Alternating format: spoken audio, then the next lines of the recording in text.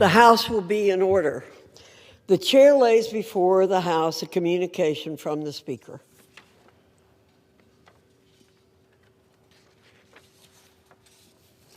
The Speaker's Rooms, Washington, D.C., July 20th, 2026.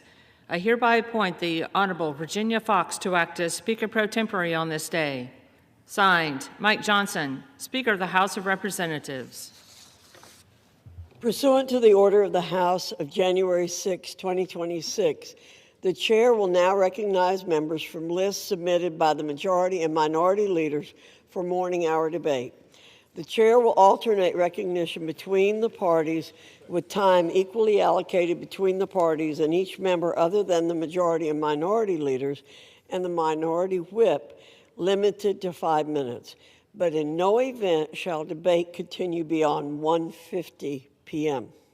The chair recognizes the gentleman from Texas, Mr. Self, for 5 minutes. Thank you, Madam Speaker. I rise today to salute our service members of tomorrow, the Service Academy-bound students of the 3rd Congressional District of Texas. This district of Texas is home to some of the best and brightest young men and women, and it is always an honor to appoint these stellar student athletes to our nation's service academies. I am confident that they are ready to join the premier service academies and ultimately serve with the best in the United States military. This year, Texas 3rd District is going to send 7 cadets to the United States Military Academy, 5 midshipmen to the United States Naval Academy, 6 cadets to the United States Air Force Academy, 6 midshipmen to the United States Merchant Marine Academy, and 3 candidates to the United States Air Force Academy Preparatory School. To these 24 appointees and 3 preparatory candidates, I say, God bless you, God bless America, I salute you. I ask for unanimous consent for the 27 names and respective hometowns listed below to be entered into the congressional record, and I yield back the balance of my time. The gentleman yields back. The chair recognizes the gentleman from Virginia, Mr. Subramaniam.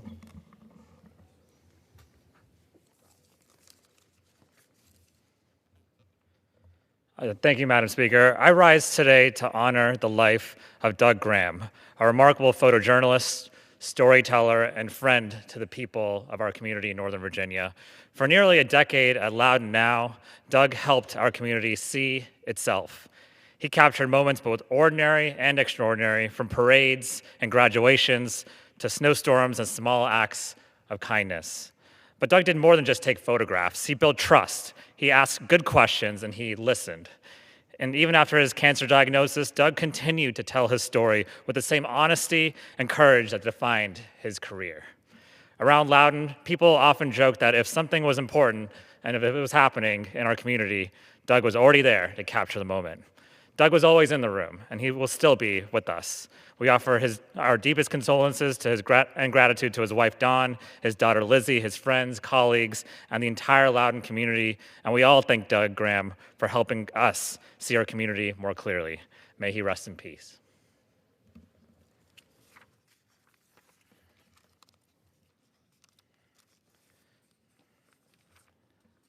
Madam Speaker, I rise to honor the life of Satguru Dandapani. Satguru was a beloved husband, father, and community leader, and after finishing his studies in India, his career took him to Northern Virginia, where he served as an engineer at Visa.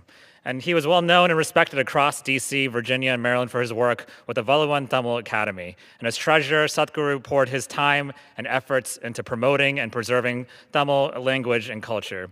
Satguru also had a deep love for music and was a strong supporter of local concerts. He organized events, coordinated programs, and helped families across our region. So many kids benefited from his work as well, and his work touched so many lives in our community. He will be deeply missed, and may he rest in peace.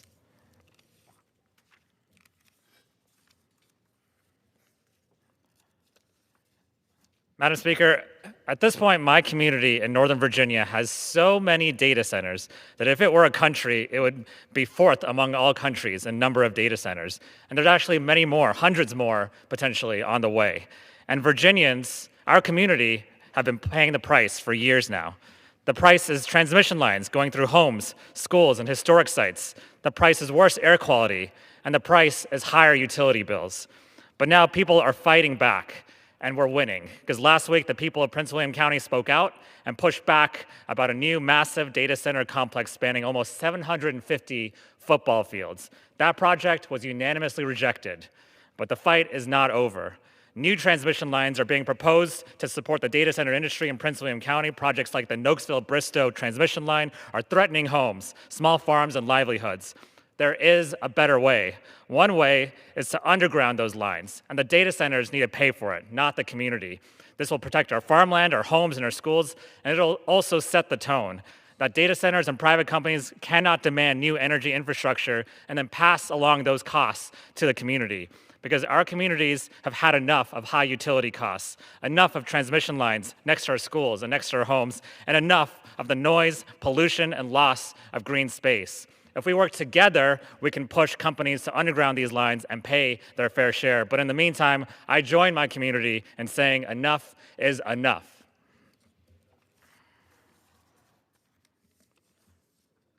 Finally, Madam Speaker, I rise to congratulate the American Telugu Association on its 19th annual conference, the ATA Conference and Youth Convention. This year's conference is in Baltimore, bringing together leaders from across the country to celebrate Telugu heritage. And the conference recognizes all of ATA's achievements in the fields of science, business, technology, literature, and public service, as well as the arts, while showcasing live performances and Telugu culture. So I extend my congratulations to ATA, including its president, Jay Chella, and all of the organizers, and I wish everyone a successful and meaningful conference in Baltimore. Thank you, and I yield back. The gentleman yields back. The chair recognizes the gentleman from Ohio, Mr. Davidson, for 5 minutes.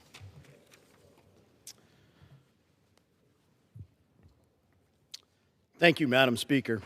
Last month, a small plane crashed into one of the tallest buildings in Beijing, China, during Friday rush hour. The pilot was killed and 13 people were injured. This happened in the center of a city with more than 20 million people. Thousands of people nearby saw the plane strike the building. People on the street heard the impact and recorded the aftermath. In the United States, an event like this would receive wall-to-wall coverage, and videos would be spread across social media within minutes. But in Beijing, the government made it nearly impossible for anyone who was not there to even know that it happened.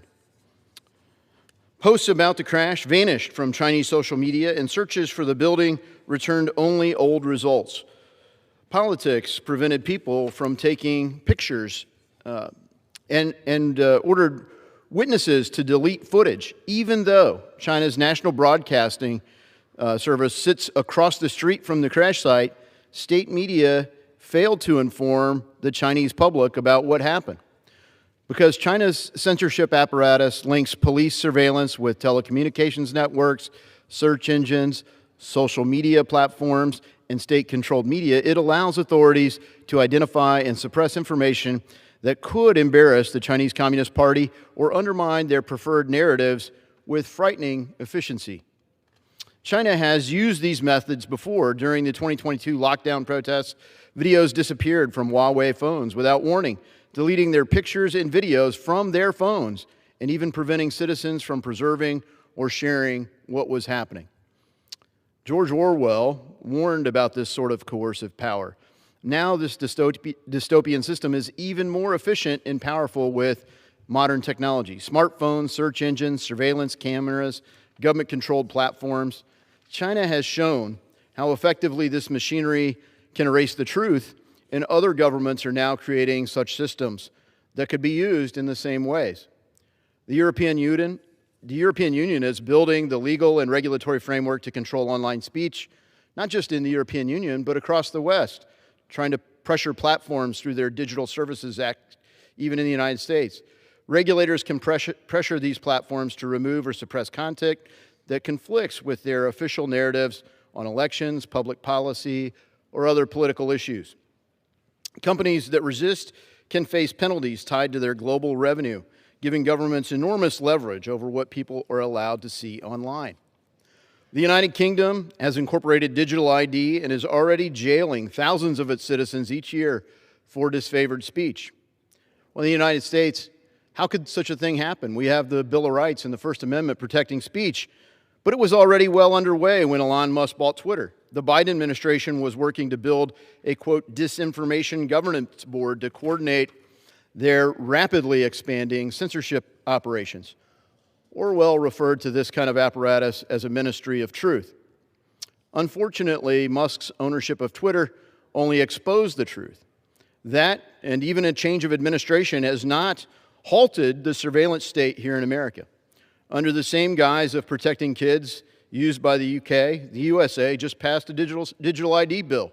Under the guise of banning central bank digital currency, the United States has effectively set a go-live date for CBDC in 2030.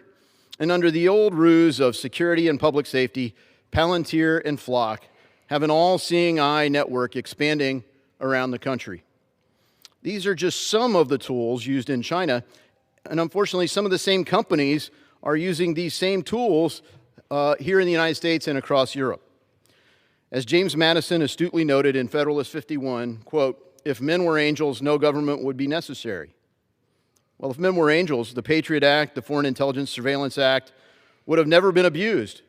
But abuse was not only foreseeable, because men, even good men, are prone to abuse power, it happened. And if it were still happening, how would you know? These tools are very effective. The old maxim, power corrupts, but absolute power corrupts, absolutely rings true. Around the world, technology is being turned against the citizens of each country by those in power. A comprehensive system of surveillance, coercion, and control is being built. If you cannot see it, it may already be too late. Freedom surrendered is rarely reclaimed. And with every vote and every dollar, this Congress, now is the time to insist that good governments defend freedom. I yield back. The gentleman from Ohio yields back. The chair recognizes the gentleman from California, Mr. Liccardo, for 5 minutes. Thank you, Mr. Speaker. I ask unanimous consent to revise and extend my remarks. Without objection. Speaker, I rise today speaking on behalf of myself and on behalf of my colleagues, Representatives Zoe Lofgren, Ro Khanna, and Jimmy Panetta, to recognize Larry Stone, who retired a few months ago as Santa Clara County's longest-serving elected official.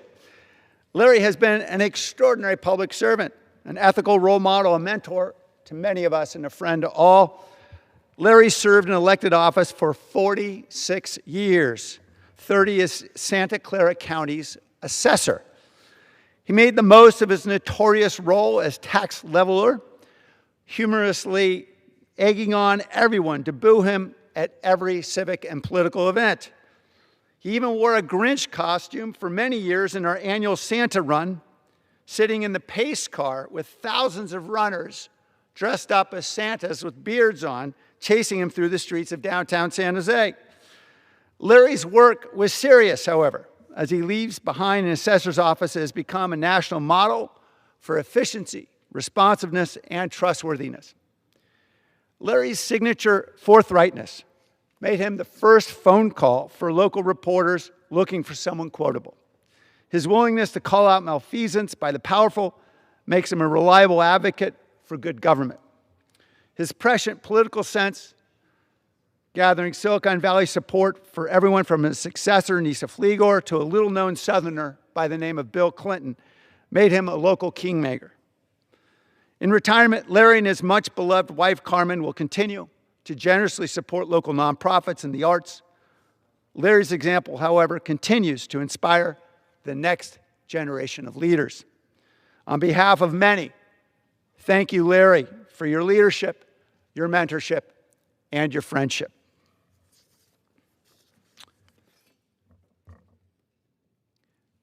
Mr. Speaker, I rise today to honor Arthur Herbert Hausman, who passed away earlier this year at the age of 102. Our nation owes Arthur a profound debt of gratitude for his lifetime of service. During World War II, Arthur served at Bletchley Park on Project Ultra, helping to decrypt enemy communications alongside Alan Turing and other legends of the era. Their work proved instrumental in securing the Allied victory in World War II. Arthur later served as an electronic scientist with the Department of Defense and helped lay the foundation for the National Security Agency. His groundbreaking work in cryptography, secure communications, and technological innovation left an indelible mark on our national security institutions and made us all safer. Yet Arthur's greatest legacy lives through his family and the community that he helped to build, including Congregation Beth Am and Los Altos Hills. His integrity, ingenuity, and patriotism will endure in the hearts of his children, his grandchildren, and in the hearts of a grateful nation. May his memory be a blessing. Thank you, Mr. Speaker. I yield. Gentleman from California yields. Chair recognizes the gentleman from Guam, Mr. Moylan, for 5 minutes.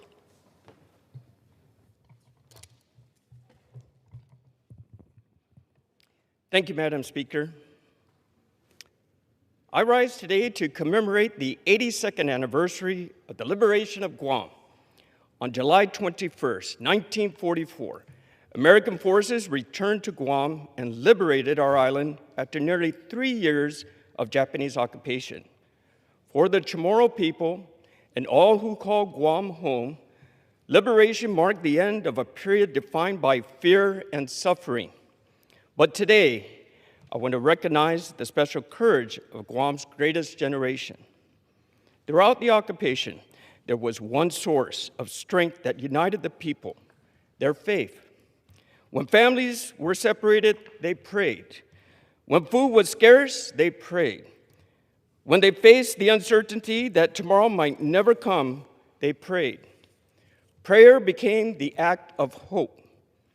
Many survivors have shared stories of praying the rosary together in secret, of gathering quietly with family, and of finding strength in Scripture. Those prayers sustained a people who refused to lose their humanity, even during one of the darkest chapters of Guam's history. These moments served as powerful reminder that while liberation was won through the ones who fought on the battlefield, many endured through the steadfast faith of those who never gave up hope at home. 82 years later, the people of Guam continued to carry forward the legacy.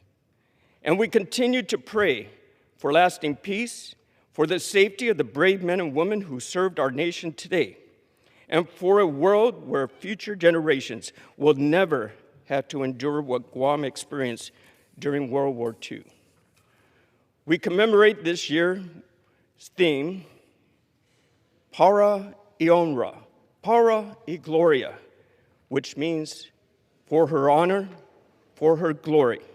May God continue to watch over our beloved island of Guam and grant us the lasting peace for generations to come. Madam Speaker, I rise today to strongly denounce the end of birthright citizenship for the Territories Act.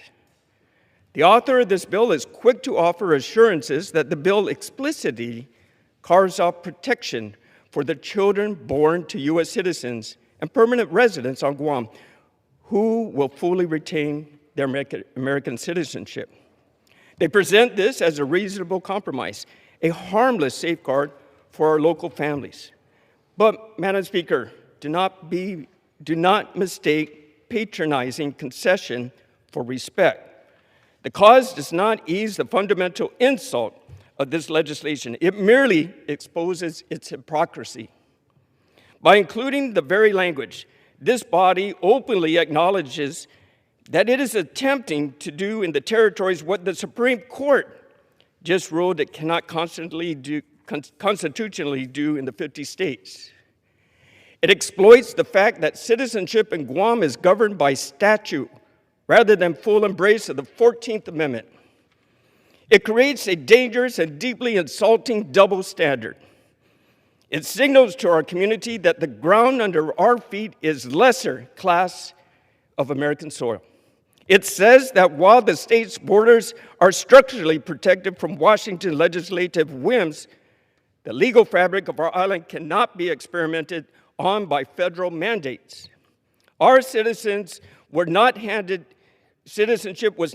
to us by casual gift or a line item to be tinkered with. It was forged in the fires of World War II through the brutality of enemy occupation, where our people suffered yet never once wavered in their alliance to the United States. We have repaid the honor by serving the United States Armed Forces, where our sons and daughters serve at a rate higher than nearly any jurisdiction in the nation.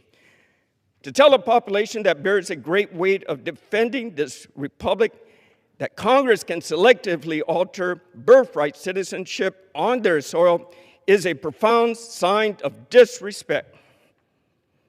It treats the sacred bond of our citizenship as a secondary status subject to political whims of Washington. We do not ask for constitutional handouts or patronizing exemptions. We ask for equality. We demand that the soil our veterans defended be treated with the exact same constitutional reverence as the 50 states. This bill fails the test of basic respect, and I urge my colleagues, reject this double standard and join me in denouncing this bill. I yield back. The gentleman yields back. Pursuant to Clause 12A of Rule 1, the chair declares the House in recess until 2 p.m. today.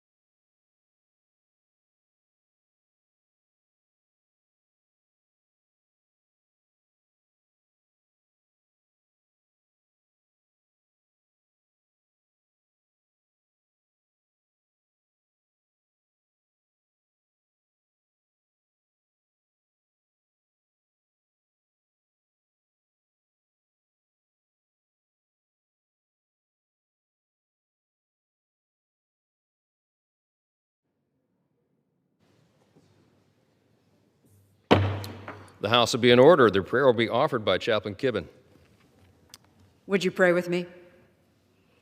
Holy God, source of all wisdom, goodness, truth, and knowledge, we appeal to you for the direction and counsel needed to meet the challenges and to faithfully execute the tasks set before us today.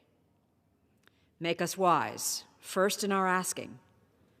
Given the purity of your wisdom, may we humble ourselves to receive it. Aware that what comes from you is peace-loving and gentle, may we be willing to slow our tempers and to temper our judgment in the disagreements we are sure to encounter. What you offer requires that we be open to reason and full of mercy. May the fruit of today's labors be sensible and abounding in your goodness.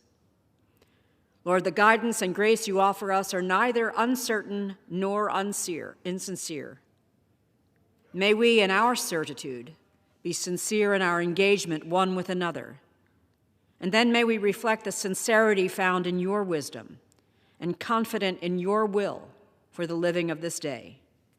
In your sovereign name we pray. Amen. Amen. The chair has examined the journal of the last day's proceedings and announces to the House the approval thereof. Pursuant to Clause 1 of Rule 1, the journal stands approved. Pledge of Allegiance will be led by the gentleman from Colorado, Mr. Hurd. Please join me in saying the Pledge of Allegiance. I pledge allegiance to the flag of the United States of America and to the republic for which it stands, one nation, under God, indivisible, with liberty and justice for all. The chair will entertain requests for 1-minute speeches. For what purpose does the gentleman from Colorado seek recognition? Mr. Speaker, I ask unanimous consent to be recognized for 1 minute and to revise and extend my remarks. Without objection, the gentleman is recognized for 1 minute.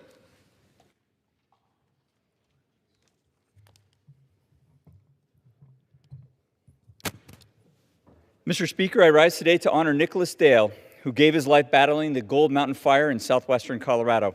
On July 12th, Nicholas was piloting a firefighting helicopter when his aircraft went down in Silverjack Reservoir. He was 56 years old and had traveled from Sook, British Columbia to help protect a state that was not his own. We owe an enormous debt to aerial firefighters like Nicholas. Mission after mission, they fly into smoke and over rugged terrain so ground crews can gain the upper hand and communities have a fighting chance. Nicholas is the fourth firefighter to lose his life battling Colorado wildfires this past month. His death is a sobering reminder of the risks wildland firefighters and aviators accept every time they take to the sky or the fire line. Few Coloradans will ever see their faces, but everyone benefits from their courage, and we thank them sincerely. Thank you, Mr. Speaker, and with that, I yield back. For what purpose does the gentleman from California seek recognition? Gentleman from California is recognized for 1 minute. Mr. Speaker, I rise to commemorate the 81st anniversary of the bombing of Hiroshima. 81 years ago, on the 6th of August, which will happen in a couple of weeks, the first instance of a nuclear war, of a nuclear weapon being deployed against a civilian population occurred. My cousin Kikue Takagi survived the bombing because she was sick and stayed home instead of being at the city center at Ground Zero with her middle school classmates. The vast majority of her middle school classmates perished that morning. She is a hibakusha, a survivor of the atomic bombing. The U.S. and Russia had the New START Treaty, which limited the number of nuclear warheads in both their respective arsenals. This year, the Trump administration allowed it to expire, dealing a major blow to arms control efforts. We must not allow negligence or indifference to lead to a disaster in the absence of diplomatic safeguards. I call on the Congress, the President, and all of us to return to leadership in reversing the arms control race. I yield back, Mr. Speaker. For what purpose does the gentlelady from Indiana seek recognition? Speaker, I ask unanimous consent to address the House for 1 minute and to revise and extend my remarks. Gentlelady from Indiana is recognized for 1 minute. Thank you, Mr. Speaker. I rise today to recognize two exceptional leaders from Indiana's 9th District, Steve and Julia Moore, whose commitment to protecting children has earned them the honor of having their names added to the Founders Wall at Johns Hopkins University. The Founders Wall honors individuals whose generosity and commitment have made a lasting impact on the mission at Johns Hopkins. Through their support of the Moore Center to Prevent Child Sexual Abuse, Steve and Julia have played a vital role in furthering groundbreaking research, education, and prevention efforts focused on ending child sexual abuse. For the Moores, this mission is deeply personal. After experiencing the lasting effects of child sexual abuse within their own family, Steve and Julia made a courageous decision to use their story and family name to bring awareness to an issue that has often remained hidden and help break the cycle of abuse.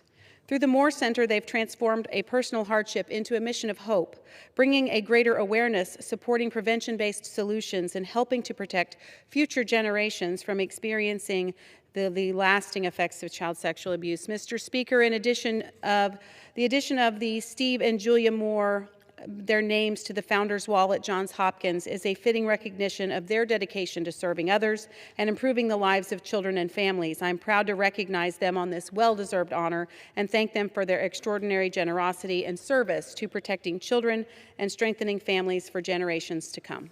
And I yield back. Pursuant to Clause 12A of Rule 1, the chair declares the House in recess, subject to the call of the chair.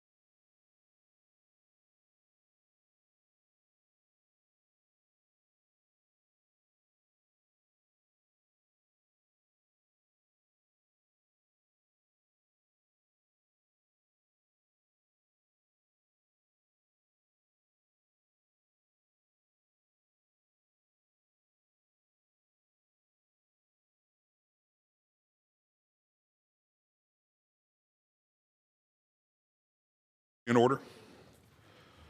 Pursuant to Clause 8 of Rule 20, the chair will postpone further proceedings today on motions to suspend the rules on which a recorded vote or the yeas and nays are ordered, or votes objected to under Clause 6 of Rule 20. The House will resume proceedings on postponed questions at a later time. For what purpose does the gentleman from Kentucky seek recognition? Mr. Speaker, I move that the House suspend the rules and pass the bill, H.R. 1703, as amended. Clerk will report the title of the bill. Union Calendar Number 656, H.R. 1703, a bill to amend Title 18 of the Social Security Act to clarify payment rules for manual wheelchairs under Part B of the Medicare program. Pursuant to the rule, the gentleman from Kentucky, Mr. Guthrie, and the gentleman from New Jersey, Mr. Pallone, each will control 20 minutes. The chair recognizes the gentleman from Kentucky. Thank you, Mr. Speaker. I ask unanimous consent that all members may have 5 legislative days to revise and extend their remarks on the legislation and insert extraneous materials on H.R. 1703. Without objection. Mr. Speaker, I will now yield to my good friend, the sponsor of this legislation, a valuable member of the Energy and Commerce Committee, head of the Subcommittee on Oversight and Investigations, my good friend from Pennsylvania, Dr. Joyce. The gentleman is recognized. Thank you, Mr. Speaker. I rise today in support of my legislation, H.R. 1703, the Choices for Increased Mobility Act. This important piece of legislation clarifies the payment rules for manual wheelchairs under Medicare Part B. The bill allows Medicare patients the choice to decide whether a titanium or a carbon fiber wheelchair is right for them, giving patients the option to pay out of pocket for wheelchair upgrades if that is their choice. To restore this choice for Medicare patients, this bill creates 2 new wheelchair codes and enables upgrades within existing codes. Importantly, this will remove barriers to patients, allowing the patient to access the upgraded benefit at no additional cost to CMS. We must remove obstacles that prevent patients from taking full advantage of their Medicare benefits and give them the freedom to choose the equipment that is right for the patient, a decision that has profound impacts on their individual lives. This bipartisan legislation will remove the barrier that since 2016 has impeded access to lightweight wheelchair options for individuals with mobility impairments. I am proud to see this important bill come to the House floor today, and I urge my colleagues to support it. Thank you, and I yield back. I reserve. Gentleman reserves. The gentleman from New Jersey is recognized. Thank you, Mr. Speaker. I yield myself such time as I may consume. The gentleman is recognized. Thank you, Mr. Speaker. I rise to speak on H.R. 1703, the Choices for Increased Mobility Act, and this bill would clarify Medicare payment rules for ultra-lightweight manual wheelchairs and allow Medicare beneficiaries to upgrade to wheelchairs with titanium or carbon fiber materials at their own cost. The bill would give beneficiaries the choice to select a wide range of wheelchairs. Under the bill, seniors would have the choice to acquire a wheelchair with titanium or carbon fiber materials through the Medicare program with additional out-of-pocket costs. And I'm glad that the bill would require suppliers to notify beneficiaries of the additional financial liability. Now, Mr. Speaker, while I support this bill, I am concerned that the bill only helps higher-income seniors who can afford to pay out of pocket for these additional upgrades beyond what is covered under the Medicare program.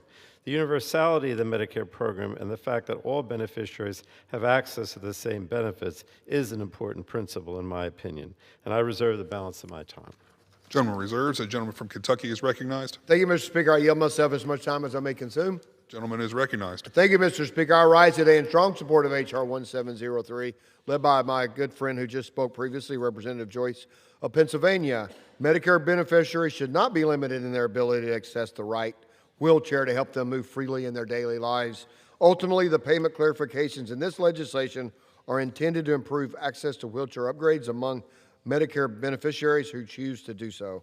I encourage my colleagues to support this bill. And before I yield, I have no further speakers on this bill, but I will reserve. Gentleman reserves. Gentleman from New Jersey is recognized. I would just ask that we support this bill. It's bipartisan, and I urge all my colleagues to support it. I yield back the balance of my time. Gentleman yields. Gentleman from Kentucky is recognized. Thank you, Mr. Speaker. I yield myself as much time as I may consume. This is a bipartisan bill. It is something we all support, and I thank my colleagues for supporting it. I yield back my I yield back my time. Gentleman yields. The question is, will the House suspend the rules and pass the bill H.R. 1703 as amended? All those in favor say aye. Those opposed, no. In the opinion of the chair, 2/3 being in the affirmative, the rules are suspended, the bill is passed, and without objection, the motion to reconsider is laid on the table. For what purpose does the gentleman from Kentucky seek recognition? Mr. Speaker, I move that the House suspend the rule and pass the bill H.R. 2715 as amended.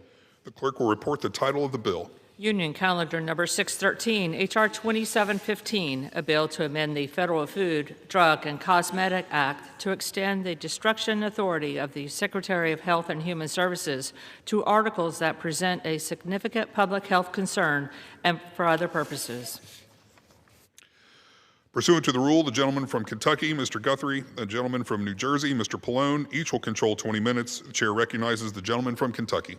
Thank you, Mr. Speaker. I ask unanimous consent that all members may have 5 legislative days to revise and extend their remarks on the legislation and insert extraneous materials in H.R. 2715. Without objection. Mr. Speaker, I will yield 5 minutes to my good friend from the great state of Louisiana. Looks like we have 2 friends from Louisiana supporting this, who sponsored this bill today, Mr. Higgins and Mr. Carter. So I will yield 5 minutes to Sheriff Higgins from Louisiana. Gentleman is recognized.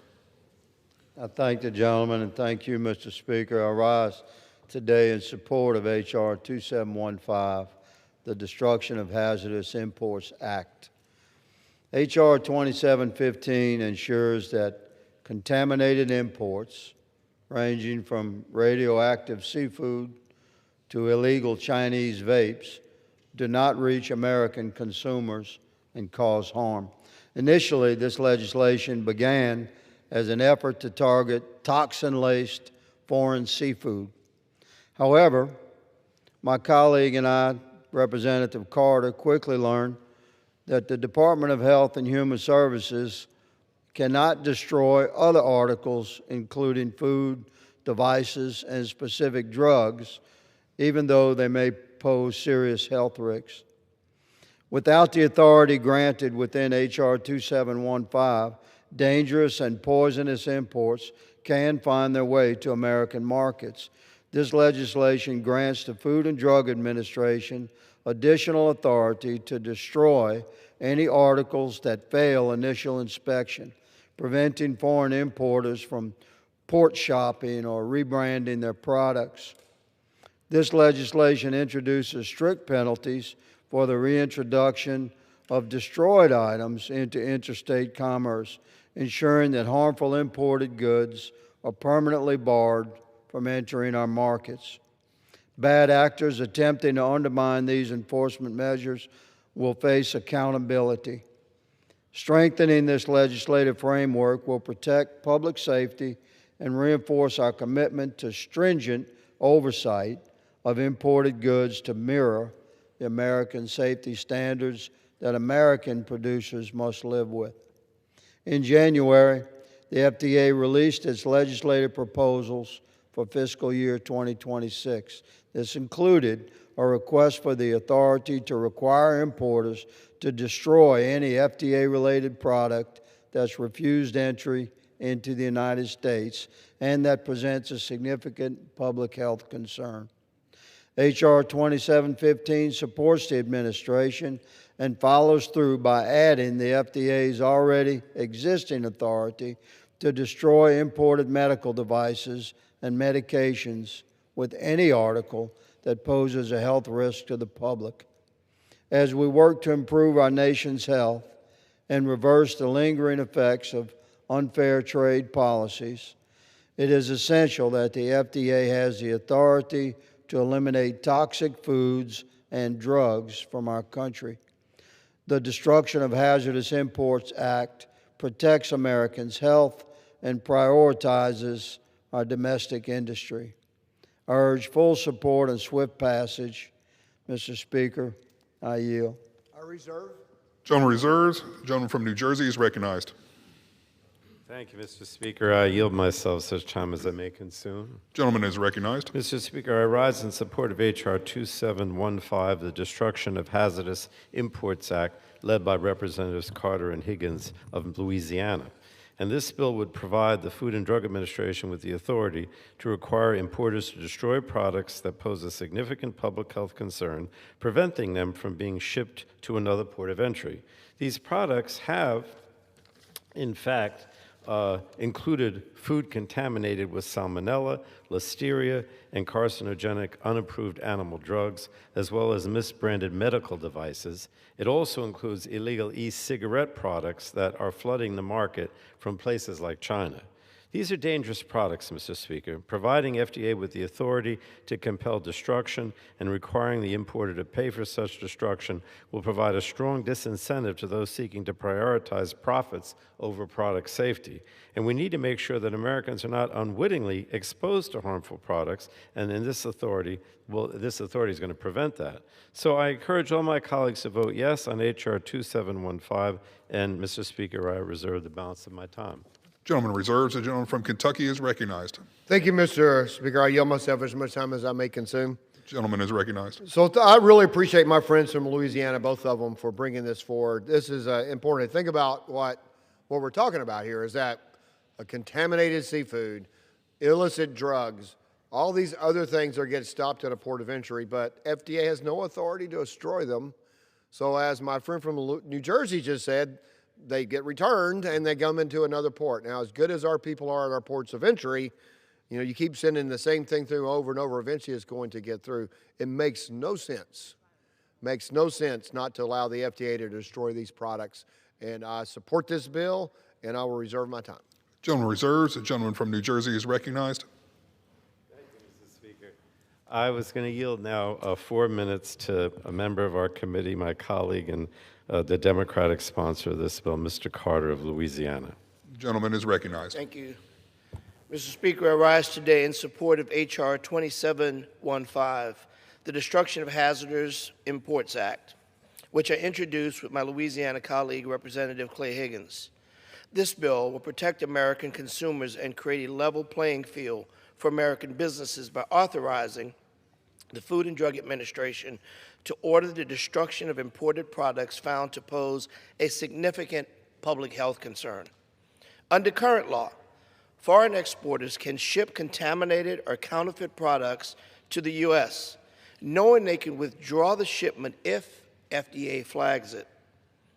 They can then try to enter through a different port where the shipment may be caught, a practice known as port shopping. This loophole endangers our health and undermines our food and drug safety systems. This bill authorizes the Food and Drug Administration to require an importer to destroy an FDA-regulated product that was refused entry into the U.S. because it poses significant public health concern, with the cost of the destruction at the importer's expense. This bill also prohibits the unauthorized movement of any article designated for destruction by the FDA.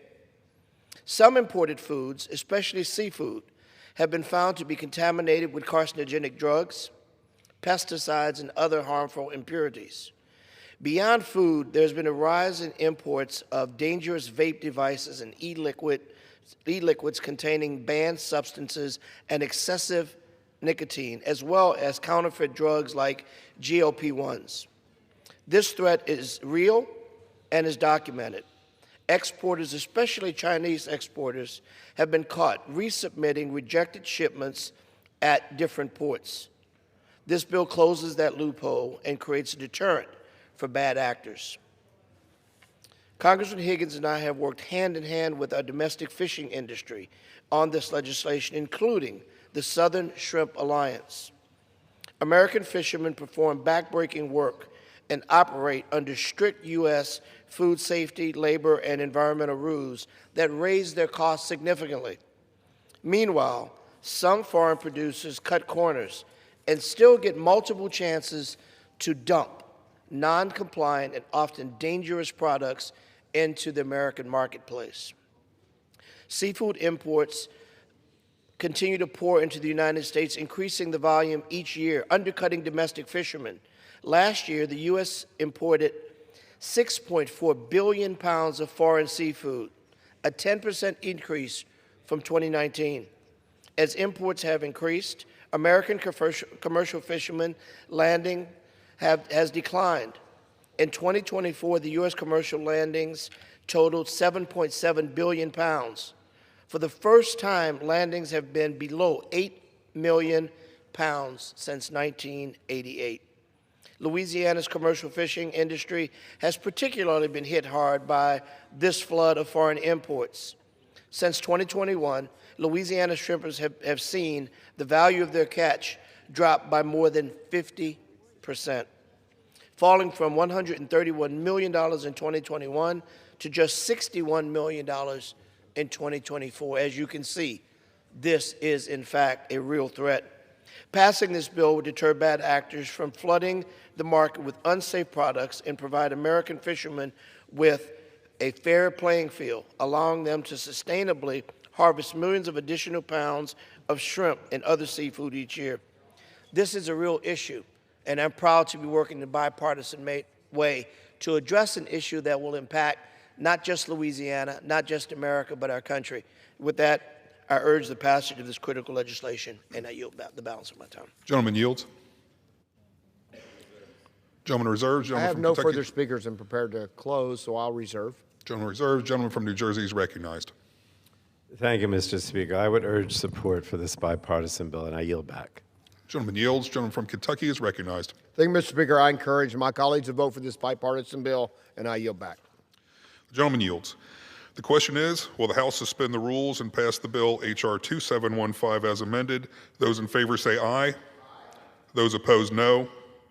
In the opinion of the chair, 2/3 being in the affirmative, the rules are suspended, the bill is passed, and without objection, the motion to reconsider is laid on the table. For purpose does the gentleman from Kentucky seek recognition? Mr. Speaker, I move that the House suspend the rules and pass the bill H.R. 2821. The clerk will report the title of the bill. Union Calendar Number 614, H.R. 2821, a bill to require the Secretary of Health and Human Services, acting through the Commissioner of Food and Drugs, to publish a final rule relating to non-clinical testing methods. Pursuant to the rule, the gentleman from Kentucky, Mr. Guthrie, and the gentleman from New Jersey, Mr. Pallone, each will control 20 minutes. The chair recognizes the gentleman from Kentucky. Thank you, Mr. Speaker. I ask unanimous consent that all members may have 5 legislative days to revise and extend their remarks on the legislation and to insert extraneous materials on H.R. 2821. Without objection. Mr. Speaker, I yield myself as much time as I may consume. The gentleman is recognized. Thank you, Mr. Speaker. I rise today in strong support of H.R. 2821, led by my colleagues, Representative Carter of Georgia and Representative Barragan, which requires the Secretary of HHS to publish rules amending certain regulations by replacing references to animal tests, data, studies, models, and research with the broader term non-clinical tests, data, studies, models, and research. Biomedical research typically utilizes animal models to explore biological processes, analyze diseases, and explore potential therapies. However, given the concerns and scientific limitations of animal testing, researchers have increasingly turned to new approach methodologies to evaluate drugs when scientifically justified. The scientific community has worked diligently to balance animal welfare concerns and the value of animal tests in research. I am pleased with the progress to date and look forward to seeing continued evidence-driven advancements in this space. And I want to commend the administration for their work to phase out animal testing where it is scientifically appropriate and for achieving the key goals in the first year of implementing the roadmap to reducing animal testing and preclinical safety studies. I appreciate my colleague from Georgia for putting this bill forward, and I will reserve my time. The gentleman reserves. The gentleman from New Jersey is recognized. Thank you, Mr. Speaker. I yield myself such time as I may consume. The gentleman is recognized. Mr. Speaker, I rise in support of H.R. 2821, the FDA Modernization Act 3.0, led by Representative Barragan and Representative Carter of Georgia. The FDA Modernization Act 3.0 would require the Food and Drug Administration to update regulations to replace references to animal tests, data, studies, models, and research in specified sections of Title 21 of the Code of Federal Regulations with reference to non-clinical tests. This would bring FDA's regulation in line with a law passed in 2022 that allowed for alternatives to animal testing in drug development, including those that leverage recent scientific advancements such as computer modeling and cell-based assays. So I encourage all my colleagues to vote yes on H.R. 2821, and I reserve the balance of my time. Gentleman reserves. The gentleman from Kentucky is recognized.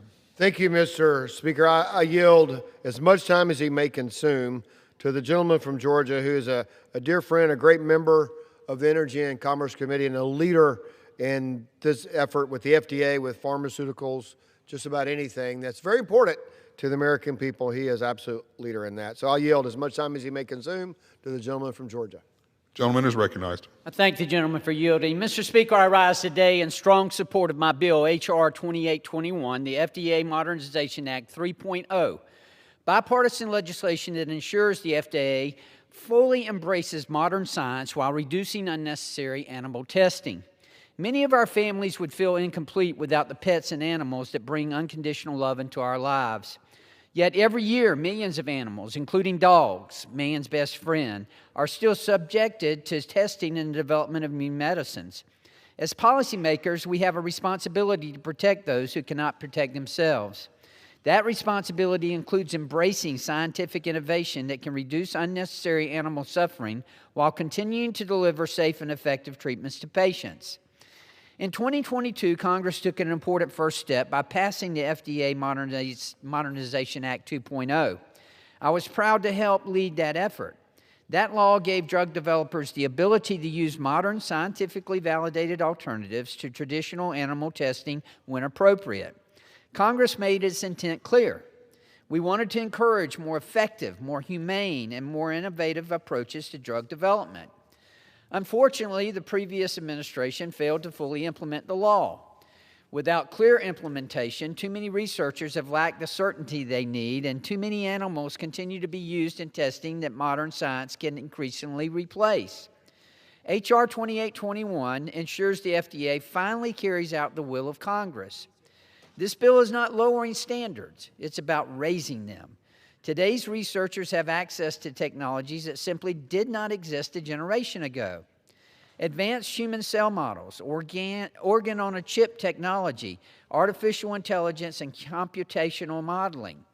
These innovative tools have the potential to better predict how medicines will perform in humans while reducing reliance on animal testing.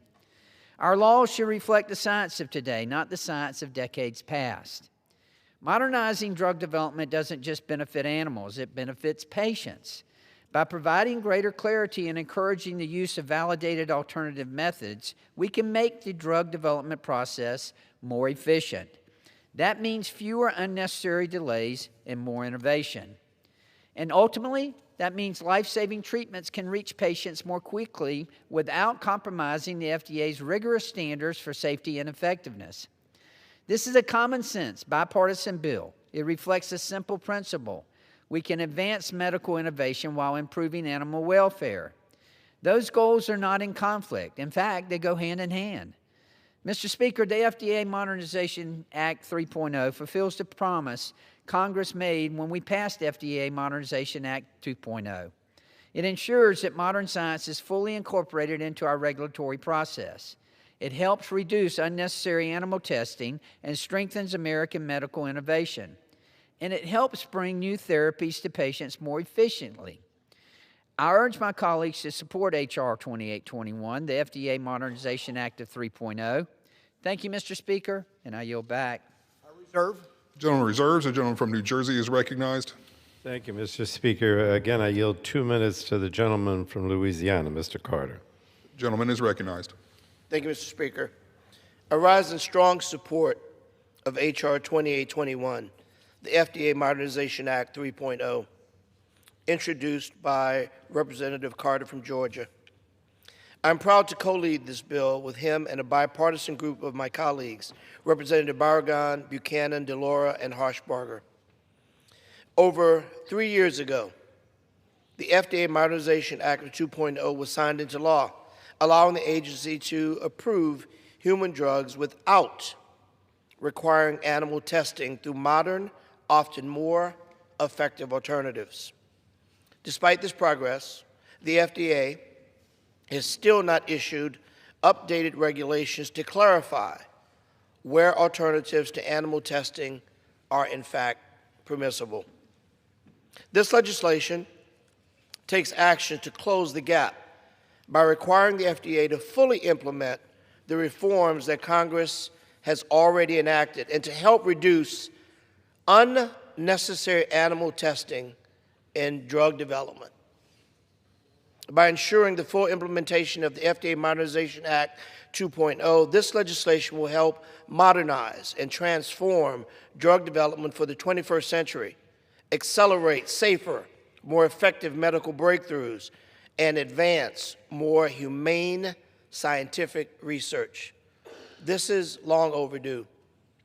We see the unnecessary slaughtering of animals for research when there are other alternatives that may be, in fact, more humane, more effective, and more cost-effective, rather.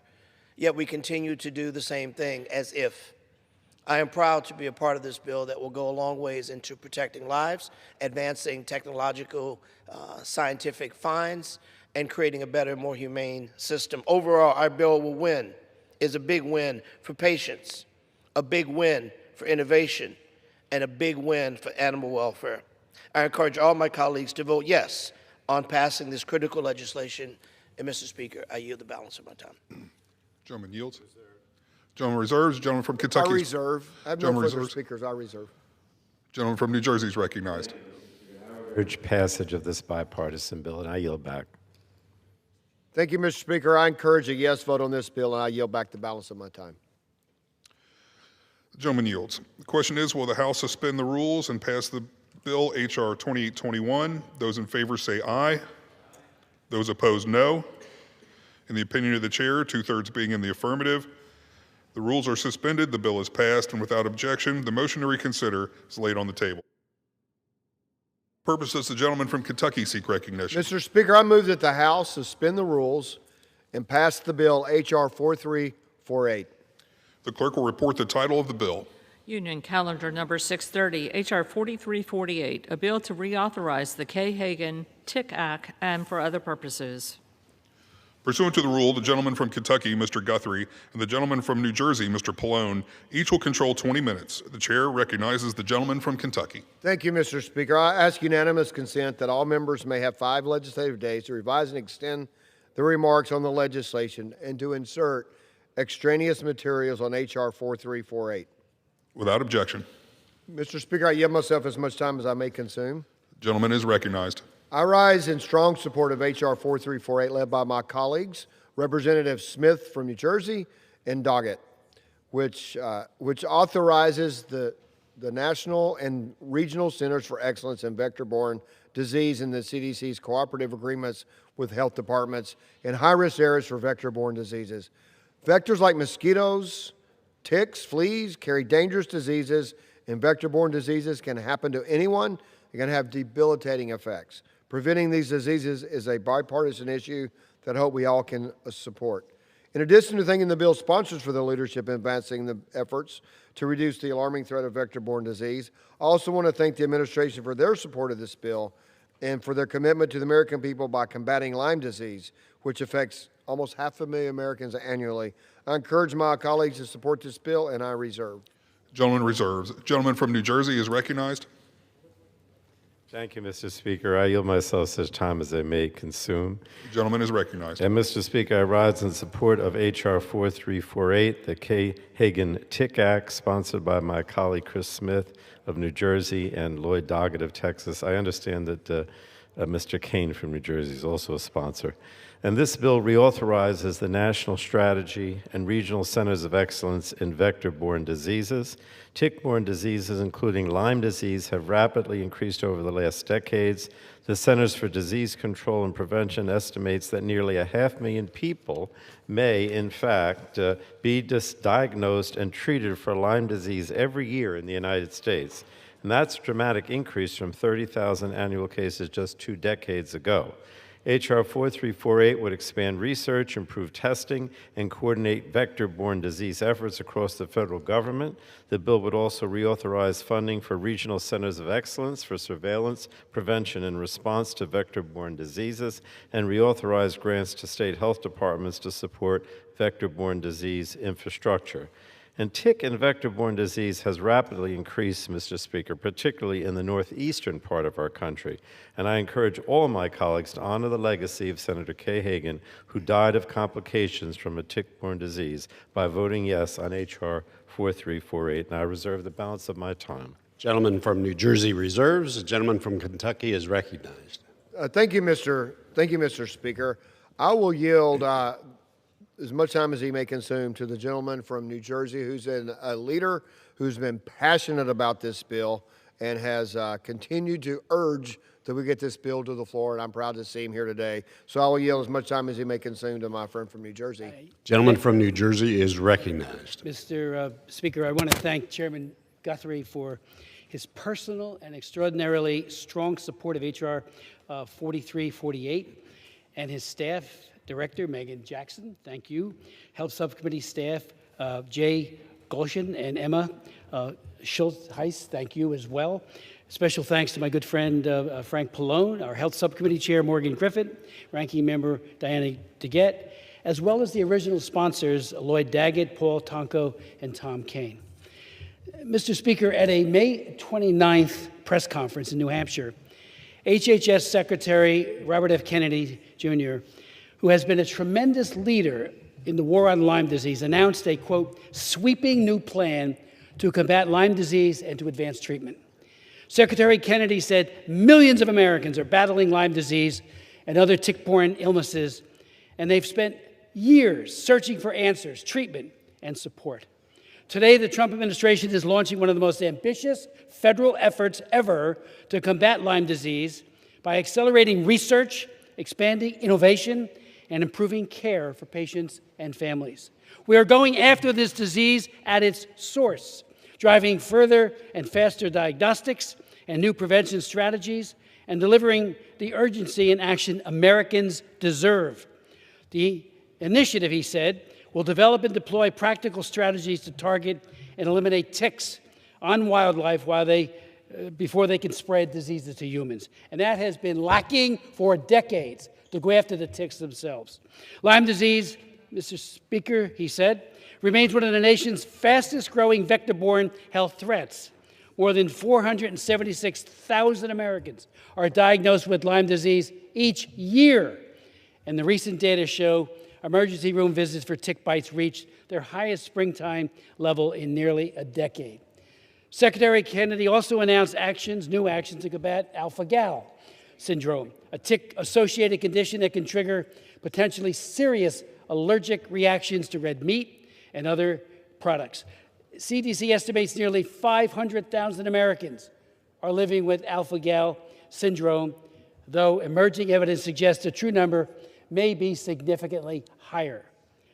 Mr. Speaker, as my colleagues know, ticks not only transmit Lyme disease, but other deadly and debilitating illnesses such as alpha-gal, babesiosis, Powassan disease, Rocky Mountain spotted fever, and anaplasmosis. Vector-borne diseases are now endemic in regions of the country where they have not historically been present.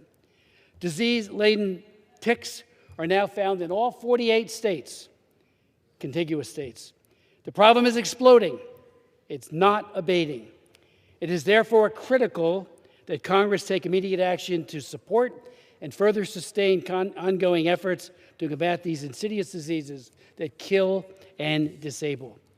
I urge my colleagues to support H.R. 4348, a 5-year reauthorization of the Kay Hagan Tick Act, a law that expires on September 30th, My colleagues will recall that our distinguished colleague, North Carolina Senator Kay Hagan, suffered a tick bite and died in 2019 from encephalitis caused by the Powassan virus. The current law and reauthorization is named in her honor. The original Kay Hagan Tick Act, which I led in 2019 here in the House, and Susan Collins led it in the Senate, became part of the Appropriations Act in 2020.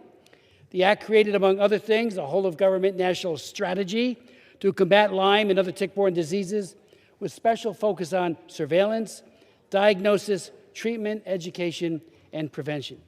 I would note parenthetically that I've been working on Lyme disease since 1992, when Pat Smith, no relation, of Wall Township, who actually formed the Lyme Disease Association of America, came up to me in Wall Township and said, "What are you doing about Lyme?" And I said, "Nothing." We had lunch. I've been working on it ever since. And I introduced my first comprehensive bill, one of many. At times we had over 100 co-sponsors, called the Lyme Disease Initiative Act of 1998. That's almost 30 years ago, and we could not move it. It was blocked over and over again. There were some people at HHS and at CDC and elsewhere who were saying, just take 2 weeks of doxycycline and you're cured. Not when you have chronic Lyme. That takes a very serious effort, very often with a Lyme literate doctor, in order to overcome and put that disease into remission. In February of 2024, I'd remind my colleagues, HHS released the National Public Health Strategy to prevent and control vector-borne diseases, and it is an excellent strategy, and we're acting on that now as well. It also supports the whole-of-government assault on Lyme. It authorizes $50 million over 5 years for regional centers of excellence. It also, as we did in the original law, authorizes $100 million over 5 years to tangibly assist states and public health departments and other local entities to support the development and implementation of evidence-based research, interventions, and treatment with respect to the Lyme disease epidemic. I urge my colleagues to support it, and again, I thank our distinguished chair for yielding and for his leadership. Thank you, and I reserve, and I have no further speakers. Gentleman from New Jersey. Thank you, Mr. Speaker. I yield now 2 minutes to my colleague who chairs the subcommittee, the gentleman from New York, Mr. Tonko. Gentleman from New York who's is the ranking member for of the 2 minutes. Thank you, Mr. Speaker, and I thank the gentleman from New Jersey for yielding. I rise in strong support of the Tick Act legislation I'm leading along with my colleagues, Representatives Chris Smith, Lloyd Doggett, and Tom Keene.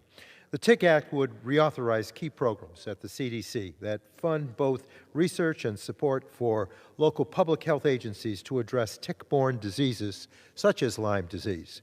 Tick-borne diseases are a large and growing problem in New York, with more than 18,000 cases of Lyme disease reported in New York State in 2024.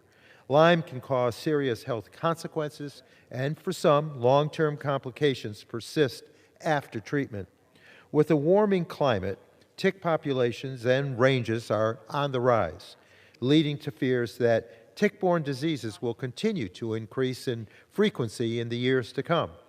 Already, warning signs are blaring that 2026 could be the worst year for tick exposures since 2017, based on CDC tracking data. In this backdrop, research investments and public health resources are more vital than ever, and that's what the Tick Act will deliver. I am proud to have worked on this common sense, bipartisan bill, and I would urge all of my colleagues to support this legislation. With that, Mr. Speaker, I yield back the balance of my time. Gentleman yields. Gentleman from New Jersey reserves. I reserve. I have no further speakers. I reserve. Gentleman, Jersey's recognized to close. Thank you, Mr. Speaker. Again, I would urge my colleagues to support this bill on a bipartisan basis, and I yield back the balance of my time. Gentleman yields. Gentleman from Kentucky.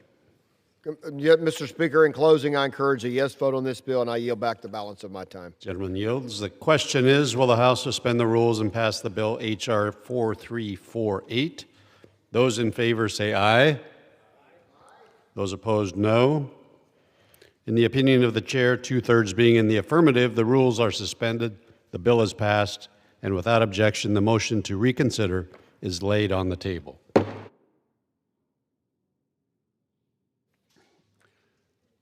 For what purpose does the gentleman from Kentucky seek recognition? Thank you, Mr. Speaker. I move that the House suspend the rules and pass the bill H.R. 5160 as amended. The clerk will report the title of the bill. Union Calendar Number 629, H.R. 5160, a bill to reauthorize the Stem Cell Therapeutic and Research Act of 2005 and for other purposes. Pursuant to the rule, the gentleman from Kentucky, Mr. Guthrie, and the gentleman from New Jersey, Mr. Pallone, each will control 20 minutes. The chair recognizes the gentleman from Kentucky. Thank you, Mr. Speaker. I ask unanimous consent that all members may have 5 legislative days to revise and extend their remarks on the legislation to insert extraneous materials in H.R. 5160. Without objection. Mr. Speaker, I yield myself as much time as I may consume. Gentleman is recognized. Thank you, Mr. Speaker. I rise in support of H.R. 5160, led by my colleagues, Representatives Smith and Matsui, to reauthorize the C.W. Bill Young Cell Transplantation Program and the National Blood Cord Inventory Program. The C.W. Bill Young Cell Transplantation Program supports patients across the country with identifying, matching, and facilitating the distribution of bone marrow, peripheral blood stem cells, and cord blood donors for those who need blood stem cell transplants. This is critically important for those patients without a related family member who's unable to donate. For some patients, blood stem cell transplants are an opportunity for remission or even a cure when other treatments have failed, and this bill ensures patients have access to those life-saving opportunities. I encourage my colleagues to support this bill, and I reserve. Gentleman reserves. Gentleman from New Jersey is recognized. Thank you, Mr. Speaker. I yield myself such time as I may consume. Gentleman's recognized. And Mr. Speaker, I rise in support of H.R. 5160, the Stem Cell Therapeutic and Research Reauthorization Act. This bill reauthorizes the C.W. Bill Young Cell Transplantation Program and the National Cord Blood Inventory, 2 programs that serve as national registries to connect patients with life-saving care. Each year, thousands of Americans are diagnosed with conditions that could require stem cell transplants, such as leukemia, lymphoma, sickle cell anemia, and other immune system disorders. Some patients have a fully matched relative who can serve as a donor, but most patients require a search for an unrelated donor. And this transplantation program helps identify, match, and facilitate the distribution of stem cells and cord blood from unrelated donors. The National Cord Blood Inventory Program maintains a robust inventory of high-quality cord blood units that can be used for research or transplantation. And I'm pleased that we're considering this bill to extend these programs. I encourage all my colleagues to vote yes on H.R. 2493, and I reserve the balance of my time. Gentleman reserves. Gentleman from Kentucky. Thank you, Mr. Speaker. I will yield 5 minutes to my good friend from New Jersey, Mr. Smith. Gentleman from New Jersey is recognized for 5 minutes. Thank you very much to the chairman. Mr. Speaker, each year over 3.6 million babies are born in the United States. In the past, virtually every placenta and umbilical cord was tossed as medical waste. Today, doctors have turned this medical waste into medical miracles. Not only has God in his infinite wisdom and goodness created a placenta and an umbilical cord to nurture and protect the precious life of an unborn child, but now we know that another gift awaits immediately after birth. Something very special is left behind, umbilical cord blood that is teeming with life-saving stem cells. Mr. Speaker, today the House will vote to reauthorize the Stem Cell Therapeutic and Research Act of 2005, a law that I authored 21 years ago. That law created a new nationwide umbilical cord blood stem cell program designed to collect, derive, type, and cryogenically freeze cord blood units for transplantation into patients to mitigate and cure serious disease. The law also provided that cord blood stem cells be used for research. The new cord blood program was combined with an expanded bone marrow initiative crafted over several years by our distinguished colleague, former colleague, Congressman Bill Young. Umbilical cord blood stem cells, Mr. Speaker, obtained after the birth of a child have proven to be highly efficacious in treating over 75 diseases, including lymphoma, leukemia, sickle cell disease, and other metabolic and immune deficiencies. I want to thank Dr. Joanne Kurtzberg of Duke University, an internationally renowned expert in pediatric hematology, oncology, and umbilical cord blood banking and transplantation. She helped draft, Dr. Kurtzberg, our original law 26 years ago. It took 5 long years to enact it into law. It was blocked at many turns, but she was right there from the beginning and continues to be an extraordinary pioneer in the field. Earlier today, Dr. Kurtzberg, I called her up, and we do talk a lot, and she said cord blood has been used as a donor for transplants, enabling over 50,000 patients with cancer, blood disease, and other genetic conditions to have a life-saving treatment. Cord blood is also used as starting material for manufacturing immune effector cells like CAR T cells and others to treat patients with cancer and autoimmune diseases. She said there is exciting research now using cord blood to treat children with cerebral palsy, birth asphyxia, and autism. Mr. Speaker, the National Cord Blood Inventory, created by the original law and continued in this reauthorization, provides funding to public cord blood banks participating in the program to allow them to expand the national inventory of cord blood units that are available for transplant. These units are then listed on the registry by the National Marrow Donor Program. The funds appropriated thus far have led to an important increase in the use of these units, and the registry now has approximately 121,000 available units. The program registry allows patients and physicians to locate matching cord blood units, as well as adult donors for both marrow and peripheral blood stem cells transplants. The bill before us today, Mr. Speaker, authorizes $280 million for these programs over 5 years, $115 million for cord blood, $165 million for bone marrow programs to ensure that thousands of present and future patients benefit from this extraordinary field of regenerative medicine. Again, I, like the last bill, am deeply grateful to Chairman Guthrie for his amazing support and leadership in advancing the bill. I want to thank others, including my friend Frank Pallone, Doris Matsui, who's the prime Democrat co-sponsor, Mr. Bilirakis, one of the originals and a great supporter, Ms. Pingree, Ms. Tenney, and Mr. Mafuni, and others. We have others, but they were the originals. I want to thank also the staff. I want to thank some on my staff, including Rebecca West, Evan Heitman, John McDonough, who just worked overtime. There's always, as you know, so many details to be attended to. And of course, the staff director, Megan Jackson, and again, Emma and Jackie Weidrich, who worked on the Democrat side in helping to get this passed to the floor. Thank you so much. This will save lives. I urge support for it. Gentleman yields. Gentleman from Kentucky reserves. Gentleman from New Jersey. I have no additional speakers. Gentleman from Kentucky is recognized. So thank you, Mr. Speaker. I will yield as much time as he may consume to the gentleman from Florida, very important member of our committee, chairman of the CMT subcommittee.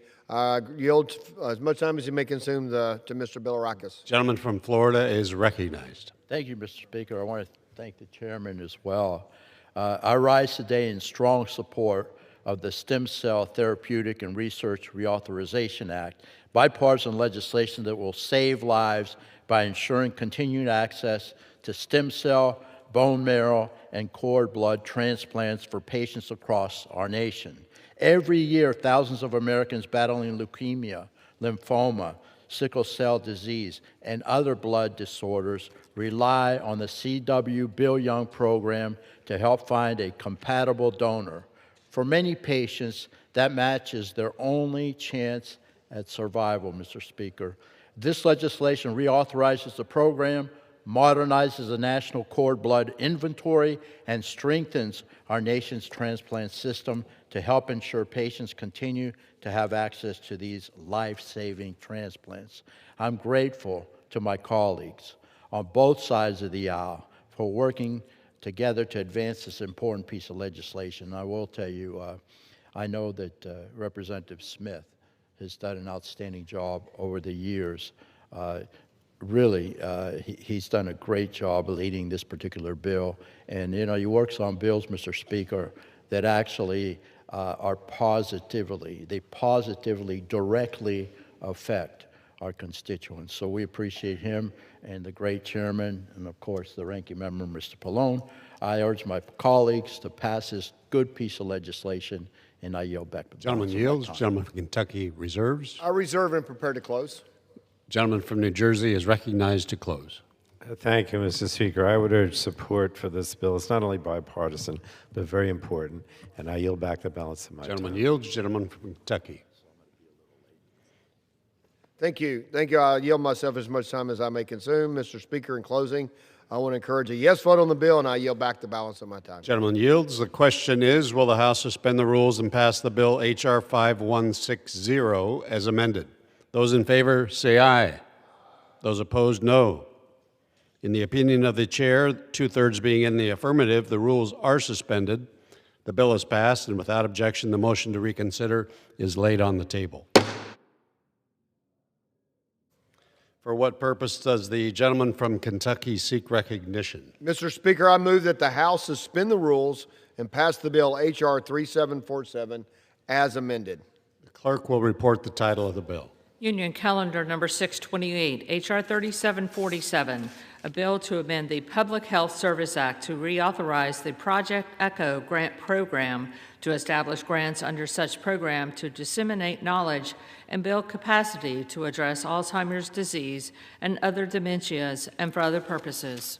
Pursuant to the rule, the gentleman from Kentucky, Mr. Guthrie, and the gentleman from New Jersey, Mr. Pallone, each will control 20 minutes. The chair now recognizes the gentleman from Kentucky. Thank you, Mr. Speaker. I ask unanimous consent that all members may have 5 legislative days to revise and extend their remarks on the legislation. Without objection. And to insert extraneous matter in the materials on H.R. 3747. Without objection. Thank you, Mr. Speaker. I yield myself as much time as I may consume. Gentleman's recognized. Thank you, Mr. Speaker. I rise today in strong support of H.R. 3747, led by my colleagues, Representative Balderson and Bodegon, which would reauthorize the Technology-Enabled Collaborative Learning Program. The Technology Collaborative Learning Program health education model connects healthcare professionals through interactive video conferencing, which helps meet people where they are by promoting access to specialty care for people who otherwise may not be able to access it because of where they live. This is a valuable tool for clinicians to both continue learning and improve existing knowledge of the best practices and to support the care for patients in their communities, particularly effective for patients in rural communities, which I represent many, and I am proud to support this legislation. I encourage my colleagues to support this bill, and I will reserve. Gentleman reserves. Gentleman from New Jersey is recognized. Thank you, Mr. Speaker. I yield myself such time as I may consume. Gentleman's recognized. And Mr. Speaker, I rise in support of H.R. 3747, the ADAPT Act. This bill reauthorizes Project ECHO, or the Expanding Capacity for Health Outcomes Grant Program at the Health Resources and Service Administration. And this program uses video conferencing technology to train, advise, and support clinicians to improve access to specialty treatment in rural and underserved areas. By connecting primary care providers in rural areas with specialists in academic medical centers or other specialized settings, these providers receive the support they need to manage complex patient conditions, and rural patients are more likely to receive the care that they need closer to home. So I encourage all of my colleagues to vote yes on H.R. 3747, and I reserve the balance of my time. Gentleman reserves. The gentleman from Kentucky is recognized. Thank you, Mr. Speaker. I will yield 3 minutes to my good friend from Ohio, a very important member of the Energy and Commerce Committee, Mr. Balderson. Gentleman from Ohio is recognized for 3 minutes. Thank you, Mr. Speaker, and thank you, Chairman. I rise today in support of H.R. 3747, the ADAPT Act. Alzheimer's disease is one of the most significant public health challenges facing our country today. More than 7 million Americans, including over 236,000 Ohioans, are living with this devastating disease, and those numbers continue to grow. The sooner we can identify Alzheimer's and other dementias, the sooner patients and families can begin treatment, plan for the future, and access the care and support they need.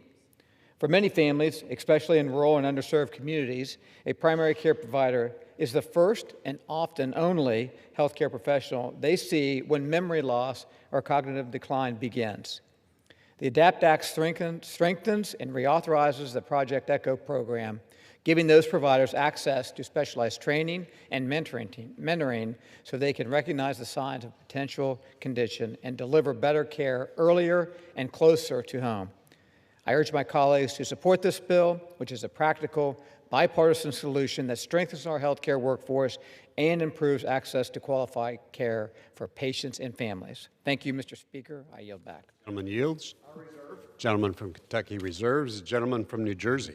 Mr. Speaker, I yield 2 minutes now to the gentleman from New York, Mr. Tonko, who's the ranking member of our Environment Subcommittee. Gentleman from New York is recognized for 2 minutes. Thank you, Mr. Speaker, and I thank the gentleman from New Jersey for yielding. I rise in strong support of the ADAPT Act, legislation I'm proud to be co-leading along with my good friends and colleagues, Representatives Troy Balderson, Nanette Badagan, and Darren LaHood. Alzheimer's is a devastating disease that impacts nearly 427,000 individuals in New York State alone. I would imagine that everyone in this room has been impacted in some form by Alzheimer's at some point. It is first and foremost a human crisis, but it is also a federal budget crisis.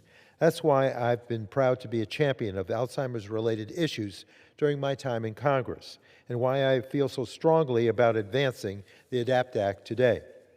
The ADAPT Act represents an investment in our provider workforce as we enter a new era of dementia care, with emerging tools like blood-based biomarker tests making earlier, more accessible diagnoses possible, and increasingly shifting diagnosis into primary care. This legislation is designed to close the gaps in dementia training by ensuring providers are prepared to responsibly adopt and apply these innovations in everyday practice. One proven way to address this issue is with the Project ECHO training model. In my district, in the Capital Region of New York, health systems like St. Peter's Health Partners in Albany County are already using the ECHO model and working to improve dementia care. In closing, I am indeed proud to have worked on the ADAPT Act and urge all of my colleagues to support this common sense legislation that addresses advancements in this field of dementia care. And with that, I yield back to the gentleman from New Jersey the balance of my time. Gentleman yields. Gentleman from New Jersey reserves. Gentleman from Kentucky is recognized. Mr. Speaker, I'd like to yield 3 minutes to a member of the Ways and Means Committee, gentleman from Illinois, Mr. LaHood. Gentleman from Illinois is recognized for 3 minutes. Thank you, Mr. Speaker, and I want to thank Chairman Guthrie and everyone involved with this piece of legislation. And I rise today in strong support of H.R. 3747, the ADAPT Act. And I'm proud to co-lead alongside Representative Balderson, Representative Berrigan, and Representative Tonka. Alzheimer's disease is a growing public health crisis that is sadly projected to affect nearly 14 million Americans by 2050. Yet today, Alzheimer's and related dementias go undetected in the primary care setting roughly half of the time. With a rapidly aging population, we must ensure that primary care providers have the training and resources they need to recognize early signs of cognitive decline and connect patients and families with the appropriate care and support. The ADAPT Act is about making sure expertise reaches every provider community. It helps detect, diagnose, and manage Alzheimer's earlier and more effectively, especially in rural and underserved areas where access to dementia specialists can be very limited. Earlier diagnosis can never be more important than now. As new diagnostic tools and treatment options continue to emerge, helping providers identify patients sooner can improve care planning and give patients greater support when early intervention is most impactful. This legislation is a critical step towards closing the diagnosis gap and reducing care disparities in rural communities. Let's give providers the resources they need by utilizing these impactful virtual education programs that help reach vulnerable patients. I'm proud to co-lead this legislation, and I urge my colleagues to support this bill. Thank you, and I yield back. Gentleman yields. Gentleman from Kentucky reserves. Gentleman from New Jersey. I'm prepared to close. Thank you. I would urge my colleagues to support this legislation. It's bipartisan, and I yield back the balance of my time. The gentleman yields the balance of his time. The gentleman from Kentucky is recognized. Thank you. I encourage a yes vote on the bill, and I yield back the balance of my time. The question is, will the House suspend the rules and pass the bill H.R. 3747 as amended? Those in favor say aye. Those opposed say no. In the opinion of the chair, 2/3 being in the affirmative, the rules are suspended. The bill is passed, and without objection, the motion to reconsider is laid on the table. For what purpose does the gentleman from Kentucky seek recognition? Mr. Speaker, I move that the House suspend the rules and pass the bill H.R. 2001 as amended. Clerk will report the title of the bill. Union Calendar Number 626, H.R. 2001, a bill to amend the Public Health Service Act to reauthorize the grant program for addressing dental workforce needs. Pursuant to the rule, the gentleman from Kentucky, Mr. Guthrie, and the gentleman from New Jersey, Mr. Pallone, each will control 20 minutes. The chair recognizes the gentleman from Kentucky. I ask unanimous consent that all members may have 5 legislative days to revise and extend their remarks on the legislation and to insert extraneous materials on H.R. 2001. Without objection. Mr. Speaker, I yield myself as much time as I may consume. The gentleman is recognized. I rise today in strong support of H.R. 2001, led by my colleagues, Representative Kelly and Representative Dr. Simpson, which reauthorizes a grant program that helps states develop and implement programs to address the need for dental professionals in areas facing workforce shortage. Oral health is foundational to a person's overall health, as poor oral health may cause issues with daily tasks like eating and negatively impacts a person's ability to take part in school or work. This legislation is a bipartisan effort to help improve the oral health of all Americans by ensuring that communities across the nation have access to strong oral health programs despite dental workforce shortages. I encourage my colleagues to support this bill, and I'll reserve the balance. And reserves, gentleman from New Jersey is recognized. Thank you, Mr. Speaker. I yield myself such time as I may consume. Gentleman's recognized. And Mr. Speaker, I rise in support of H.R. 2001, the Action for Dental Health Act, led by Representative Kelly. Access to oral health care is critical to ensuring a person's health and well-being. Too often, however, oral health is overlooked. Tooth decay is the most common chronic disease in both children and adults in the United States. In fact, more than 1 in 4 adults have untreated cavities, and nearly half of American adults show signs of gum disease. So we need to expand access to oral health care, including strengthening the oral health care workforce.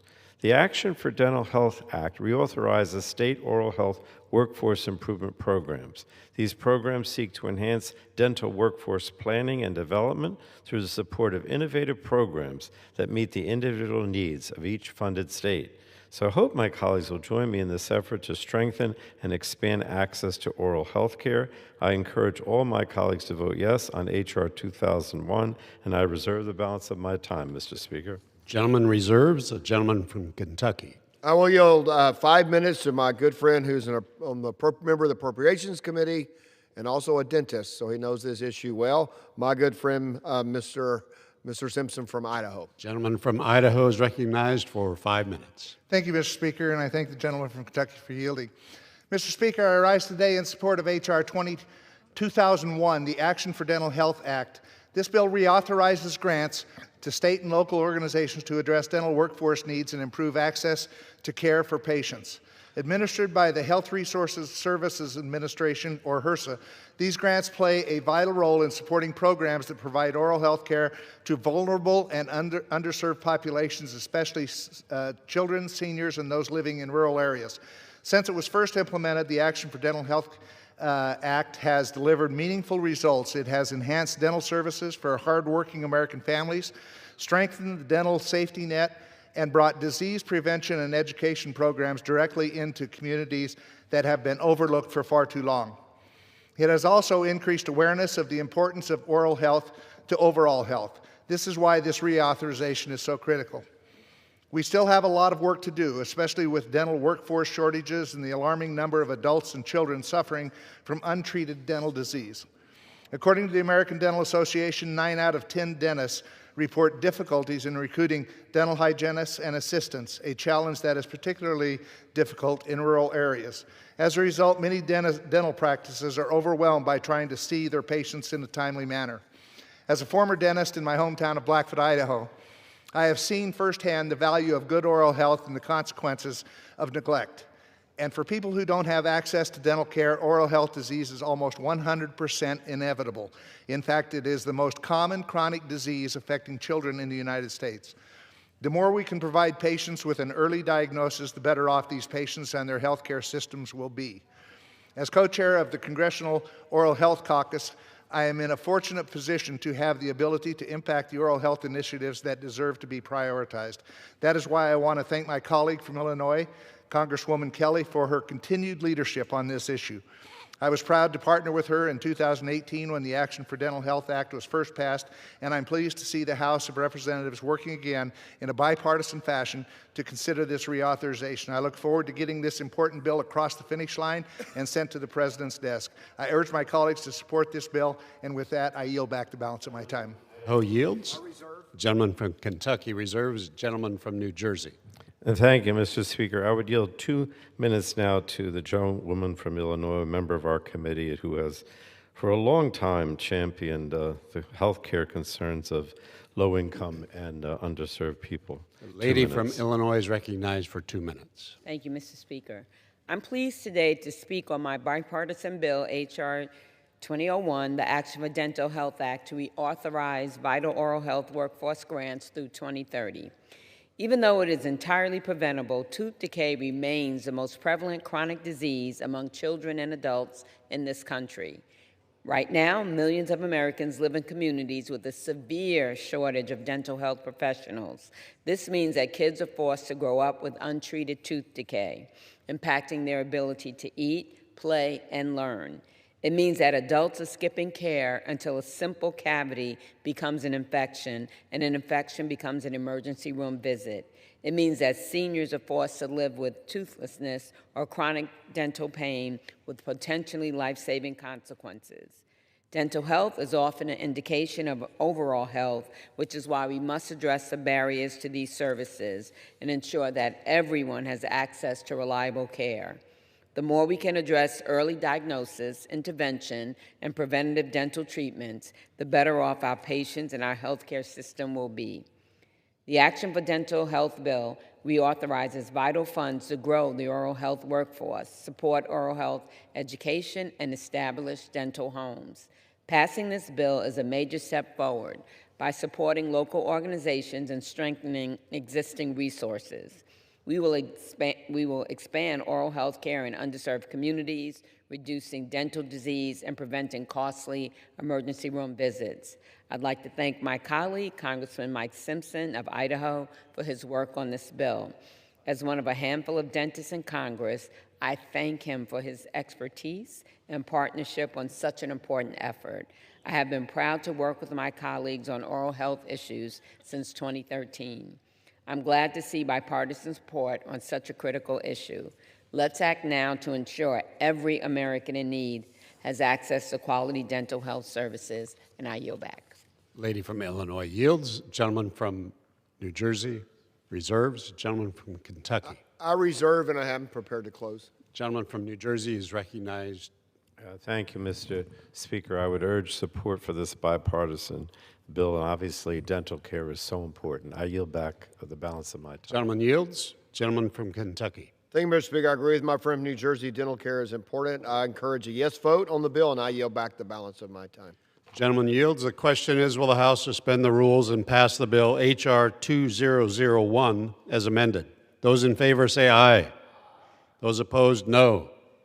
In the opinion of the chair, 2/3 being in the affirmative, the rules are suspended, the bill is passed, and without objection, the motion to reconsider is laid on the table. For what purpose does the gentleman from Kentucky seek recognition? Thank you, Mr. Speaker. I move that the House suspend the rules and pass the bill H.R. 1493 as amended. The clerk will report the title of the bill. H.R. 1493, a bill to reauthorize and make improvements to federal programs relating to the prevention, detection, and treatment of traumatic brain injuries and for other purposes. Pursuant to the rule, the gentleman from Kentucky, Mr. Guthrie, and the gentleman from New Jersey, Mr. Pallone, each will control 20 minutes. The chair now recognizes the gentleman from Kentucky. Thank you, Mr. Speaker. I ask unanimous consent that all members may have 5 legislative days to revise and extend their remarks on the legislation and to insert extraneous materials on H.R. 1493. Without objection. Mr. Speaker, I yield myself as much time as I may consume. The gentleman is recognized. I rise today in strong support of H.R. 1493, led by my colleagues, Representative Pallone and Bacon, which will reauthorize HHS programs that allocate resources for traumatic brain injury prevention, improving access to TBI rehabilitation and TBI patient advocacy systems. TBI is a significant public health burden and a major driver of death and disability. In 2021 alone, there were over 69,000 TBI-related deaths.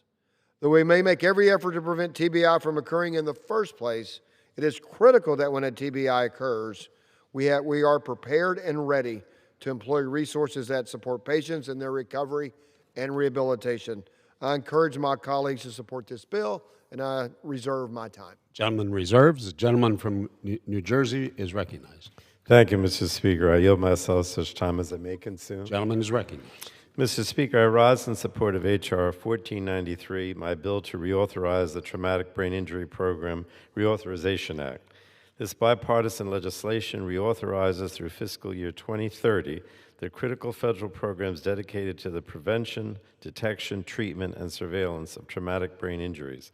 It also renames the National TBI Surveillance Program to honor the legacy of my dear friend, the late Representative Bill Pascrell, Jr. of New Jersey, who founded and led the Congressional Brain Injury Task Force for more than 2 decades, after meeting his constituent, Dennis Benigno of Clifton, New Jersey, whose son suffered a life-changing traumatic brain injury in a car crash. The Traumatic Brain Injury Act was signed into law in 1996. At that time, our understanding of these injuries was so limited that public health experts called TBI the silent epidemic. And we did not know how many Americans were affected each year, who was most at risk, or how many people were left with permanent life-altering disability. And that first law authorized federal support and programs to research TBI research and conduct surveillance, both directly and through grants to public and nonprofit organizations.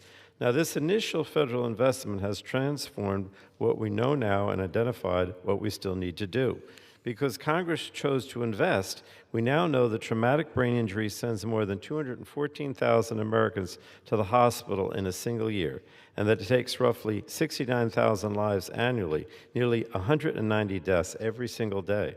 We know that more than 5.3 million Americans are living today with a lifelong disability caused by a brain injury, and we know who is most at risk: older adults who fall, service members and veterans, athletes on playing fields across the country, victims of domestic violence, and far, far too many children. There's also the economic toll of treating, rehabilitating, and caring for these individuals throughout their lives. Mr. Speaker, Congress's investment gave us the tools to act on what the data revealed, from concussion guidelines that protect young athletes to targeted prevention for the older Americans most likely to be hospitalized, and none of that existed before the federal partnership and Representative Pascrell's leadership. All of it is at risk if we continue to allow this work to lapse. Since the program's inception in 1996, Congress has reauthorized this act on a bipartisan basis time and again. However, despite bipartisan efforts by our committee to continue reauthorizing these programs, the federal authorization lapsed in 2024. Without reauthorization, research slows, surveillance weakens, and the support services that patients and families depend on are put in jeopardy. And we cannot afford to lose momentum on an issue that touches veterans, athletes, survivors of violence, older adults, and countless other Americans in every one of our districts. So H.R. 1493 renews 3 proven programs. First, it reauthorizes the CBC's TBI program, which drives our national research, surveillance, and prevention efforts. Second, it reauthorizes the Administration for Community Living's state partnership grant program, programs, which helps states, tribal organizations, and their partners connect survivors to rehabilitation and community-based services. And third, it reauthorizes the State Protection and Advocacy Program, which safeguards the rights of Americans living with brain injury. This is a modest federal investment with an extraordinary reach. Since 1997, 48 states, 2 territories, and the District of Columbia have used these partnership grants to build the very systems that their residents now rely on. And this bill does not simply extend those programs, but strengthens them. It requires the Department of Health and Human Services to conduct a study and report to Congress on traumatic brain injury, and it directs the CDC to publish information on the populations at highest risk and on the strategies to protect them so that Congress and our public health officials can respond to the growing needs of these communities with better data and clear priorities. So, Mr. Speaker, this is a common-sense bipartisan bill that benefits all Americans. It advanced out of committee without a single dissenting vote. This bill supports research, it strengthens care, and it helps ensure that Americans living with traumatic brain injuries are not left behind. I urge my colleagues to vote yes, and I reserve the balance of my time. Gentleman reserves. The gentleman from Kentucky is recognized. I reserve, and I'm prepared to close, but I reserve. Gentleman reserves. Gentleman from New Jersey is recognized to close. Thank you. And, Mr. Speaker, I would ask my colleagues to support this bill on a bipartisan basis, in part because how important it is, but in part also because it honors my friend, Congressman Bill Pascrell. I yield back the balance of my time. Gentleman yields. Gentleman from Kentucky is recognized to close. Mr. Speaker, in closing, I encourage a yes vote on this bill, and I yield back the balance of my time. Gentleman yields. The question is, will the House suspend the rules and pass the bill H.R. 1493 as amended? Those in favor say aye. Those opposed, no. In the opinion of the chair, 2/3 being in the affirmative, the rules are suspended, the bill is passed, and without objection, the motion to reconsider is laid on the table.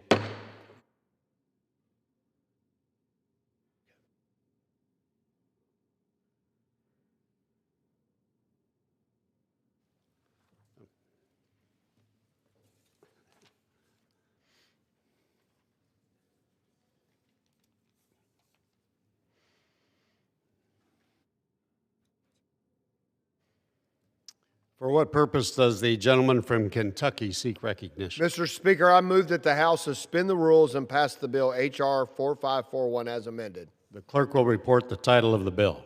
Union Calendar Number 650, H.R. 4541, a bill to reauthorize the Young Women's Breast Health Education and Awareness Requires Learning Young Act of 2009. Pursuant to the rule, the gentleman from Kentucky, Mr. Guthrie, and the lady from Colorado, Ms. DeGette, each will control 20 minutes. The chair recognizes the gentleman from Kentucky. Thank you, Mr. Speaker. I ask unanimous consent that all members may have 5 legislative days to revise and extend their remarks on the legislation and to insert extraneous materials in H.R. 4541. Without objection. Mr. Speaker, I yield myself as much time as I may consume. The gentleman is recognized. I rise to strong support today of H.R. 4541, led by my colleagues, Representative Wasserman Schultz and Miller Meeks. This bill reauthorizes funding for the breast cancer education and awareness requires learning young, which supports critical education outreach and provider training efforts through HHS, acting through the CDC to close the gaps between screening and detection of breast cancer in women under the age of 45 and those at high risk. Breast cancer is the second most common of cancer, the second leading cause of cancer death among American women, claiming the lives of roughly 42,000 women annually. The EARLY Act has played a significant role in increasing breast cancer awareness and prevention efforts, and we must vote today to ensure future generations of women continue to benefit from these efforts. I encourage my colleagues to support this bill, and I reserve. Gentleman reserves. Lady from Colorado, Ms. DeGette, is recognized. Thank you so much, Mr. Speaker. I yield myself such time as I may consume. Gentlelady is recognized. Thank you, Mr. Speaker. I rise in strong support of H.R. 4541, the Early Reauthorization Act.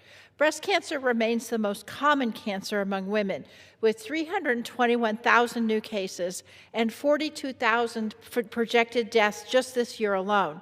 While breast cancer is often thought as affecting older women, younger women are often diagnosed Too late, where the treatment options are more limited and, frankly, outcomes are worse.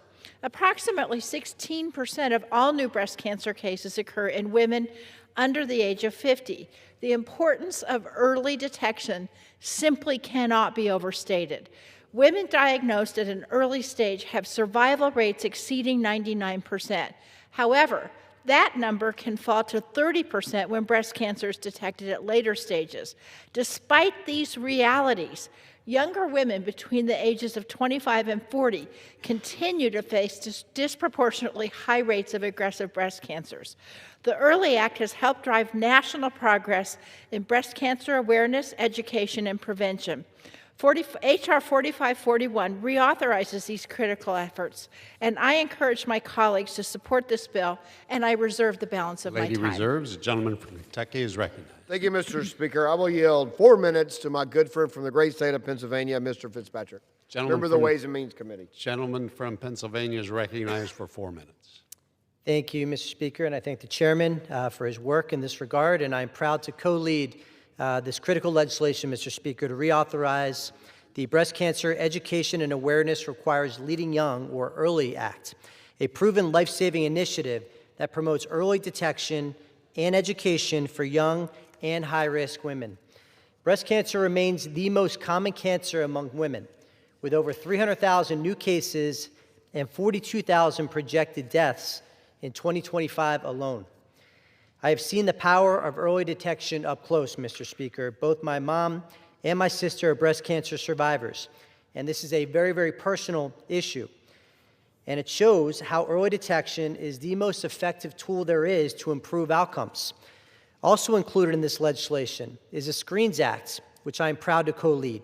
This legislation reauthorizes the National Breast and Cervical Cancer Early Detection Program, expanding services to ensure more Americans, especially those who are low-income or underinsured, can receive early life-saving care.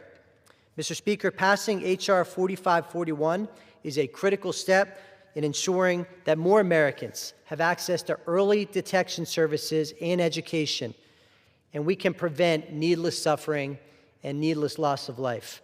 I want to thank my co-chair of the Cancer Caucus, Representative Debbie Wasserman Schultz, for leading the EARLY Act, and Representative Morelli for his work in leading the Screens Act.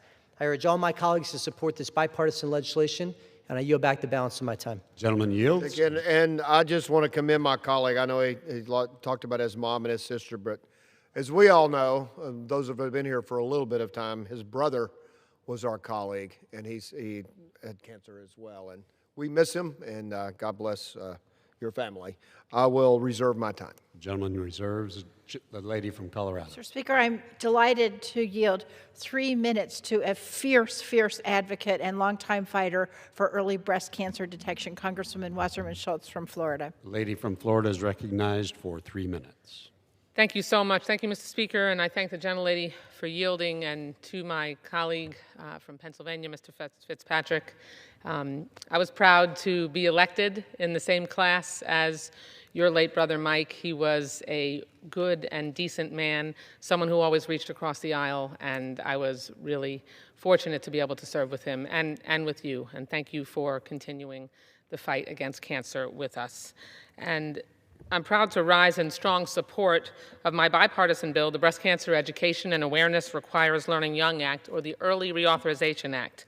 First, thank you to Chairman Guthrie and Ranking Member Pallone for your strong support of this legislation, because 1 in 8 American women, as you've heard, will get breast cancer still, and 42,000 are expected to lose their life from it this year.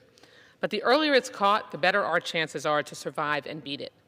When breast cancer is caught in its earliest stage, survival rates shoot up to 99%. Trust me, I know, catching it early saved my life. Almost 18 years ago, when I was just 41 years old, I heard those 4 harrowing words, "You have breast cancer." And I can tell you, I remember feeling like I was being crushed by an anvil. Like many Ashkenazi Jewish women, I found out I carried the BRCA2 gene mutation, making me far more likely to get breast cancer during my lifetime and ovarian cancer, and far more likely for recurrence.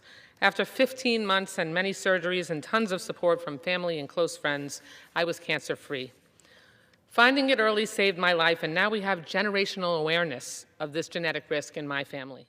But millions of young women need these same tools. So once I was cancer-free, I passed the original Early Act, which became law in 2010. Since it first became law, breast cancer cases have steadily risen by 1.4% annually for women under 50, twice the rate of older women, and by as much as 3.5% in women between 20 and 29. The law created 3 CDC programs that help young and high-risk women focus on breast cancer risks and address the reality of rising breast cancer rates in young women.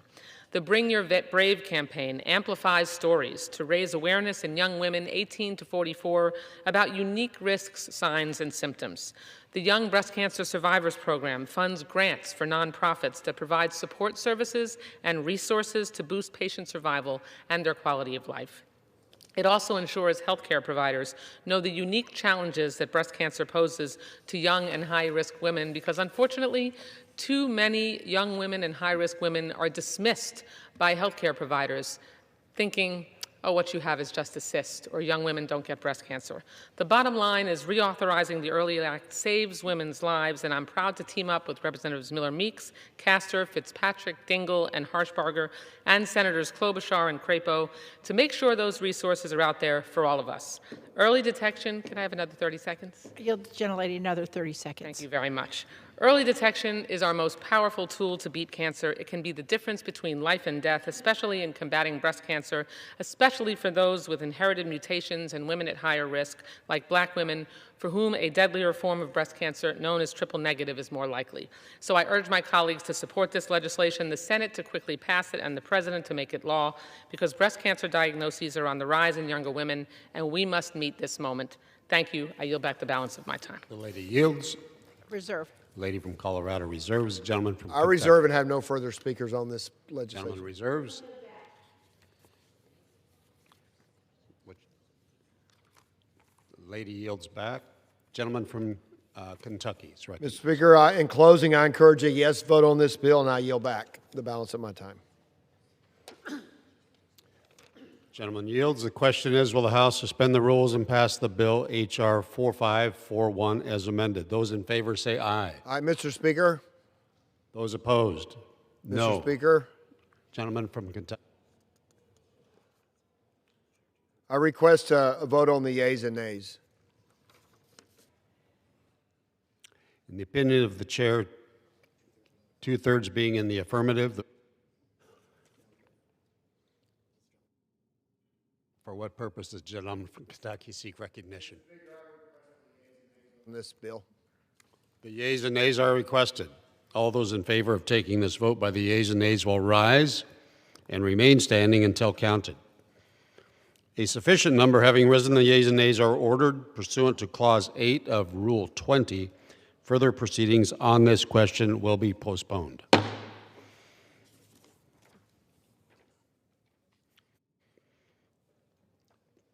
For what purpose does the gentleman from Kentucky seek recognition? Mr. Speaker, I move the House suspend the rules and pass the bill H.R. 3491. The clerk will report the title of the bill. Union Calendar Number 627, H.R. 3491, a bill to amend the Public Health Service Act to authorize the Secretary of Health and Human Services to carry out a program of research, training, and investigation related to Down syndrome and for other purposes. Pursuant to the rule, a gentleman from Kentucky, Mr. Guthrie, and the lady from Colorado, Ms. DeGette, each will control 20 minutes. The chair now recognizes the gentleman from Kentucky. Thank you, Mr. Speaker. I ask unanimous consent that all members may have 5 legislative days to revise and extend their remarks on the legislation and to insert extraneous materials on H.R. 3491. Without objection. Mr. Speaker, I yield myself as much time as I may consume. The gentleman is recognized. Thank you, Mr. Speaker. I rise in strong support of H.R. 3491, led by my colleagues, Representatives DeGette and Hudson. This bill would authorize the Include Project at the National Institutes of Health, which advances research into Down syndrome to improve the health and quality of life individuals with Down syndrome and their families. This project investigates conditions that affect people with Down syndrome as well as the general public, with the hope of improving our understanding of the condition and advancing the quality of life outcomes for individuals with Down syndrome. and patients facing similar medical issues. I encourage my colleagues to support this bill, and I reserve. Gentleman reserves. The lady from Colorado is recognized. Thank you, Mr. Speaker. I yield myself such time as I may consume. The gentlelady is recognized. Mr. Speaker, my bill with Representative Hudson, the Deandra Dixon Include Project Act, codifies the renaissance in Down syndrome research at NIH that was kicked off when the Include Project began in 2018. This bill sustains and encourages this critical research. After being left behind by NIH for nearly 20 years, the Down syndrome community is finally seeing research advancements that will extend and improve their lives. What we learn from this research will not only help us better understand Down syndrome, but also heart disease, Alzheimer's, cancer, and many co-occurring conditions. I'm so proud that much of this work is happening right in my home district of Denver, Colorado. The Cernick Institute for Down Syndrome on the Anschutz Medical Campus leads more than 200 scientists at the largest Down syndrome research facility in the world. They see incredible breakthroughs every day. This type of innovation puts science first and benefits not only individuals living with Down syndrome and their families, but every single one of them, because we're learning more and more about disease biology and just why some conditions work differently in people with Down syndrome. It's why the bill passed the House last Congress with unanimous support. I'm so happy that I was able to work for many years with my friend, the former chair of the Energy and Commerce Committee, Kathy McMorris Rogers, on this bill in the last Congress. I know it is a labor of love and deeply personal for her, her family, and every family that's been touched by Down syndrome. It's been an honor to also work with my constituent, Michelle C. Whitten, who's the president of the Global Down Syndrome Foundation, who's been a driving force for this bill and a fierce advocate for her daughter and everyone with Down syndrome. And with my friend and colleague, Representative Hudson, whose dedication to the Down syndrome community has been essential to push this bill closer to the finish line. I simply could not have had a better partner on this issue. The Include Project Act will ensure that critical Down syndrome research continues to advance. This year, it must finally be enacted into law. I urge my colleagues to join Representative Hudson and me to support the bill, and I reserve the balance of my time. Reserves. Gentleman from Kentucky is recognized. I have no further speakers. I'll reserve my time. Gentleman reserves. The lady from Colorado. I'd be delighted to yield 2 minutes to the distinguished gentleman from New York, Mr. Tonko, another great advocate for this bill. Gentleman from New York is recognized for 2 minutes. Thank you, Mr. Speaker, and I thank the my colleague from Colorado for yielding. I rise in strong support of the Deandra Dixon Include Project Act and applaud my colleagues, Representative Diana DeGette and Richard Hudson, for championing this critical piece of legislation. The Deandra Dixon Include Project Act will help ensure the NIH Include project continues advancing research that improves health outcomes, expands scientific understanding, and enhances quality of life for individuals with Down syndrome and their families. This legislation builds upon one of our nation's most successful investments in Down syndrome research. Already, these investments have led to major breakthroughs in how Down syndrome interacts with other health conditions that have a high incidence in the community, such as immune system disorders, or cancer, or Alzheimer's, and more. Every one of these breakthroughs carries the hope for a brighter tomorrow for individuals living with Down syndrome. I would also like to recognize that this progress doesn't happen without sustained advocacy. In particular, I would like to highlight the role of the Global Down Syndrome Foundation and its founder, Michelle C. Whitten, for their tireless advocacy to make this happen today. I again thank our co-leads, Representatives DeGette and Hudson, for their outstanding leadership, and I look forward to supporting this measure on the House floor. With that, I yield back to the gentlelady from Colorado. Gentleman yields. Lady from Colorado I yield back. yields back. Gentleman from Kentucky I'm is prepared to yield back as well. I just want to say I encourage a yes vote on this bill, and I yield back the balance of my time. The question is, will the House suspend the rules and pass the bill H.R. 3491? Those in favor say aye. Those opposed, no. In the opinion of the chair, 2/3 being in the affirmative, the rules are suspended, the bill is passed, and without objection, the motion to reconsider is laid on the table. For what purpose does the gentleman from Kentucky seek recognition? Mr. Speaker, I move the House suspend the rules and pass the bill H.R. 6238 as amended. The clerk will report the title of the bill. Union Calendar Number 638, H.R. 6238, a bill to establish the Improve Initiative within the National Institutes of Health. Pursuant to the rule, the gentleman from Kentucky, Mr. Guthrie, and the lady from Colorado, Ms. DeGette, each will control 20 minutes. The chair now recognizes the gentleman from Kentucky. Thank you, Mr. Speaker. I ask unanimous consent that all members have 5 legislative days to revise and extend their remarks on the legislation to insert extraneous material on H.R. 6238. Without objection. Mr. Speaker, I yield myself as much time as I may consume. The gentleman is recognized. Thank you, Mr. Speaker. I rise today in strong support of H.R. 6238, led by my colleagues, Representative Underwood and Fitzpatrick, which authorizes the implementing of a maternal health and pregnancy outcomes vision for everyone initiative within the National Institutes of Health.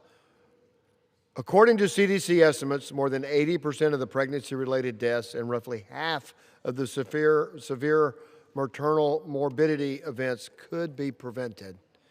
That is why it is so essential for us to advance the Improve Initiative, which supports research into identifying and reducing preventable causes of maternal death and ways to improve maternal health outcomes. I encourage my colleagues to support this bill, and I reserve the balance of my time. The lady from Colorado is recognized. Thank you, Mr. Chairman. I yield myself such time as I may consume. The lady is recognized. Mr. Chairman, shockingly, the U.S. has the highest rate of maternal mortality among developed nations in this entire world. And what's worse is the mortality rates for women of color are exponentially higher than that of the general population. Black women die from pregnancy-related causes at rates at least 3 times those of white women, and that's irrespective of socioeconomic status or income.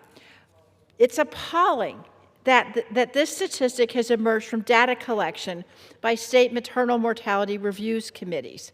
Congress affirmed its support for these committees in February by reauthorizing my bill, the Preventing Maternal Deaths Act. Thanks to this enduring bipartisan commitment, we've identified the problem that 649 women died of maternal causes in the U.S. in 2024. Now that we identified the problem, we need to work together to solve it. 80 to 84% of pregnancy-related deaths are preventable. The Improve Initiative at NIH investigates the leading cause of these deaths, supports the development of interventions to prevent them, and importantly, identifies factors that contribute to disparities in maternal health. We must not let this critical program lapse. I want to thank Representatives Underwood and Fitzpatrick for their undying and wonderful leadership on this bill, as well as my friend and colleague Robin Kelly, who's been a leader on this issue for more than a decade. I urge my colleagues to join us in passing the bill today, because no pregnancy-related death is acceptable in the richest nation in the world. I reserve the balance of my time. The lady reserves. The gentleman from Kentucky is recognized. Thank you, Mr. Speaker. I again will yield 5 minutes to my good friend from Pennsylvania, member of Ways and Means and the Intel Committee, and really passionate about these issues. And my friend from Colorado has touched on this. Is something we absolutely have to get to the bottom of. And I'm very thankful for the leadership for the gentlelady from Illinois and my friend from Pennsylvania, who I'll yield 5 minutes. Gentleman from Pennsylvania is recognized for 5 minutes. Thank you, Mr. Speaker, and I thank the chairman as well. Mr. Speaker, I rise today in strong support of our legislation, H.R. 6238, the NIH Improve Act. Mr. Speaker, this critical legislation will ensure consistent funding for research on maternal care and mortality. So many maternal deaths in America are preventable, and addressing that reality demands research that is stable, research that is long-term, and research that is grounded in measurable outcomes.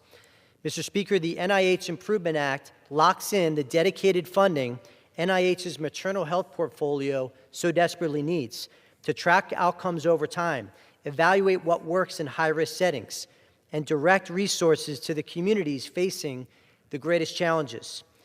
This bipartisan legislation strengthens a proven NIH initiative and ensures that mothers across our nation will benefit from research that saves lives and improves care through the entire pregnancy journey.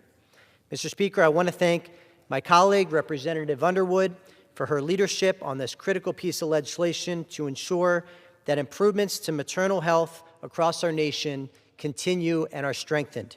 I urge all my colleagues to support this legislation, H.R. 6238, and I yield back the balance of my time. Gentleman yields. I reserve. Gentleman from Kentucky reserves. The lady from Colorado. I'm pleased to yield 3 minutes to the sponsor of this legislation, Congresswoman Underwood from Illinois. The lady from Illinois is recognized for 3 minutes. Thank you, Mr. Speaker. I rise today in support of my bill, the NIH Improve Act. This bipartisan bill, co-led by Congressman Fitzpatrick, will provide consistent funding for research on maternal mortality. The United States has the highest pregnancy-related death rate of any high-income country, and Black women are dying at the highest rate of all. And the crisis is only getting worse. Over the past 2 decades, maternal mortality rates have more than doubled, and disparities have worsened. What's both frustrating and promising is that over 80% of these deaths are preventable. That's why in 2019, I worked with the NIH to start the Improve Initiative, which stands for Implementing a Maternal Health and Pregnancy Outcomes Vision for Everyone. Through Improve, we are making smart investments in evidence-based solutions that save moms' lives and advance birth equity.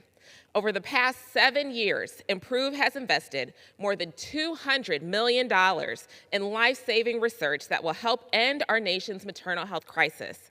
These investments have already been made all across the country, from Utah to Alabama, Mississippi to Pennsylvania, and to my home state of Illinois. It's already allowing more moms to survive and thrive, and my bill will ensure that this funding keeps flowing to the communities that need it the most.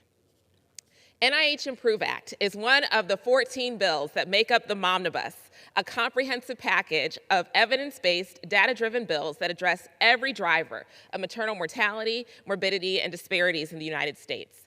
And I know all my colleagues agree that no mom should feel fear or uncertainty about her pregnancy. So today, I urge them to pass the NIH Improve Act. And after that, we're going to keep it going until the entire Momnibus is signed into law, because together we can end this crisis and keep moms alive. I want to thank Chairman Guthrie and Mr. Pallone for their support for this legislation. And thank you, Mr. Speaker. I yield back. Gentlelady yields. Lady from Colorado reserves. I reserve. I have no other speakers. Speaker, I yield back. Lady yields. Gentleman from Kentucky is recognized. Mr. Speaker, in closing, I encourage a yes vote on this bill, and I yield back the balance of my time. Gentleman yields. The question is, will the House suspend the rules and pass the bill H.R. 6238 as amended? Those in favor say aye. Those opposed, no. In the opinion of the chair, 2/3 being in the affirmative, the rules are suspended. The bill is passed, and without objection, the motion to reconsider is laid on the table.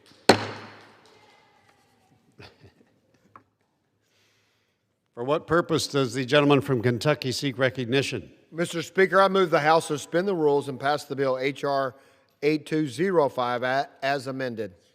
The clerk will report the title of the bill. Union Calendar Number 637, H.R. 8205, a bill to amend the Accelerating Access to Critical Therapies for ALS Act to reauthorize the provisions of such act through fiscal year 2031 and for other purposes.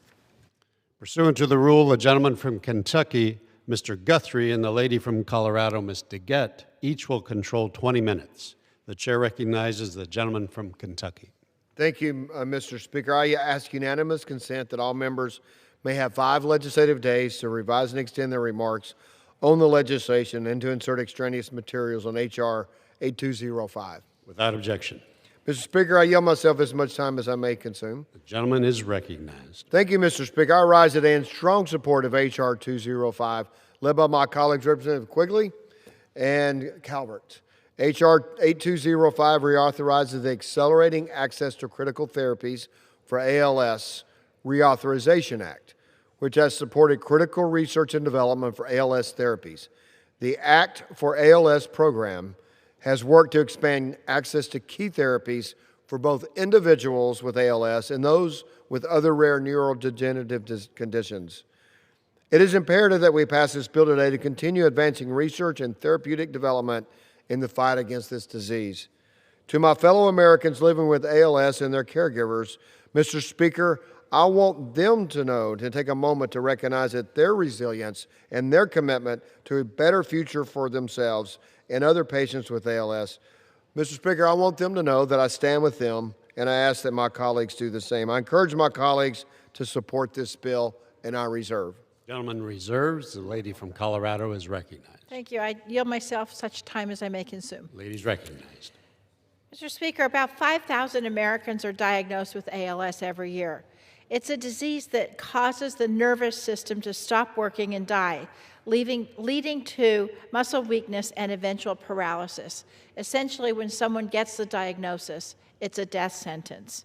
I'm all too familiar with this disease and its rapid progression because in 1996, I lost my father-in-law to ALS.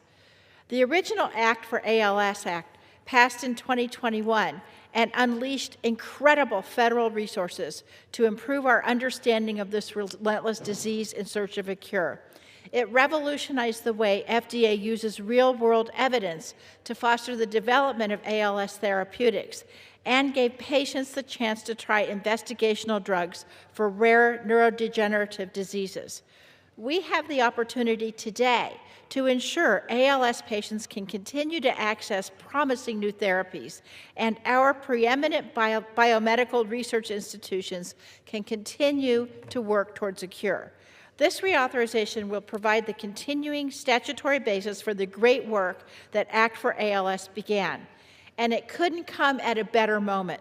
We've seen immense research progress in the 5 years since passage. Health Subcommittee members here today heard from Brian Wallach and Sandra Brevea in our hearing on this bill a few months ago, when they told us with no uncertainty how important it is to people facing down this cruel disease that we keep this momentum going. Brian and Sandra, you are an inspiration to all of us and to people everywhere who are seeking cures for these terrible diseases. And Congressman Mike Quigley, I want to tell you, your unwavering leadership on the original Act for ALS and this reauthorization is saving and improving lives. Thank you for putting us on a path for finding a cure for ALS. I urge my colleague to support this bill, and I reserve the balance of my time. The gentlewoman reserves. The gentleman from Kentucky is recognized. I reserve. The gentleman reserves. The gentlewoman from Colorado is recognized. Mr. Speaker, I'm pleased to recognize the sponsor of this bill, Mike Quigley from Illinois, for 3 minutes. The gentleman from Illinois is recognized for 3 minutes. Thank you, Mr. Chairman. I want to thank the lady from Colorado for her kind remarks. Mr. Speaker, several years ago, a Chicagoan named Brian Wallach came into my office and shared the fact that he was just diagnosed with ALS, a devastating disease. It steals a person's ability to move or speak. The average life expectancy at the time of someone diagnosed with ALS, 2 to 5 years. When Brian came to visit us in Congress, that was the reality he was facing. He co-founded an organization called I Am ALS with his wife, Sandra Brevea. Her life changed, too, overnight when she became an ALS caretaker. But since then, she co-founded a company to improve the care of people living with ALS. This awe-inspiring couple came to my office with a big idea to advance ALS research and access to treatments. After meeting with them, I was convinced that ALS was not incurable. The research was just underfunded. I was moved by their dedication to each other and the cause.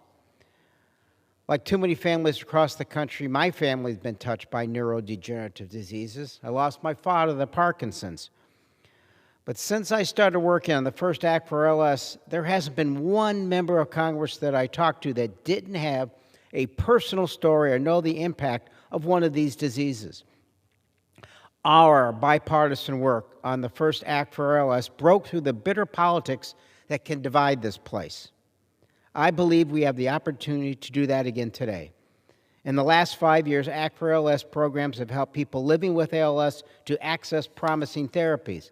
They have created new methods for researchers to share their work and sustain critical natural history studies.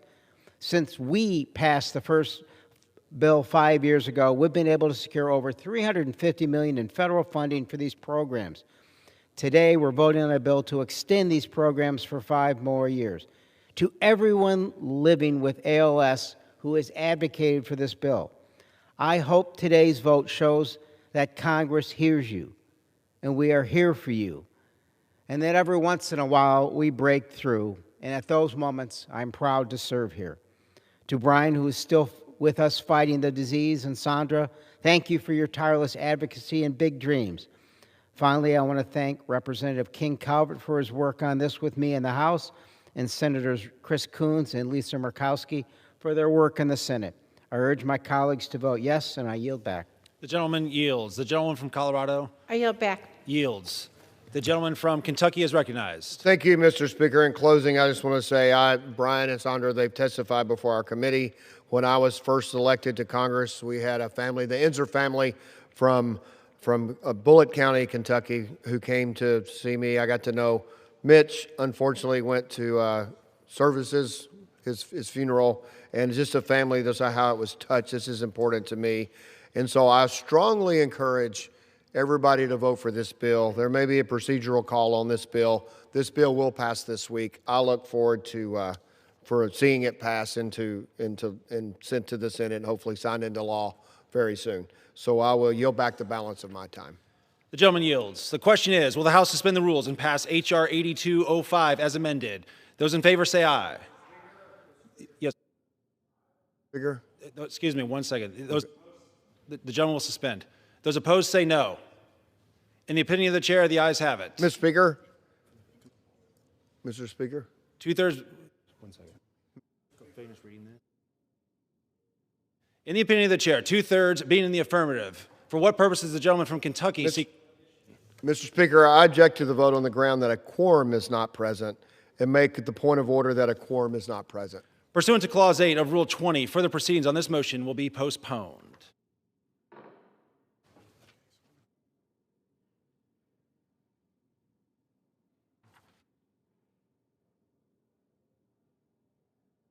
So let's go for what John?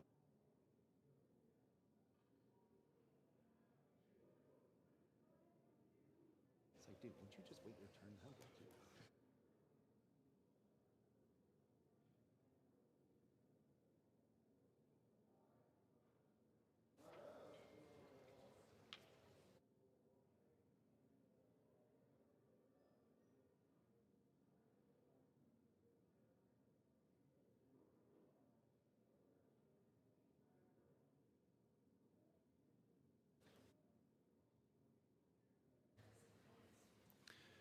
For what purpose does the gentleman from Michigan seek recognition? Mr. Speaker, I move that the House suspend the rules and pass the bill H.R. 8823, putting patients first by strengthening provider accountability in FECA Act as amended. The clerk will report the title of the bill. H.R. 8823, a bill to amend the Federal Employees Compensation Act to allow the Secretary of Labor to suspend payments to medical providers who have been convicted of fraud. Pursuant to the rule, the gentleman from Michigan, Mr. Wahlberg, and the gentleman from California, Mr. Tecano, will each control 20 minutes. The chair recognizes the gentleman from Michigan. Thank you, Mr. Speaker. Mr. Speaker, I ask unanimous consent that all members may have 5 legislative days in which to revise and extend their remarks and to insert extraneous material on H.R. 8823. Without objection. I yield to myself such time as I may consume. Recognized. Mr. Speaker, I rise today in strong support of H.R. 8823, bipartisan legislation that protects both taxpayers and the federal employees who rely on the Federal Employees Compensation Act, when they are injured on the job. Federal workers who are navigating an injury deserve timely, honest, and compassionate care. not to become the target of fraud. Programs like FICA exist to ensure these workers receive the medical treatment and support they need to recover. Unfortunately, some bad actors have exploited that trust. Instead of following through on their responsibility to care for injured workers, certain medical providers have treated FICA like a personal ATM, submitting fraudulent claims, abusing the system, and enriching themselves at the expense of both taxpayers and the very people they were entrusted to help. The Office of Inspector General recently testified before Congress that since 2015, it has opened more than 320 criminal investigations involving the FICA program. These investigations have resulted in the indictment and conviction of 322 individuals and more than $1.7 billion in recovered funds. This is unacceptable. Every fraudulent claim weakens a program that countless injured federal employees depend upon. And every act of deception undermines confidence in a system that exists to support workers during a difficult moment in their lives. H.R. 8823 delivers a straightforward, common-sense solution. It codifies existing Department of Labor policy to prevent medical providers who are convicted of defrauding FICA from continuing to receive taxpayer-funded payments through the program. If someone has been found guilty of exploiting injured workers and stealing public funds, they should not continue to profit from the very program they abused. This legislation sends a clear message, Mr. Speaker. If you cheat taxpayers, exploit injured workers, and abuse the public trust, there will be consequences. Fraud should have no place in our workers' compensation system. Ambulance-chasing schemes and dishonest providers have taken advantage of this program for far too long. Today, we have the opportunity to put on an end to that abuse and reaffirm that these funds are meant to serve injured workers, not line the pockets of fraudsters. I urge my colleagues to support H.R. 8823 and tell these scammers that their payday is over. I reserve the balance of my time. The gentleman reserves. The gentleman from California is recognized. Mr. Speaker, I yield myself such time as I may consume. The gentleman is recognized. Thank you, Mr. Speaker. I rise today in support of H.R. 8823, putting patients first by strengthening provider accountability in FICA Act. Providers are the greatest source of fraud in the Federal Employees Compensation Act program, otherwise known as FICA.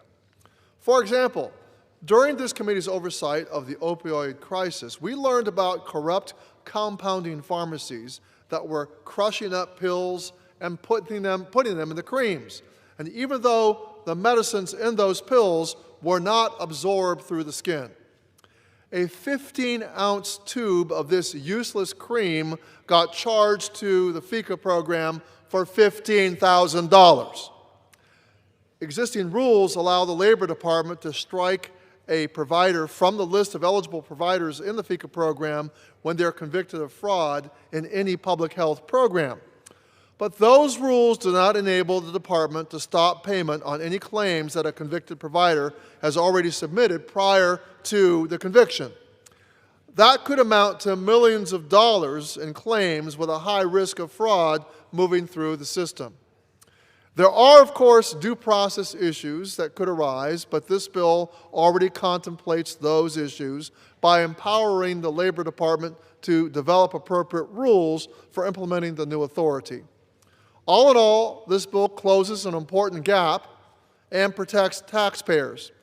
I'm grateful to my colleagues, Representatives Omar and McKenzie, for their leadership on this issue. I urge my colleagues to support this bill, and I reserve the balance of my time. The gentleman reserves. The gentleman from Michigan is recognized. Thank you, Mr. Speaker. I'm privileged to yield 3 minutes to the gentleman from Pennsylvania, the chairman of the Subcommittee on Workforce Protections and the author of this legislation, Mr. McKenzie. Pennsylvania is recognized for 3 minutes. Mr. Speaker, I rise today in strong support of H.R. 8823, the Putting Patients First by Strengthening Provider Accountability in FECA Act, which I am leading alongside my colleague, Representative Omar. H.R. 8823 amends the FECA program, or the Federal Employees Compensation Act, to codify the Department of Labor's ability to suspend payments to medical care providers who have been convicted of fraud with respect to this program. Each year, the FECA program provides benefits to hundreds of thousands of injured federal workers. This is their system, and they deserve for it to operate efficiently, reliably, and effectively. That requires us to establish common sense protections against bad actors who would abuse FECA and rip off the federal workers in the process. Throughout this year, we have heard numerous concerning reports of providers targeting federal programs with fraudulent schemes, and FECA is no exception. As chair of the Workforce Protection Subcommittee, I held a hearing in which we witnessed and heard from those who testified about fraud costing taxpayers hundreds of millions of dollars, money that could have gone toward providing quality care to federal workers who were injured. This is unacceptable. Every dollar that goes to a fraudulent provider is one less dollar going towards providing high-quality medical care to an injured federal worker. That's why, when a provider is convicted of fraud, the Department of Labor should have clear authority to shut down the flow of taxpayer dollars that was going into their pockets. Currently, DOL has the authority to suspend payments to medical providers who are convicted of fraudulent activity. However, this authority has not been codified and also could be rescinded at any time. When it comes to protecting taxpayers and injured workers, our laws must be clear. No dollars should go to fraudulent providers now or at any point in the future. That's why H.R. 8823 gives DOL the permanent authority to block bad actors from hijacking the system that federal workers rely on. H.R. 8823 does not aim to restrict access to medical care for our injured federal employees. Instead, this bill helps ensure that care is only delivered by providers who meet clear standards of professional and ethical conduct. It's time that we give taxpayers and federal workers the common sense, bipartisan protections that they deserve, and that is why I urge all of my colleagues to support this bill. Thank you, and I yield back. The gentleman yields. The gentleman from Michigan reserves. The gentleman from California is recognized. I reserve, Mr. Speaker. The gentleman reserves. The gentleman from Michigan is recognized. I'm prepared to close, so I'll reserve. The gentleman reserves. The gentleman from California is recognized. Mr. Speaker, I'm also prepared to close. Gentleman is recognized. Thank you, Mr. Speaker. This simple bipartisan bill protects taxpayers. It does so without weakening the FECA program. It simply targets truly bad actors, corrupt physicians, pharmacists, and other providers who exploit injured federal workers and rip off the FECA program. This is an example of the kind of reform that makes sense. We're not saving money by turning our backs on the people who need these benefits. Instead, we're focusing the attention where it ought to be, on the providers who profit off of workers' pain unlawfully. I urge my colleagues to support this bill, and I yield back the balance of my time. The gentleman yields. The gentleman from Michigan is recognized. Thank you, Mr. Speaker. Families across the nation carefully budget every dollar they earn to provide for themselves and their loved ones. When they send their tax dollars to Washington, they deserve to know that their hard-earned money is being managed with the same discipline and responsibility. The American people expect us to be good stewards of taxpayer dollars. They work hard, pay their taxes, and deserve to know that those funds are not lining the pockets of fraudsters who exploit the system for personal gain. Fraud is never a victimless crime. It steals taxpayers' dollars and diverts funds away from those they are intended to serve. Every dollar lost to fraud is a dollar that cannot be used to provide legitimate care for injured workers or fulfill commitments we have made to them. Congress has a responsibility to protect both the integrity of our programs and the taxpayers who fund them. That means ensuring there are real consequences for those who abuse the public's trust and preventing them from continuing to do so. It also means taking common sense steps to strengthen accountability and safeguard the programs that millions rely upon. Mr. Speaker, H.R. 8823 does exactly that. It helps ensure that providers who have been convicted of defrauding the Federal Employees Compensation Act program cannot be continued and allowed to profit from the very program they exploited. This is a straightforward measure that protects taxpayers and strengthens accountability and preserves the integrity of an important program for injured federal workers. I urge my colleagues to support this legislation, stand up for responsible stewardship of taxpayer dollars, and vote yes on H.R. 8823. I yield back the balance of my time. The gentleman yields. The question is, will the House suspend the rules and pass H.R. 8823 as amended? Those in favor say aye. Those opposed, no. In the opinion of the chair, two-thirds being the affirmative, the rules are suspended, the bill is passed, and without objection, the motion to reconsider is laid on the table. What purpose does the gentleman from Michigan I request serve? the yeas and nays. The yeas and nays are requested. All those in favor of taking this vote by yeas and nays will rise and remain standing until counted. A sufficient number having risen, the yeas and nays are ordered. Pursuant to Clause 8 of Rule 20, further proceedings on this question will be postponed.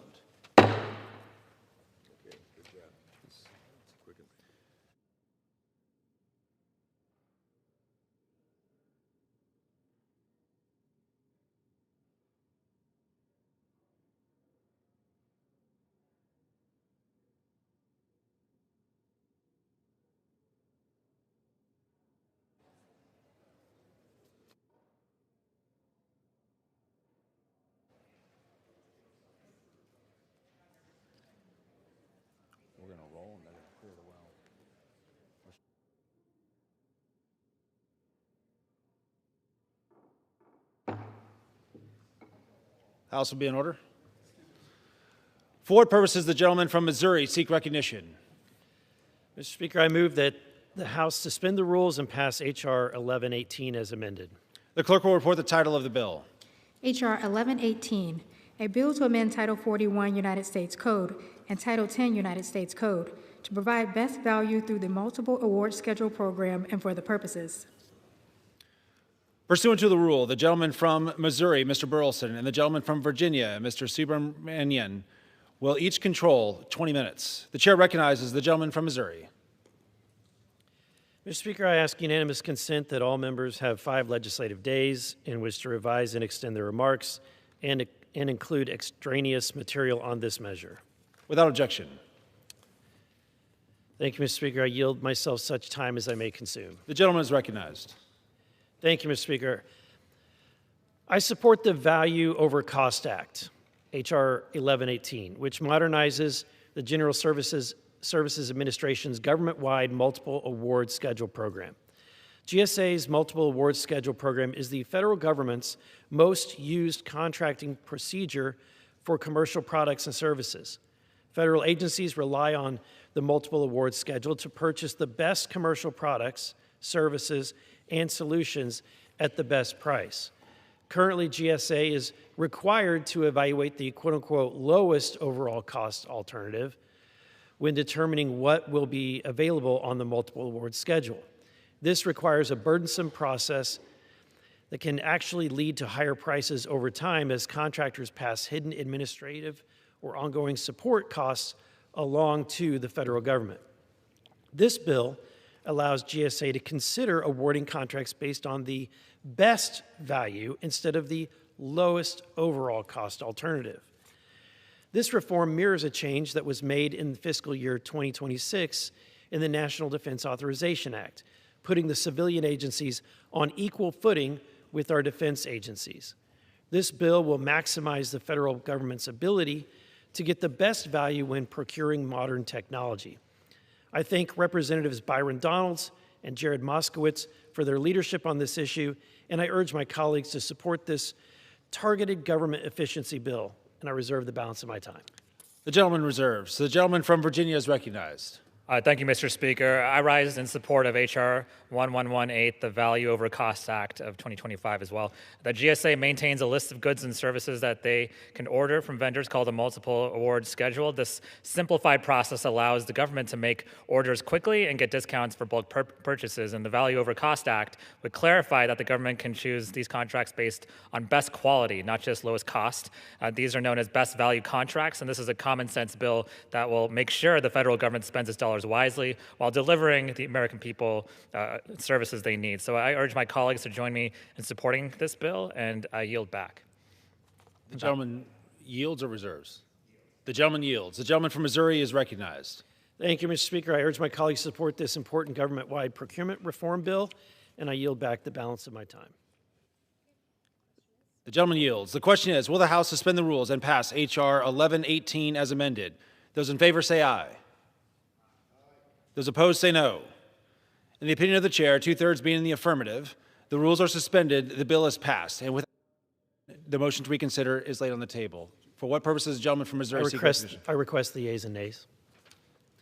The yeas and nays are requested. All those in favor of taking this vote by the yeas and nays will rise and remain standing until counted.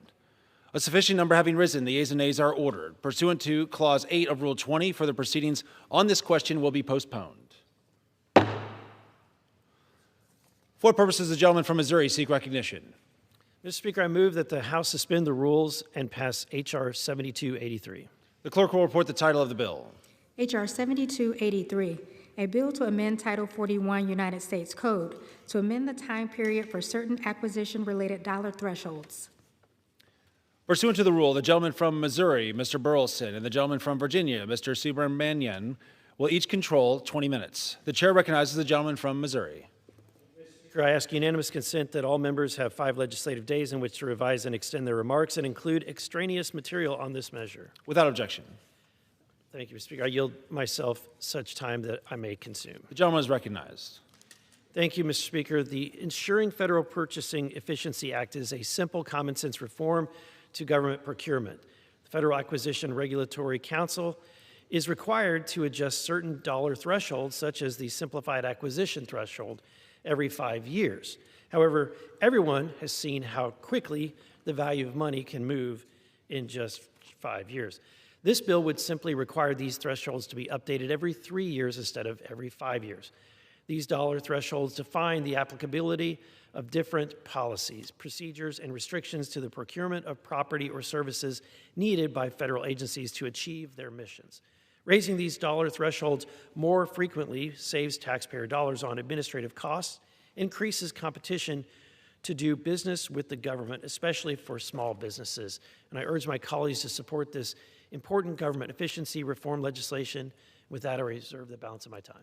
The gentleman reserves. The gentleman from Virginia is recognized. Thank you, Mr. Speaker. I rise in support of H.R. 7283, the Ensuring Federal Purchasing Efficiency Act as well. Every 5 years, the federal government adjusts the dollar limits that we pay for certain goods and services to reflect inflation, and this bill would simply make it every 3 years. It will help ensure that the government can purchase what it needs. It will also make the government bidding process more competitive with the private sector, and it will help us get more value for taxpayer dollars. And so I urge my colleagues to join me in supporting this bill, and I reserve the balance of my time.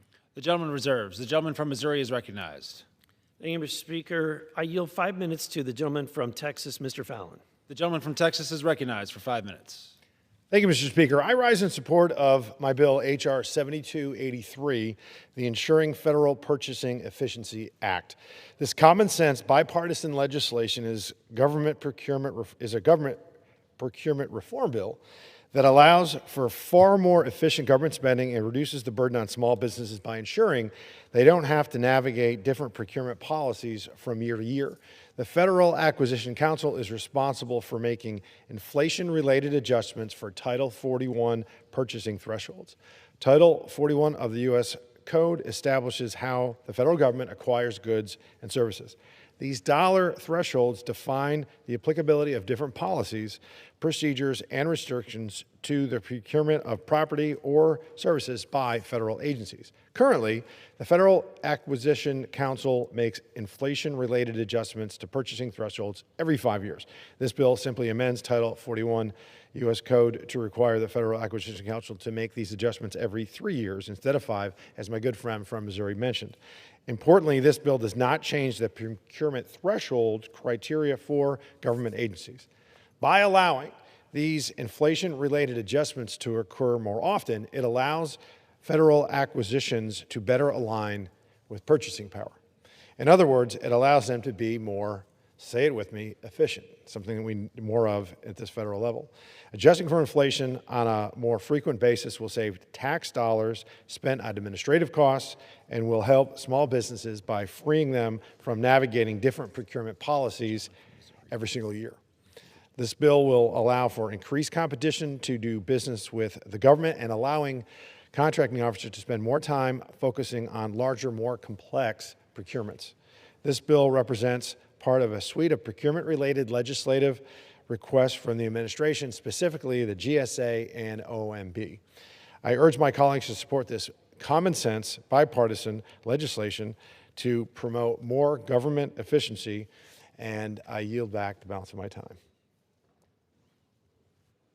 The gentleman from Virginia is recognized. Other speakers, and I'm prepared to close. The gentleman reserves. I thank the gentleman from Missouri for this bill, and I encourage my colleagues to support it, and I yield back the balance of my time. The gentleman yields back. The Madam gentleman Speaker, from Missouri is recognized. Madam Speaker, I have no further speakers, and I'm prepared to close. The gentleman is recognized. Thank you, Madam Speaker. I urge my colleagues to support this government procurement reform bill that will lessen administrative burdens for federal agencies and companies doing business with the government. And with that, I yield back the balance of my time. The question is, will the House suspend the rules and pass the bill H.R. 7283? Those in favor say aye. Aye. Those opposed say no. In the opinion of the chair, 2/3 being in the affirmative, the rules are suspended, the bill is passed, and the motion. For what purpose does the gentleman from Missouri? Oh, for what purpose does the gentleman from Missouri seek to be recognized? I object to the vote on the ground that the quorum is not present and make the point of order that a quorum is not present. Pursuant to Clause 8 of Rule 20, further proceedings on this motion will be postponed.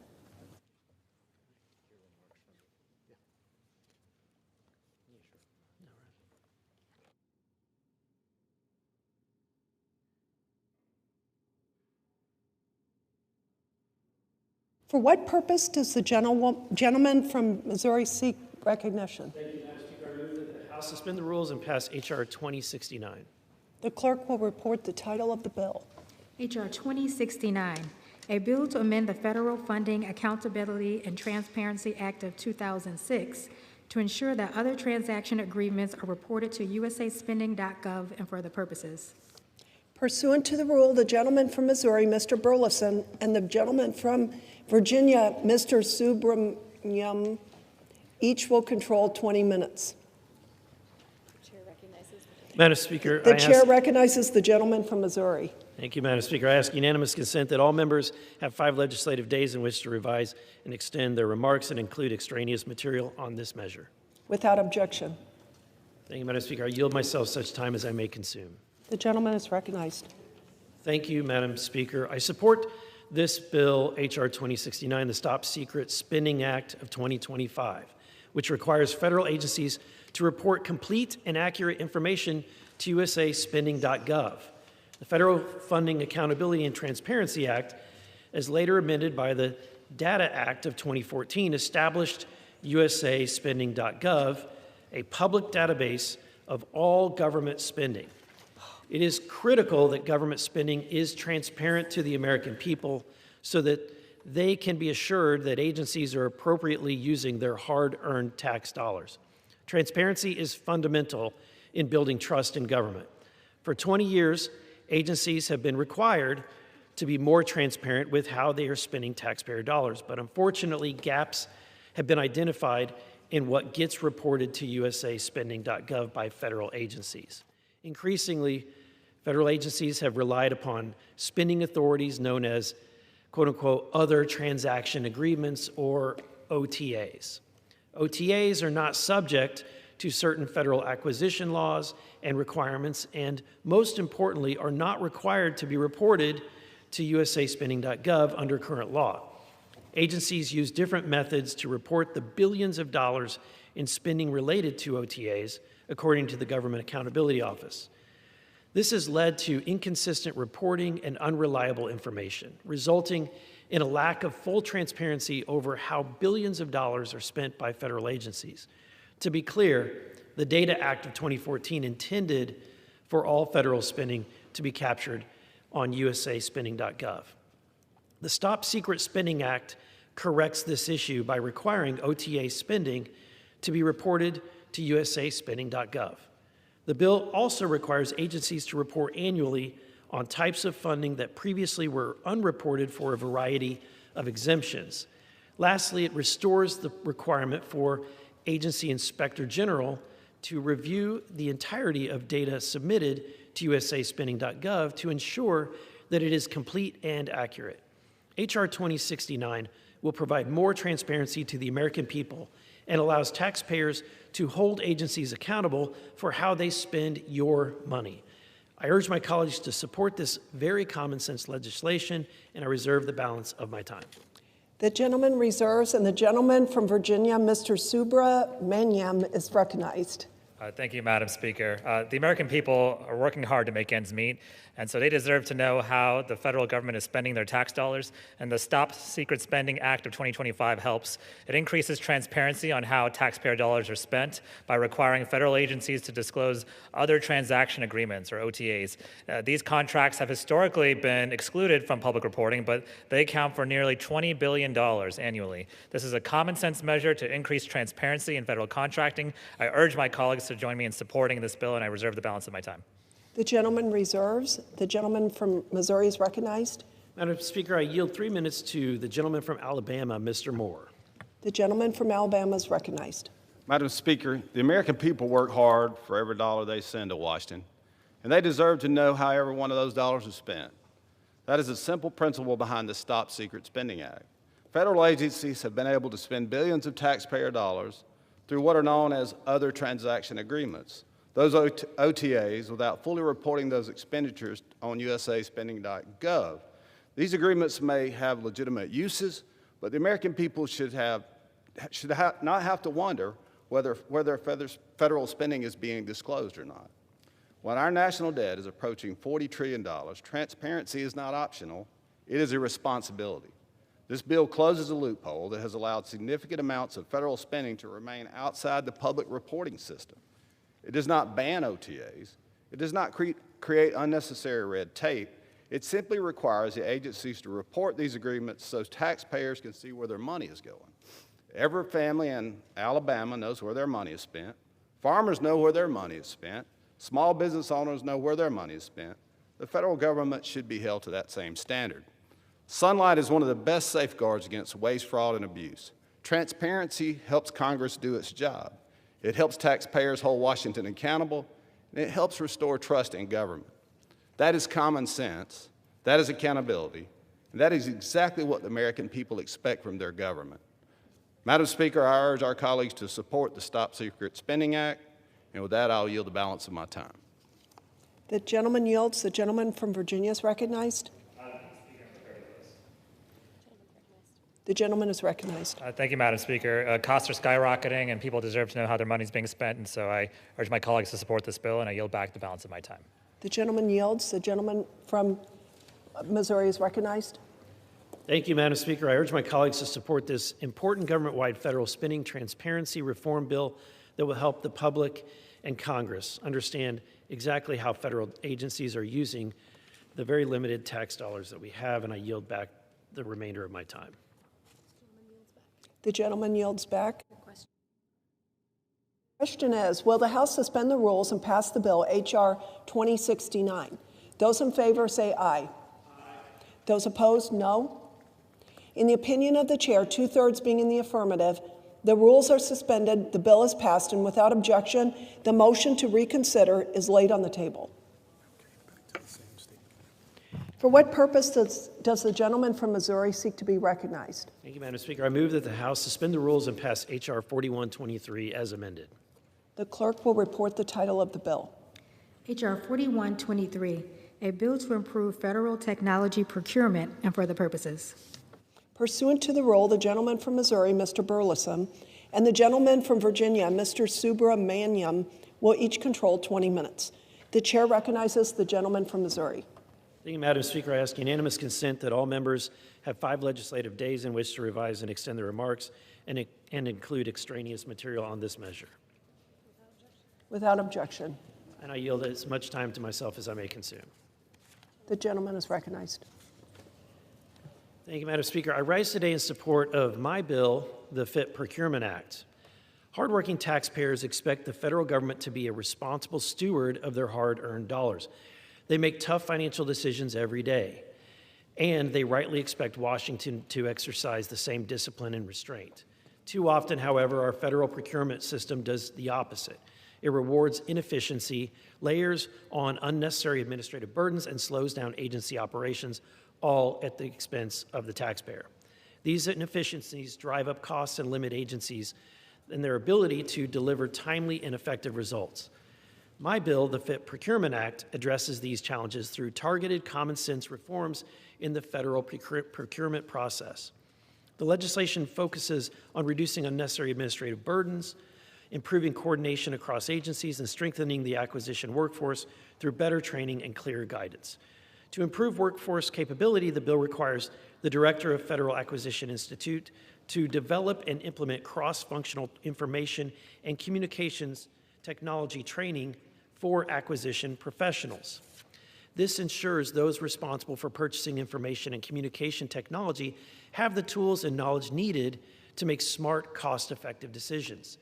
The FIT Procurement Act also increases efficiency by expanding the use of simplified commercial-style purchasing. It raises the micro-purchase threshold from $10,000 to $25,000 and the simplified acquisition threshold from $250,000 to $500,000. Purchases under the micro-purchase threshold require no contracting officer involvement and significantly reduce the administrative overhead. Raising this threshold alone is estimated to save more than $40 million annually while allowing contracting officers to focus on larger, higher-risk acquisitions where oversight matters the most. Increasing the simplified acquisition threshold further reduces administrative costs and improves economic efficiency for small businesses that are competing for federal contracts. In addition, the FIT Procurement Act authorizes advance payments for cloud computing services, allowing federal agencies to access the same upfront payment discounts that are commonly available in the private sector, delivering additional savings to our taxpayers. Taken together, these reforms streamline procurement, reduce wasteful spending, and improve accountability without expanding government or creating new bureaucracy, ultimately leading to disciplined acquisition practices and real savings for the American taxpayer. I thank Chairman Comer for his leadership and commitment to advancing this legislation. I urge my colleagues to support it, and with that, I yield back the balance of my time. The gentleman yields. The gentleman from I reserve. the gentleman reserves. The gentleman from Virginia is recognized. Thank you, Madam Speaker. I rise in support of H.R. 4123, the Federal Improvement and Technology Procurement Act of 2025. I'm proud to be co-leading this legislation with the gentleman, and I thank him for his leadership, and I'm glad this bill is bipartisan. One of the things we focused on the Oversight Committee is improving government efficiency and modernization, and the FIT Procurement Act delivers on that goal. It raises the micro-purchasing threshold and the simplified acquisition threshold. These thresholds have not been updated in a very long time. They don't reflect how much things cost these days, and these changes will finally allow agencies to move faster to purchase innovative technologies. The bill also allows federal agencies to prepay for information technology subscriptions, including cloud computing. And prepaying for IT subscriptions will make a huge difference in government access to cutting-edge tools. The bill will also open the door for more small businesses to participate in federal contracting. And most importantly, it's estimated to save taxpayers millions and millions of dollars. This is common sense and everyone wins, so I urge my colleagues to join me and Representative Burleson in supporting this bill, and I reserve the balance of my time. The gentleman reserves. The gentleman from Missouri is recognized. Thank you, Madam Speaker. I couldn't have said it better than my colleague, Representative Supermaniam. I urge my colleagues to support this long overdue government-wide procurement reform bill that will help the federal government to more efficiently obtain the systems and services that it needs to support our critical missions. And with that, I yield back the balance of my time. The gentleman yields. The gentleman from Virginia is recognized. Madam Speaker, I also urge my colleagues to join me and Representative Burleson in supporting this bill, and I yield back the balance of my time. The gentleman yields back. The question is, will the House suspend the rules and pass the bill H.R. 4123? Those in favor, as amended. Those in favor say aye. Those opposed, no.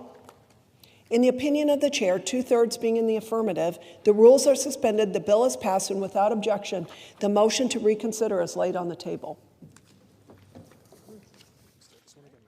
For what purpose does the gentleman from Missouri seek recognition? Thank you, Madam Speaker. I move that the House suspend the rules and pass H.R. 6330 as amended. The clerk will report the title of the bill. H.R. 6330, a bill to amend Title V United States Code to provide for lump sum relocation payments for federal employees relocated in the interest of the government and for other purposes.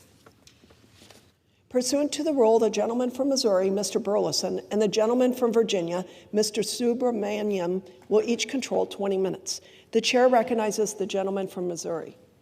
Thank you, Madam Speaker. I ask unanimous consent that all members have 5 legislative days in which to revise and extend their remarks and include extraneous material on this measure.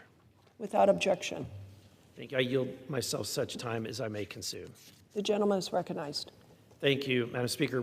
Reallocating federal employees who receive assignments to change official duty stations is a costly and bureaucratic process. According to the General Service Administration, which manages such relocations, in fiscal year 2024, the cost for employee reallocation across agencies range from $11,000 to a staggering $143,000 per employee. This high cost contrasts with the private sector, where reallocation costs are considerably less. In fact, current law and regulations require 7 categories of mandatory reallocation entitlements and another 6 discretionary. This complexity diverts federal agency resources that could otherwise be available for other mission-focused priorities. It also comes at the expense of federal employee satisfaction, as those reallocating are forced to navigate a prolonged bureaucratic maze of document filings and payment processes. Fortunately, there is a tested alternative to the current system, as demonstrated by agencies such as the Fish and Wildlife Service and Customs and Border Protection in a recent pilot program. Those agencies have utilized this pilot program to provide negotiated lump sum payments to relocating employees who are then responsible for moving themselves. The simplified lump sum payments and processes have already been demonstrated to reduce agency costs while boosting employee satisfaction. This bill would expand and codify the successful pilot program to allow all agencies to provide these lump sum payments to relocating employees when such alternative is the most cost-effective option. Furthermore, the Congressional Budget Office estimates that enacting H.R. 6330 would save the government $306 million over 5 years. I thank my colleague for offering this legislation and urge my colleagues to vote in favor and reserve the balance of my time.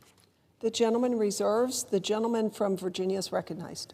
Thank you, Madam Speaker. I rise regarding H.R. 6330, the Federal Relocation Payment Improvement Act. As mentioned, the bill would allow federal agencies to pay for employee relocation costs through a simple lump sum payment. It also directs the government to establish an appeals process for employees to dispute reimbursement decisions, and I reserve the balance of my time.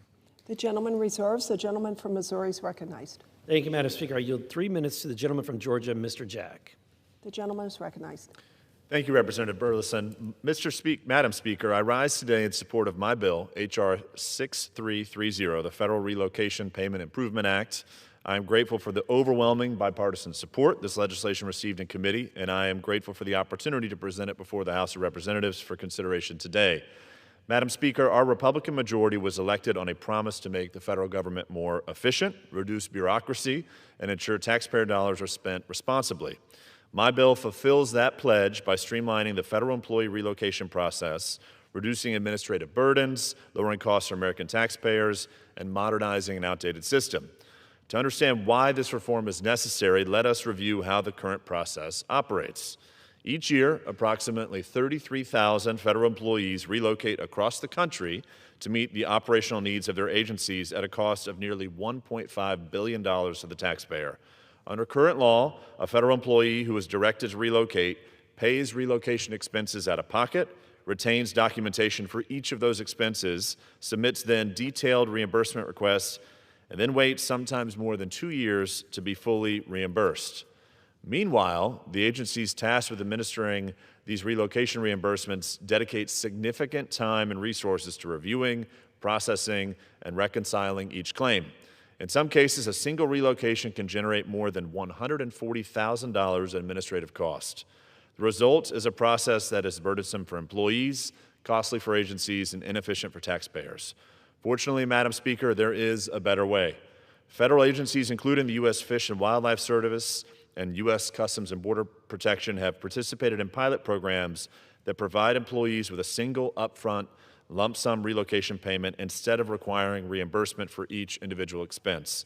And when given the option, federal employees have overwhelmingly chosen this streamlined approach. For instance, U.S. Customs and Border Protection reported nearly $1 million administrative savings.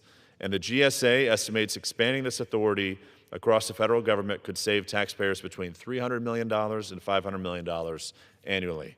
Madam Speaker, that is the purpose of my legislation, H.R. 6330. My bill makes this successful authority permanent and available to every federal agency. My bill preserves agency flexibility by keeping participation optional, and my bill requires agencies to report to Congress on the savings achieved, ensuring continued accountability to Congress and the American taxpayer. For federal employees, this means a simpler and more predictable relocation process. For federal agencies, it means fewer administrative burdens and a more efficient use of administration resources. And for American taxpayers, it means an estimated $300 million to $500 million in annual savings. Thank you to our chairman, James Comer, for his leadership in advancing common sense government reforms, and to my colleague, Representative Burleson, who has distinguished himself as one of the greatest defenders of liberty in Congress, and the members of the Committee on Oversight and Government Reform for their thoughtful consideration of my legislation. I urge all of my colleagues to support my bill, H.R. 6330, and I yield back to Mr. Burleson. The gentleman yields. The gentleman Reserve. from Missouri is recognized. Madam Speaker, I reserve. The gentleman reserves. The gentleman from Virginia is recognized. Thank you, Madam Speaker. I yield back the balance of my time. The gentleman yields back. Thank you, Madam Speaker. I urge my colleagues to support this important government-wide reform bill that will save hundreds of millions of dollars while improving the lives of the government's and federal workforce. And with that, I yield back the balance of my time. The question is, will the House suspend the rules and pass the bill H.R. 6330 as amended? Those in favor say aye. Aye. Those opposed, no. In the opinion of the chair, 2/3 being in the affirmative, the rules are suspended, the bill is passed, and without objection, the motion is to reconsider is laid on the table. For what purpose does the gentleman from Missouri seek recognition? Madam Speaker, I move that the House suspend the rules and pass H.R. 1722 as amended. The clerk will report the title of the bill. H.R. 1722, a bill to require an annual report on taxpayer-funded projects that are over budget and behind schedule. Pursuant to the rule, the gentleman from Missouri, Mr. Burleson, and the gentleman from Virginia, Mr. Subramaniam, will each control 20 minutes. The chair recognizes the gentleman from Missouri. Madam Speaker, I ask unanimous consent that all members have 5 legislative days in which to revise and extend their remarks and include extraneous material on this measure. Without objection. And I yield myself such time as I may consume. The gentleman is recognized. Thank you, Madam Speaker. Congress cannot sit on the sidelines while government projects continue to soar above cost projections and run behind schedule. Each year, the Government Accountability Office reports on such projects, including federal information technology programs and National Nuclear Security Administration projects. However, there are likely additional government boondoggles flying under the radar, falling years behind schedule or running billions of dollars over budget. The $1 Billion Boondoggle Act would keep policymakers and the public better informed about government-funded projects that are significantly behind schedule or over budget. We cannot fix what we do not know is broken. This bill directs agencies to report on projects that are more than 5 years behind schedule or have expenditures that are at least $1 billion more than the original cost estimate. The Office of Management and Budget is then required to submit an annual report to Congress summarizing these troubled federal projects. Congress has a duty to oversee the federal government for inefficiency and waste. This bill informs policymakers and allows Congress to address failing government projects before further taxpayer dollars are misused. A similar bill passed the House in the 118th Congress as Senate Bill 1258, and the identical Senate Bill 766, sponsored by Senator Joni Ernst, passed the Senate in December of 2025. I thank Representatives Marionette Miller-Meeks and Yasamin Ansari for their work on the House companion bill. It is time to get this bill sent to the President's desk. I urge my colleagues to support this common sense legislation. I reserve the balance of my time. The gentleman reserves. The gentleman from Virginia is recognized. Thank you, Madam Speaker. I too rise in support of H.R. 1722, the $1 billion Boondoggle Act of 2025. Congress has a duty to ensure taxpayer dollars are spent efficiently, transparently, and with real accountability for results. But federal programs often fall behind schedule or go way over budget without Congress's knowledge. This bill would require that Congress be notified of any project that is more than 5 years behind schedule or $1 billion over budget. The report would include explanations of any changes to the project's scope, cost estimate, or completion date. This will help Congress perform critical oversight on behalf of the American people. It'll also keep projects on time and on budget, and this is a bipartisan fix to increase fiscal responsibility. So I urge my colleagues to join me in supporting the bill, and I reserve. The gentleman reserves. The gentleman from Missouri is recognized. Thank you, Madam Speaker. I yield 3 minutes to the gentlewoman from Iowa, Miller-Meeks. The gentlewoman is recognized. Thank you, Madam Speaker, and thank you, Rep. Burlinson, for yielding me time and for your support of this important legislation, H.R. 1722, the $1 billion Boondoggle Act.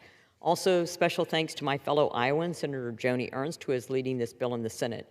She's been a true champion when it comes to exposing Washington's waste and protecting the hard-earned dollars of the American people. Madam Speaker, Washington's worst-kept secret is its prolific spending problem. Families in Iowa and all across this country have to balance their checkbooks every single month. They budget, they plan, and when money is tight, they make it work or they do without. Washington should be held to that very same standard, especially at a time when our national debt is inching towards $400 trillion. But instead of accountability, we get boondoggles. Take the governor of Newsom's high-speed rail in California. It was supposed to cost $33 billion and connect Los Angeles to San Francisco by 2020. Today, it is more than $95 billion over budget and years behind schedule. After more than a decade and billions of taxpayer dollars, they are only now beginning to lay track, and the promised line between Los Angeles and San Francisco is nowhere in sight. What the people were promised and what they got are two very different things. But it's not just California. In Honolulu, a rail project is $4.8 billion over budget, with its completion slipping from 2020 all the way to 2031. In Columbus, a corridor project is 19 years behind schedule. The Federal Reserve's renovation ballooned to nearly $2.5 billion. Air Force One is billions over budget and years behind. And the VA's electronic health record system, meant to serve our veterans, tripled from $16 billion to nearly $50 billion. Madam Speaker, these are not rounding errors. These are betrayals of the people who have paid for them. That's why I introduced the $1 billion Boondoggle Act. It is simple. It requires the federal government to publicly disclose any taxpayer-funded project that is more than $1 billion over budget or more than 5 years behind schedule. No more hiding, no more burying the failures where no one can find them. Sunlight, as they say, is the best disinfectant. Because here's the truth.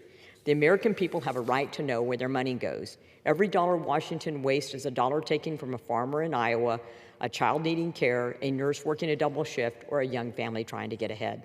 I did not come to Washington to protect its comfortable habits of wasting taxpayer money. I came here to defend the people who pay the bills. This bill puts them front and center where they belong. I want to thank Senator Ernst once again for her partnership, and I urge all of my colleagues on both sides of the aisle to support this common sense legislation. The people of Iowa are watching. The people of America are watching. Let's give them the transparency they deserve. I yield back. The gentlewoman yields. The gentleman from Virginia is recognized. Thank you, Madam Speaker, and thank you to the sponsor of the bill, and I urge my colleagues to support it, and I yield back the balance of my time. The gentleman yields. The gentleman from Missouri is recognized. Thank you, Madam Speaker. I urge my colleagues to support this important bipartisan and bicameral government reform bill that will ensure the necessary oversight of the over-budget and behind-schedule federal projects that take place. Only when Congress and the public have better visibility into these mismanaged government projects will we be able to avoid such boondoggles in the future. With that, I yield back the balance of my time. The question is, will the House suspend the rules and pass the bill H.R. 1722 as amended? Those in favor say aye. Those opposed, no. In the opinion of the chair, 2/3 being in the affirmative, the rules are suspended, the bill is passed, and without objection. Madam Speaker. Oh, for what purpose does the gentleman seek recognition? Madam Speaker, I object to the vote on the ground that a quorum is not present and make the point of order that a quorum is not present. Pursuant to Clause 8 of Rule 20, further proceedings on this motion will be postponed.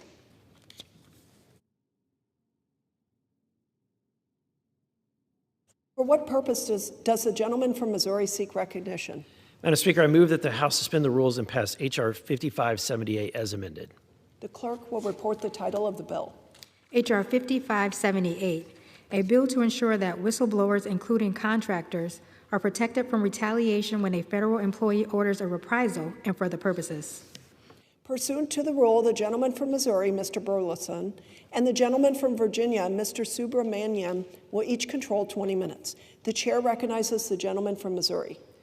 Thank you, Madam Speaker. I ask unanimous consent that all members have 5 legislative days in which to revise and extend their remarks and include extraneous material on this measure. Without objection. I yield myself such time as I may consume. The gentleman is recognized. Thank you, Madam Speaker. Every person employed by the federal government should have adequate protection from retaliation for speaking out against fraud, waste, or abuse of taxpayer dollars. However, contractors with the federal government have different whistleblower protections than typical government employees. The Department of Housing and Urban Development Office of the Inspector General found that a lack of whistleblower protections for contractors discouraged them from coming forward. This isn't surprising. It is a difficult decision for someone to come forward and risk their job and their livelihood. The Expanding Whistleblower Protections for Contractors Act would address this by strengthening whistleblower protections for federal contractors by prohibiting reprisals for certain actions. Such actions could include disclosure of information the protected individual believes is evidence of mismanagement, waste, abuse, or a substantial and specific danger to public health and safety related to a contract or grant. I want to thank the House Oversight Committee Ranking Member Garcia for his work on this important bill with Chairman Comer and recognize Senators Gary Peters and Chuck Grassley for their steadfast leadership on these necessary reforms. And I urge my colleagues to support this bipartisan and bicameral bill, and I reserve the balance of my time. The gentleman reserves. The gentleman from Virginia is recognized. Thank you, Madam Speaker. I rise in support of H.R. 5578, the Expanding Whistleblower Protections for Contractors Act. Whistleblowers are crucial to our ability to conduct congressional oversight. They are key to identifying and stopping waste, fraud, corruption, and abuse of power. And millions of workers performing critical jobs for the U.S. government are contractors, not federal civil servants. But they don't have the same whistleblower protections as civil servants right now. And as a result, contractors are less likely to report wrongdoing, especially since they fear retaliation or mistreatment. And this bill would strengthen protections for contractors. It protects them from retaliation for refusal to participate in illegal activity. It also ensures that contractors are legally able to disclose waste, fraud, abuse, and dangers to public health and safety. This bill will help us do our job to uncover abuses of power. So I urge my colleagues to join me in supporting this bill, and I reserve the balance of my time. The gentleman reserves. The gentleman from Missouri is recognized. Madam Speaker, I have no further speakers, and I'm prepared to close. The gentleman is reserves. I reserve. The gentleman from Virginia. Thank you, Madam Speaker. I'm prepared to close. I want to thank the ranking member for his leadership on this issue, especially at a time when a lot of folks in the federal civil service and federal contractors are concerned about coming forward. We need to protect whistleblowers more than ever. And so I urge my colleagues to support this bill, and I yield back the balance of my time. The gentleman yields. The gentleman from Missouri is recognized. Thank you, Madam Speaker. I urge my colleagues to support this important whistleblower reform bill, and I yield back the balance of my time. The question is, will the House suspend the rules and pass the bill, H.R. 5578, as amended? Those in favor say aye. Aye. Those opposed, no. In the opinion of the chair, 2/3 being in the affirmative, the rules are suspended, the bill is passed, and without objection, the motion to reconsider is laid on the table.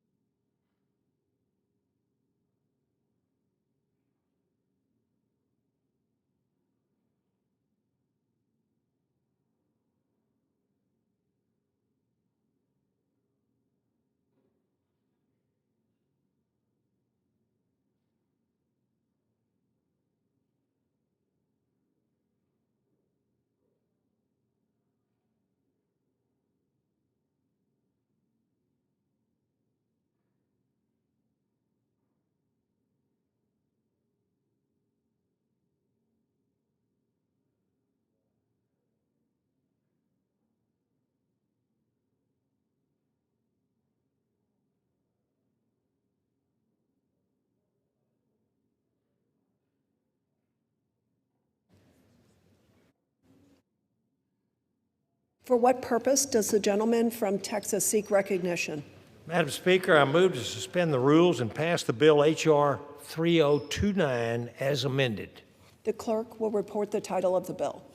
H.R. 3029, a bill to amend the Research and Development, Competition, and Innovation Act to support nucleic acid screening and for other purposes.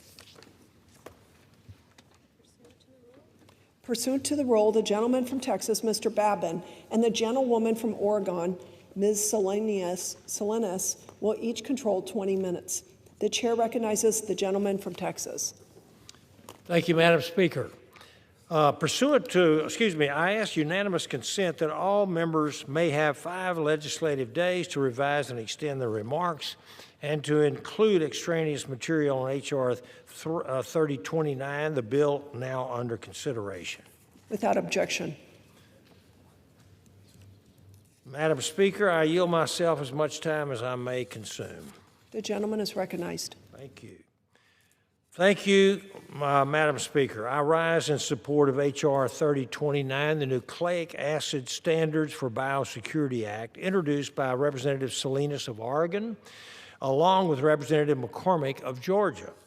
This bill is about protecting 2 things we all care about: American leadership and the life sciences and the security of the American people. Today, an American company or university laboratory can legally order made-to-order DNA, the basic building blocks of biology, and have it delivered in a matter of days. This technology powers new medicines and vaccines, stronger crops, and advanced manufacturing. It is a real source of American strength, but the same technology that lets us build the biology of the future could, in the wrong hands, potentially be used to assemble the genetic material of a dangerous pathogen. Responsible providers already guard against this. They screen incoming orders against sequences of concern and verify the identities of their customers. However, as this field continues to advance rapidly, the lack of common technical standards and best practices for screening presents an emerging biosecurity risk. That is exactly the kind of work the National Institute of Standards, or NIST, was built to do.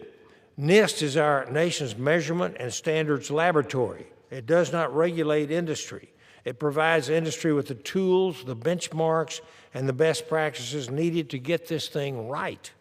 H.R. 3029 directs NIST to carry out the measurement research needed to make this screening more accurate and reliable by improving screening tools, securing databases of concerning sequences, and developing ways for providers to demonstrate that their screening systems work as intended. It also directs NIST to convene a consortium of the people who actually do this work, including industry, universities, and nonprofit organizations, to develop consensus best practices and a roadmap for the future. This legislation does not create a new regulatory regime for American biotechnology. It strengthens our biosecurity while safeguarding the innovation that keeps us ahead of our competitors. And it passed the House Science, Space, and Technology Committee on a bipartisan basis. I thank Representatives Salinas and McCormick for their work on this bill. I urge my colleagues to support it, and I reserve the balance of my time. The gentleman reserves. The gentlewoman from Oregon, Ms. Salinas, is recognized. Madam Speaker, I yield myself as much time as I may consume. The gentlewoman is recognized. Madam Speaker, American biotech companies are leading a scientific revolution that is transforming our economy. In recent years, we've seen breakthroughs that have delivered promising new treatments for Alzheimer's, new biological alternatives to pesticides, and plastic-eating bacteria, just to name a few. These innovations are making Americans healthier, driving a more sustainable economy, and supporting good jobs. But while America leads the world in these emerging technologies, our competitors are close behind. If we want to ensure American industry stays on top, then American consumers must have confidence in the safety and reliability of our advancements. One of the key ways American companies produce these breakthroughs is by producing synthetic nucleic acids, like DNA and RNA, for use in biotech research. These are an important tool that allows scientists to study gene function, develop novel vaccines, improve diagnostic tests, and pursue countless other life-changing discoveries. Companies like Twist Bioscience in my district are pushing the envelope to accelerate and scale up production, which in turn will facilitate faster discoveries. As this field advances, particularly with the deployment of AI systems to design nucleic acid sequences, we need to double down on efforts to ensure the technology is used safely and responsibly. H.R. 3029, the Nucleic Acid Standards for Biosecurity Act, directs the National Institutes of Standards and Technology, NIST, to carry out measurement research and lead consensus-driven standards development to ensure these tools can be harnessed in a trustworthy manner. Businesses, small and large, in Oregon and across the country will benefit from this partnership with NIST. These standards will drive sustainable growth while helping to keep this industry and the good jobs it supports right here in America.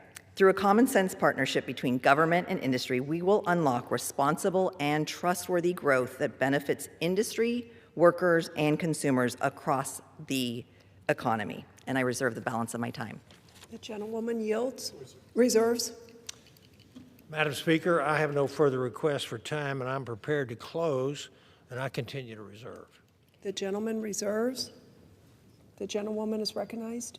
Madam Speaker, I too have no further requests for time and on this bill, and I'm prepared to close. And I yield myself the balance of my time. The gentlelady is recognized. Madam Speaker, I want to extend my great gratitude to Chairman Babin, Mr. McCormick, for his bipartisan work, and I urge my colleagues to vote yes on H.R. 3029. And I yield back the balance of my time. The gentlewoman yields. The gentleman from Texas is recognized. Thank you, Madam Speaker. H.R. 3029 is a practical, targeted bill.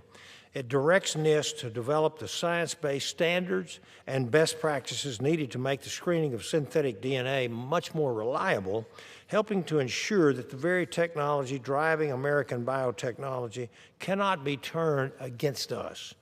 And that is why this bill earned bipartisan support in the Science, Space, and Technology Committee, and why it deserves the support of the full House today. So I urge my colleagues to support H.R. 3029, and I yield back the balance of my time. The gentleman yields. The question is, will the House suspend the rules and pass the bill H.R. 3029 as amended? Those in favor say aye. Those opposed, no. In the opinion of the chair, 2/3 being in the affirmative, the rules are suspended, the bill is passed, and without objection, the motion to reconsider is laid on the table. Last time. For what purpose does the gentleman from Texas seek recognition? Madam Speaker, I move to suspend the rules and pass the bill H.R. 8790 as amended. The clerk will report the title of the bill.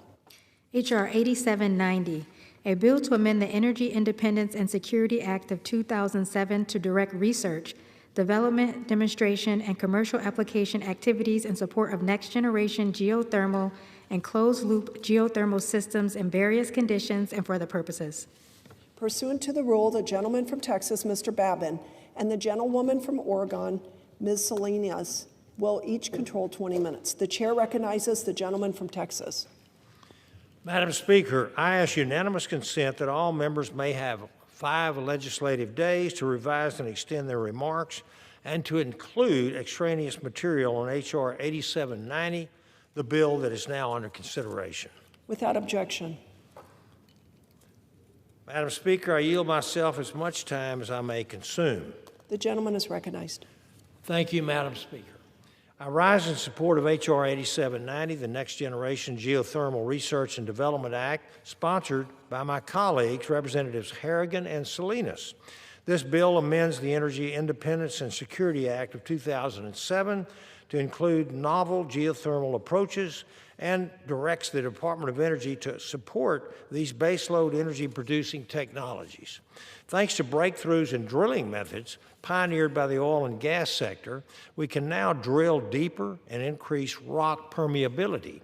As a result, regions of the United States that were once unable to support baseload geothermal electricity generation are now viable for power production. This comes at an important time as we race to connect baseload energy to the grid to ensure that we have both reliable power and grid stability needed to support continued economic growth and technological advancement. The bill directs the Department of Energy to enter into a memorandum of understanding with the Department of the Interior to facilitate the sharing of geothermal data and to improve understanding of the subsurface. This legislation also provides a critical update to the Department of the Interior's drilling data repository by including additional data sources, periodic updates, and standardized data to enhance its overall functionality and usability. Curating data from public lands gives the government, academia, and industry a better understanding of the subsurface and the resources beneath our feet. This bill also builds upon the success of the Department of Energy's Frontier Observatory for Research in Geothermal Energy, or FORGE, by requiring next-generation geothermal testing at 1 or more additional FORGE sites, if deemed necessary by the Department of Energy. Research conducted at FORGE has provided clear evidence that through innovative drilling, next-generation geothermal systems can be used to generate power. The Next Generation Geothermal Research and Development Act authorizes the Department of Energy to foster this emerging industry by awarding grants to accelerate the development, testing, and implementation of innovative technologies that improve the performance of next-generation geothermal energy projects. Once again, I would like to express my appreciation for the work of Representatives Harrigan and Salinas on this legislation, and I urge on this issue my colleagues to support the bill. I reserve the balance of my time. The gentleman reserves. The gentlewoman is recognized. Madam Speaker, I yield myself as much time as I may consume.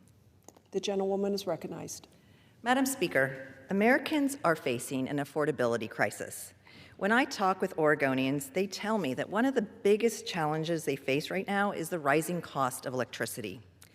In addition to rising demand, aging infrastructure, and rising fuel costs, climate change-driven disasters like winter ice storms, wildfires, and drought are also driving up the cost of electricity. We need more tools to ensure we can deliver the reliability and affordability that consumers need. Geothermal energy already delivers clean, round-the-clock power in the western U.S. Building on recent innovations, next-gen geothermal technologies can play an important part in the transition to an affordable and reliable clean energy future across the country. Oregon is already a leader in this space, producing the 5th most geothermal electricity in the U.S. Oregon Institute of Technology opened Oregon's first geothermal power plant in Klamath Falls campus, and for 60 years, the school has heated buildings and supplied hot water with geothermal energy. Now, Oregon is leading the charge with next-gen geothermal technologies. Newberry Volcano in Central Oregon is a hotspot. Anybody laugh? For geothermal innovation. The industry is piloting commercial-scale power plants there, and they are demonstrating new technologies that will allow geothermal systems to operate in extreme heat conditions, which greatly expands the role that these resources can play in our energy mix. This is not just about Oregon or the Mountain West anymore. Next-gen geothermal technologies will make it feasible to deploy geothermal energy across the country and serves as a critical tool in the fight against climate change. This renewable energy will help meet America's energy needs across the nation. Now, the federal government needs to lean in, partner with the private sector, and ensure these technologies move quickly to market so that Americans feel the benefit sooner rather than later. H.R. 8790, the Next Generation Geothermal Research and Development Act, will support new geothermal research, development, demonstration, and commercialization efforts at the Department of Energy to overcome the remaining engineering challenges and take this technology from promise to reality. Thank you, and I reserve the balance of my time. The gentlewoman reserves. The gentleman from Texas is recognized. Yes, Madam Speaker. I'd like to yield 5 minutes to the gentleman from North Carolina, Mr. Harrigan. The gentleman is recognized. Madam Speaker, when Americans think about energy, they usually think about things that we can see: oil fields, natural gas pipelines, nuclear power plants, wind farms. But one of the greatest energy opportunities in our country isn't above ground. It's beneath our feet. That's why I'm proud to rise in support of my Next Generation Geothermal Research and Development Act, legislation I'm leading with Congresswoman Salinas. America has an extraordinary opportunity to unlock a new source of reliable, around-the-clock power. A single supercritical geothermal well has the potential to produce more than 7 times the energy of a conventional geothermal well. And experts estimate next-generation geothermal could ultimately provide up to 90 gigawatts of electricity right here at home. The problem is not that our country lacks the resources, but we lack the technology to fully unlock it. This bill helps close that gap. It directs the Department of Energy to tackle the engineering challenges that still stand in the way of commercialization, expands real-world testing, and strengthens the partnerships between our national labs, universities, and private industry that have always driven American innovation. This is exactly what the government should be doing, not picking winners and losers, but helping solve the kinds of technical challenges the private sector can't solve alone. Reliable baseload power is no longer a luxury. As AI transforms our economy, manufacturing returns to America, and electricity demand continues to grow, we need to be investing in the technologies that will power the next generation. More reliable American energy means lower costs for hardworking families, a stronger electric grid, and less dependence on foreign adversaries. This bill does exactly that. I want to thank Congresswoman Salinas for her partnership, and I urge all of my colleagues to support the Next Generation Geothermal Research and Development Act. And with that, I yield back. The gentleman yields. The gentlewoman is recognized. Madam Speaker, I have no further requests for time to speak on this bill, and I am prepared to close, and I yield myself the balance of my time. The gentlelady is recognized. Madam Speaker, I want to thank my colleague, Mr. Harrigan, for his leadership on this sensible bipartisan bill. Thank the chairman once again, and I urge everyone to vote yes on H.R. 8790. I yield back the balance of my time. The gentlewoman yields. The gentleman is recognized. Thank you, Madam Speaker. In closing, the need for the United States to increase reliable baseload energy is very clear. To help meet this demand, the House has recently passed multiple bills to accelerate the development of geothermal energy. This legislation builds on those efforts and will help geothermal play an even greater role in meeting our nation's energy needs. H.R. 8790 authorizes and directs the Department of Energy to support the research and development of next-generation geothermal technologies, helping ensure that American leadership in this emerging industry remains number one. I again want to thank Representative Harrigan for his leadership on this bill, and I urge my colleagues to support this simple bipartisan measure. And before I close, Madam Speaker, I'd like to insert into the record an exchange of letters on this bill between the House Science Committee and the Committee on Natural Resources. Without objection. And with that, Madam Speaker, I'd like to yield the balance of my time. The gentleman yields. The question is, will the House suspend the rules and pass the bill H.R. 8790 as amended? Those in favor say aye. Those opposed, no. In the opinion of the chair, 2/3 being in the affirmative, the rules are suspended, the bill is passed, and without objection, the motion to reconsider is laid on the table. Pursuant to Clause 12A of Rule 1, the chair declares the House in recess until approximately 6:30 p.m. today.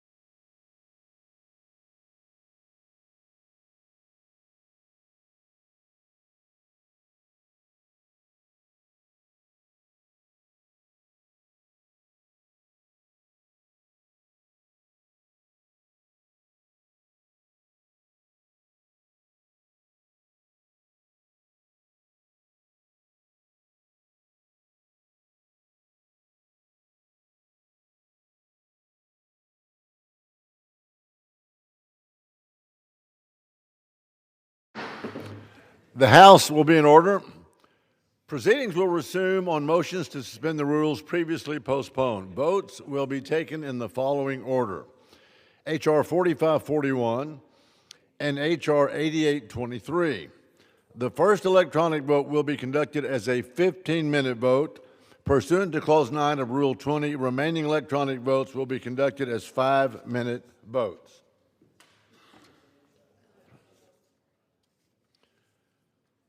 Pursuant to Clause 8 of Rule 20, the unfinished business is the vote on the motion of the gentleman from Kentucky, Mr. Guthrie, to suspend the rules and pass H.R. 4541 as amended, on which the yeas and the nays are ordered. The clerk will report the title. Union Calendar Number 650, H.R. 4541, a bill to reauthorize the Young Women's Breast Health Education and Awareness Requires Learning Young Act of 2009. The question is, will the House suspend the rules and pass the bill as amended? Members will record their votes by electronic device. This is a 15-minute vote.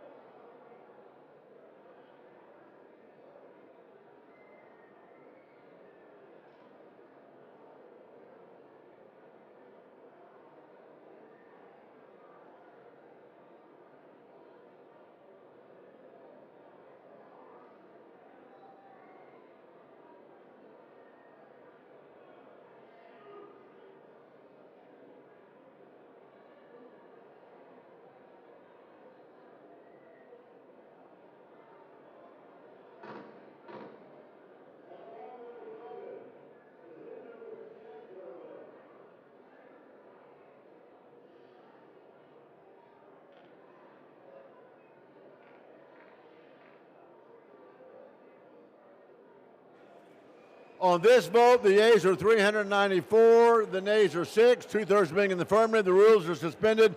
The bill is passed, and without objection, the motion to reconsider is laid on the table. Pursuant to Clause 8 of Rule 20, the unfinished business is a vote on the motion of the gentleman from Michigan, Mr. Wahlberg, to suspend the rules and pass H.R. 8823 as amended, on which the ayes and nays are ordered. The clerk shall report the title. H.R. 8823, a bill to amend the Federal Employees Compensation Act to allow the Secretary of Labor to suspend payments to medical providers who have been convicted of fraud. The question is, will the House suspend the rules and pass the bill as amended? Members will record their votes by electronic device. Members, this is a 5-minute vote.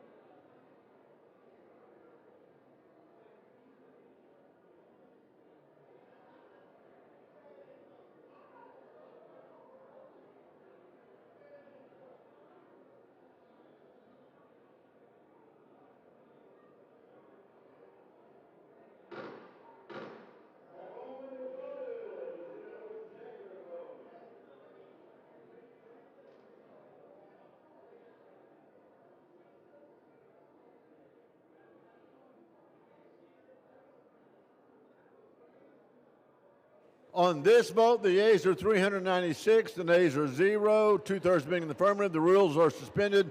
The bill is passed. And without objection, the motion to reconsider is laid on the table. Waiting on Craig.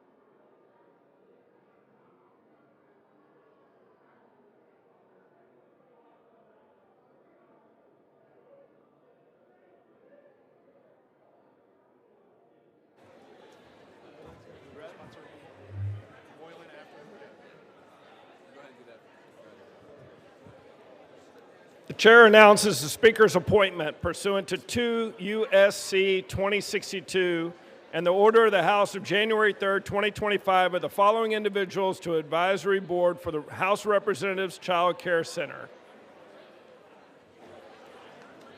Ms. Sonali Shanti Desaya, Arlington, Virginia. Mr. Eric Lewis Delaney of Washington, D.C. Ms. Erin M. Kolodziejski of Arlington, Virginia. For what purpose does the gentleman from Guam seek recognition? Mr. Speaker, I hereby remove my name as co-sponsor of H.R. 1841. The request is granted, sir. Thank you, Mr. Speaker.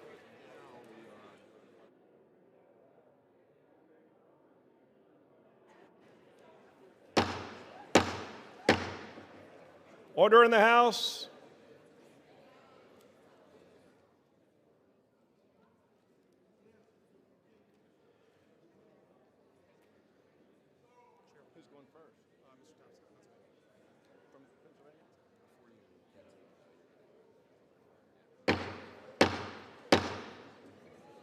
Members, please take your conversations off the floor.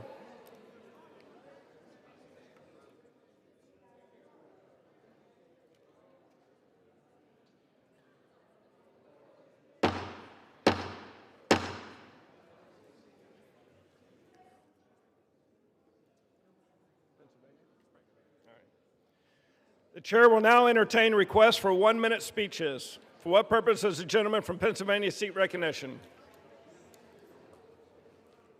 Mr. Speaker, request unanimous consent to address the House for 1 minute and revise and extend my remarks. The gentleman is recognized for 1 minute.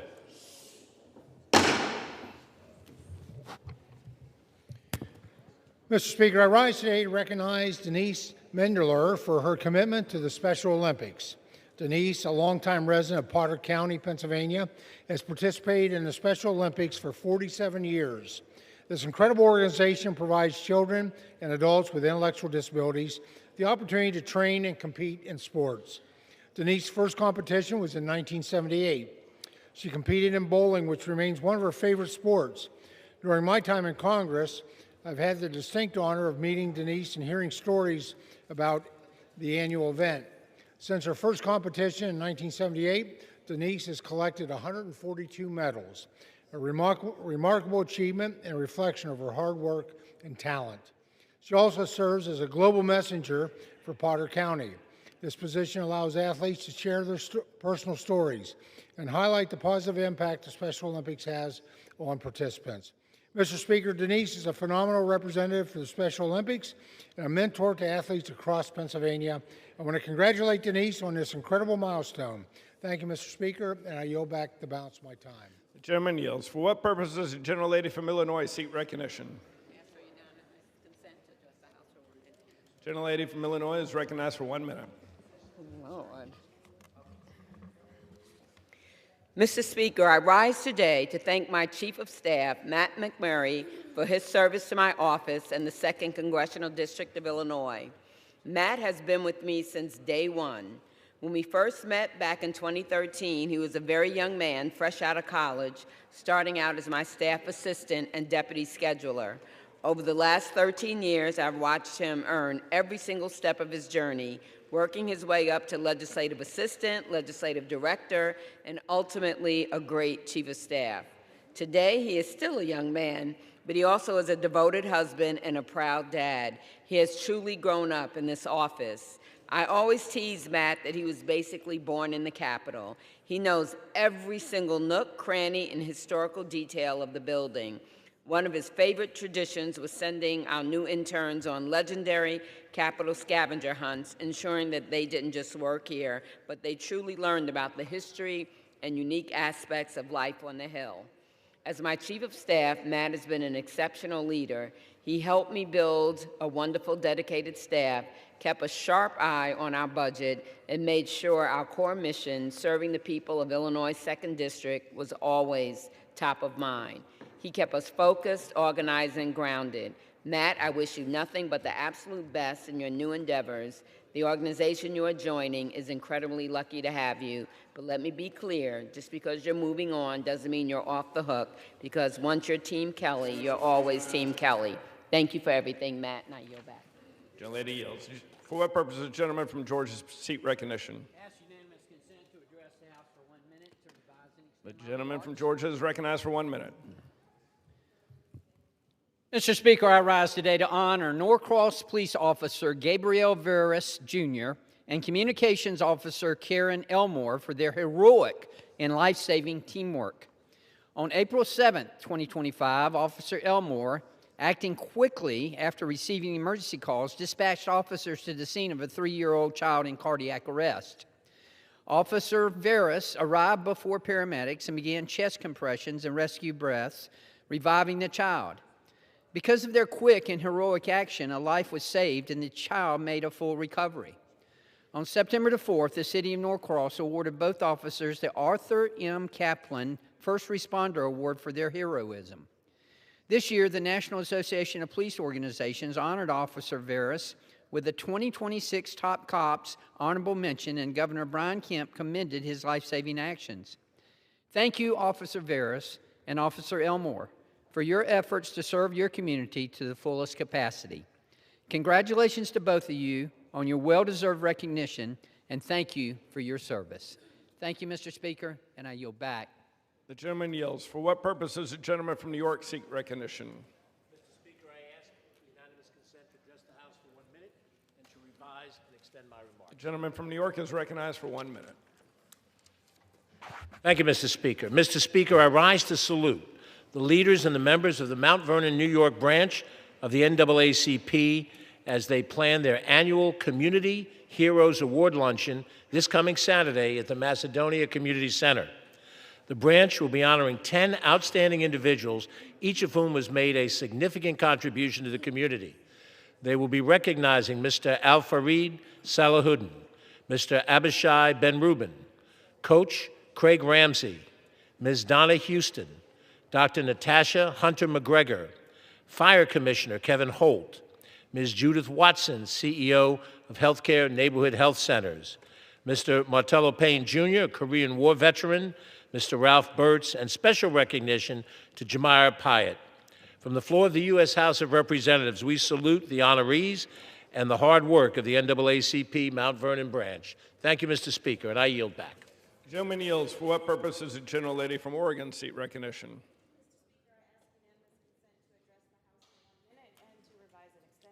Without objection, the gentlelady is recognized for 1 minute.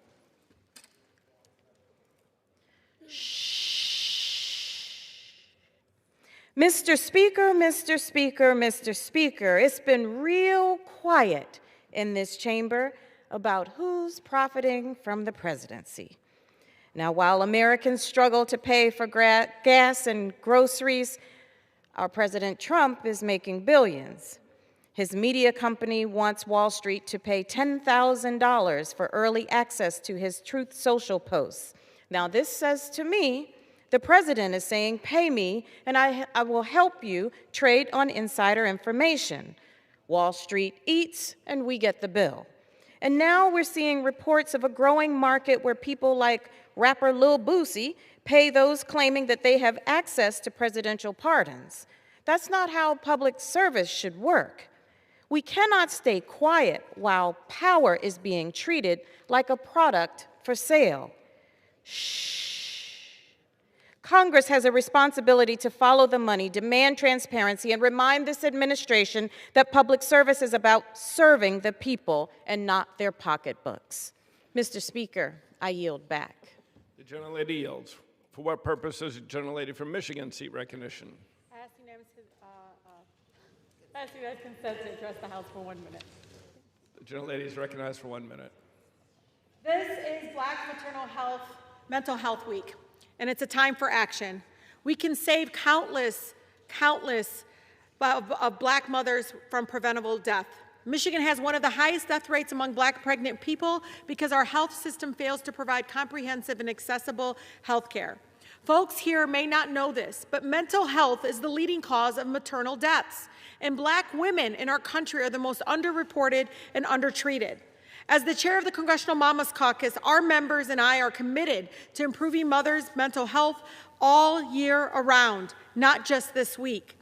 Every year, we display portraits of Black mothers who died from pregnancy-related causes because so many of our Black mothers are held invisible in our policymaking. They are ignored and dismissed when they are the ones that are needed to most to be addressed, the cause of, again, maternal health in our country. I will continue to amplify their voices so that all Black mamas can thrive alongside their families. It is important that our country saves Black mothers now and not wait for statistics to come every single year to tell us we're not doing our job. With that, I yield. The gentlelady yields. For what purpose does the gentlelady from New Jersey seek recognition? The gentlelady is recognized for 1 minute.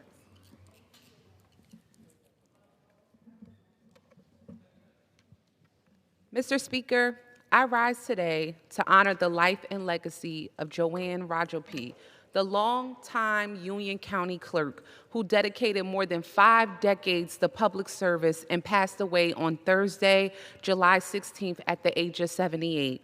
Joanne made history as Springfield's first female mayor, later becoming the first and only woman to serve as chair of the Union County Board of Commissioners.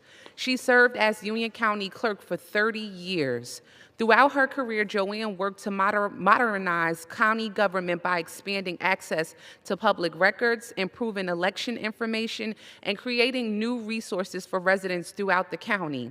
She cared about our democracy and did the work of keeping it.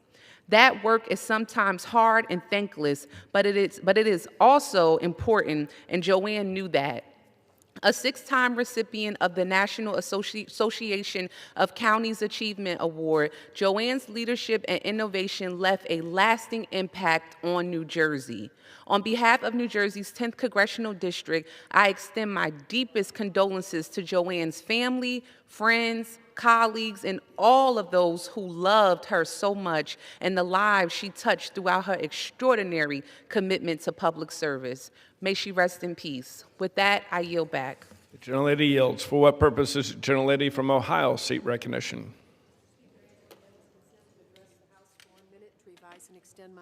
Gentlelady from Ohio is recognized for 1 minute. Mr. Speaker, I rise with profound sorrow over the deaths of 3 American soldiers, service members killed in Jordan and Iraq, as dozens more were injured. In the hearts of the American people, they're filled with grief and abiding gratitude to their beloved families, colleagues, and friends. Last February, President Trump told us his undeclared war of choice on Iran was only supposed to last 4 days. We are now on day 143 with no end in sight, heading toward 5 months. Curiously, in June, President Trump said, and I quote, "It's a little bit unfair for Iran not to have some ballistic missiles." Now, their missiles claim the lives of 25-year-old James Feehan of Hawaii, 19-year-old Isabella Gonzalez of Texas, and the life of a soldier whose name we don't yet know, plus dozens of injured troops. Billions of tax dollars are being spent and shifted by the Trump administration, ballooning our gaping federal debt without an approval vote by Congress. May God bless our troops. May the leaders of the President's party in our U.S. House and Senate answer the vital questions: what does victory in the Middle East look like? And across a region where thus far the only troops on the ground are soldiers from the United States, where is the coalition for peace? Thank you, Mr. Speaker. I yield back. The gentlelady yields. For what purpose is gentleman from California seek recognition? The gentleman from California is recognized for 1 minute. Mr. Speaker, I rise today to recognize my good friend Peter DeMarco for his 25 years of service to the constituents of Orange County.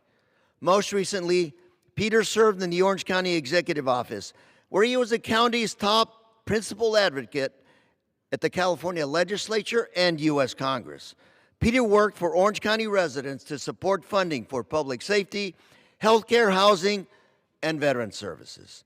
And now, Peter begins a new chapter of public service with Costa Mesa Water District. On behalf of the people of California's 46th Congressional District and the people of Orange County, I want to congratulate Peter on his new position and wish you continued success in the future.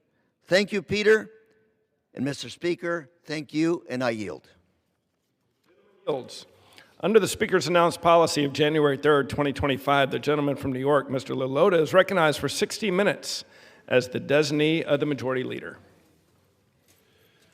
Mr. Speaker, I ask unanimous consent that all members may have 5 legislative days in which to revise and extend their remarks and include extraneous material on the topic of this special order. Without objection. Thank you, Mr. Speaker. Tonight, I am honored to host this special order in recognition of the 100th anniversary of the Long Island Association.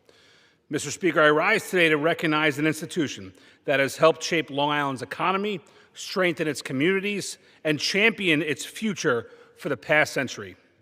For 100 years, the Long Island Association has served as the leading voice of Long Island's business community, bringing together employers, entrepreneurs, nonprofit organizations, educators, labor leaders, and public officials around a shared mission, ensuring Long Island remains one of the best places in America to live, work, raise a family, and build a business. Founded in 1926 as the Long Island Chamber of Commerce, the organization emerged during a period of tremendous growth with an ambitious mission to promote Long Island's unique strengths and expand economic opportunity throughout the region. That mission has endured, even as Long Island has evolved from a collection of agricultural communities and seasonal destinations into one of the nation's most dynamic regional economies. Today, Long Island is home to world-class manufacturers, innovative life science companies, internationally recognized research institutions, thriving small businesses, and vibrant downtowns. Throughout that transformation, the Long Island Association has been a steadfast advocate for policies that encourage investment, innovation, and job creation. Whether advancing critical infrastructure projects, strengthening workforce development, or helping businesses navigate extraordinary challenges, from the aftermath of September 11th to Superstorm Sandy to the COVID-19 pandemic, the LIA has consistently demonstrated thoughtful leadership and an unwavering commitment to our region. Its work continues today as Long Island confronts many of the challenges that will define our next century, including affordability, housing, infrastructure, energy reliability, and maintaining a business climate that allows employers of every size to succeed. New York's exceptionally high tax burden only makes those challenges more difficult.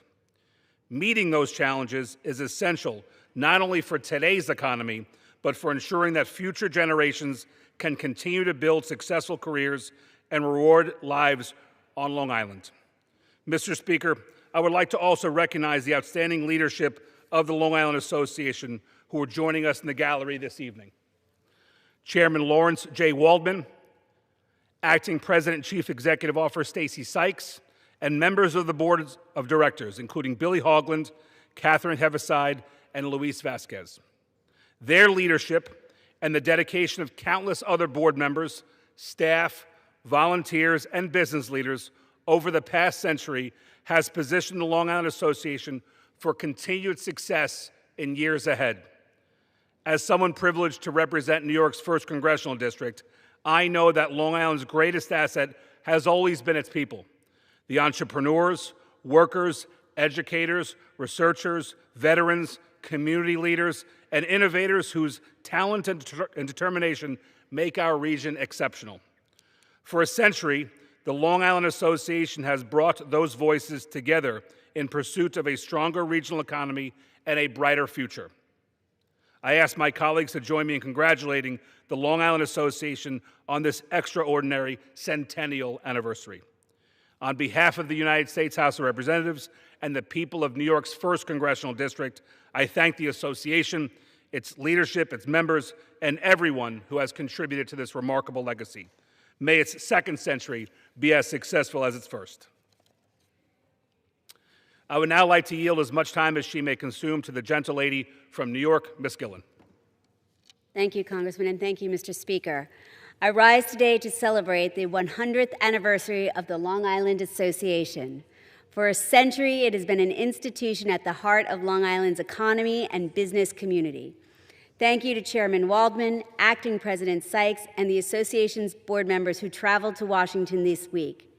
It is a privilege to reaffirm our shared commitment to prosperity and opportunity for every Long Islander. Long Island's business and industries contribute more than $200 billion to our nation's economy each year. We are an economic powerhouse, driving innovation and discoveries in national security, medicine, and next-generation technologies. Giving Long Island's business a strong base with no limits on their success is how we bolster our local economy and our way of life. Core to its mission, the Long Island Association has been a crucial bridge between businesses and local government leaders and federal government leaders. That partnership is foundational to the success of every entrepreneur, industry, and family-owned business that built Long Island. Our work here in Washington is first and foremost to deliver for our communities through bipartisanship and common sense. Doing so through pro-business and pro-worker policies gives our region the room to grow and to stay competitive. The Long Island Association's partnership has been instrumental in helping meet the challenges that we face. We must make Long Island more affordable to keep attracting world-class talent and give companies the chance to invest in themselves. That starts with lowering the high costs and taxes our families and businesses pay, including fully and permanently eliminating the SALT cap and undoing harmful tariffs. It means making housing more affordable and ensuring every young professional and hardworking family has a place to call home.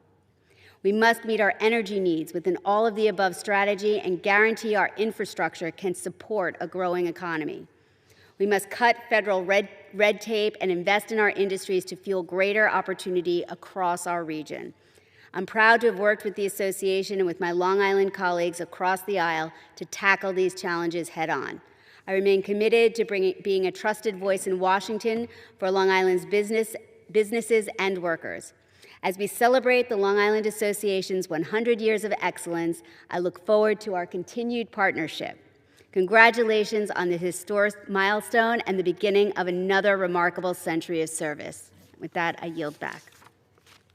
Thank you. I'd now like to yield as much time as he may consume to the gentleman from New York, Mr. Swazi. Thank you, Congressman. Thank you, Mr. Speaker. I'm so happy to be joining with my colleagues in a spirit of bipartisanship to celebrate the 100th anniversary of the Long Island Association. It's been a long journey. We're over 100 years, a few name changes under different leadership, and over a transition from farmland to suburbia to one of the densest, most productive regions in the nation. The Long Island Association has brought together the best minds in business, labor, education, government, and the not-for-profit community to lay out a vision to move our community forward. The Long Island Association has helped lead the way to make Long Island one of the most powerful regional economies in the United States of America. Now, the Long Island Association has not done everything right. In preparing for this speech, I learned that the Long Island Association, along with none other than Robert Moses, proposed a bridge from Connecticut to Long Island. It might have been a good idea for business and for traffic, but it would have ruined my beaches. I've been in public life for over 30 years, first elected as mayor in 1993. As a result, I had the opportunity to be friendly with each leader of the Long Island Association during that time, from Jim LaRocca to Matt Crossan to Kevin Law to Matt Cohen, and now the extraordinary Stacey Epifani Sykes. I worked together with Stacy when I was Nassau County Executive, and I saw firsthand her intelligence, her work ethic, her integrity, and her ability to bring people together.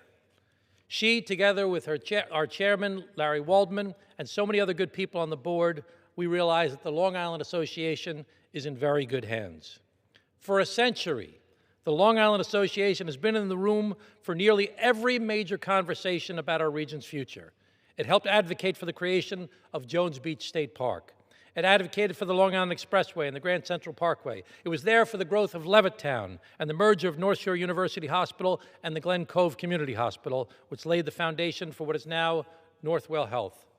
It has supported the growth of research and innovation and has brought together leaders to address the workforce development, housing, clean water, energy, and the stewardship of our natural resources like the Long Island Sound.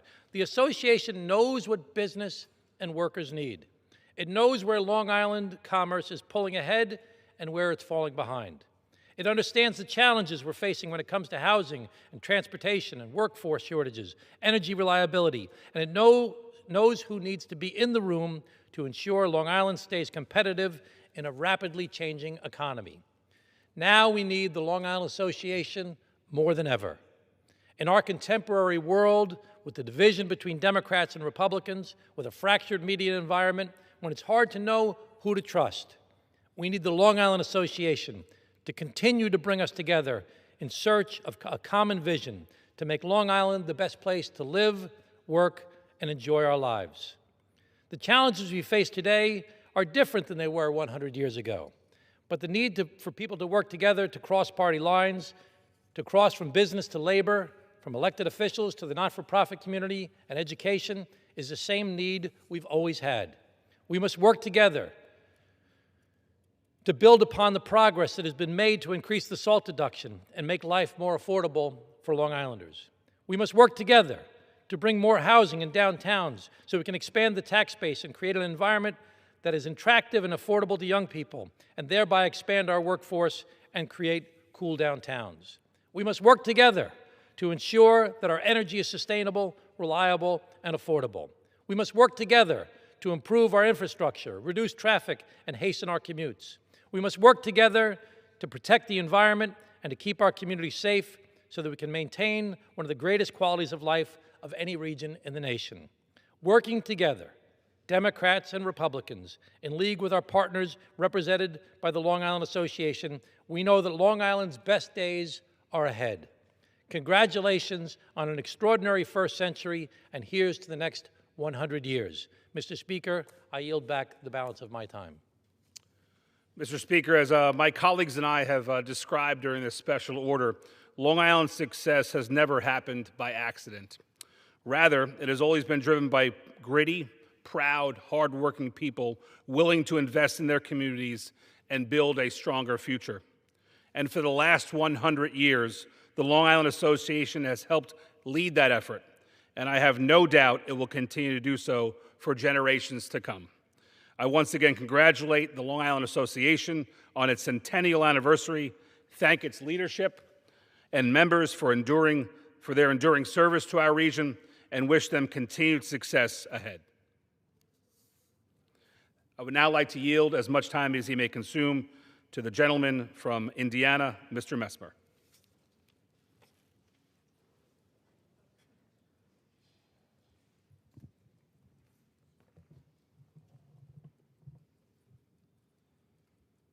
Thank you, Mr. Speaker.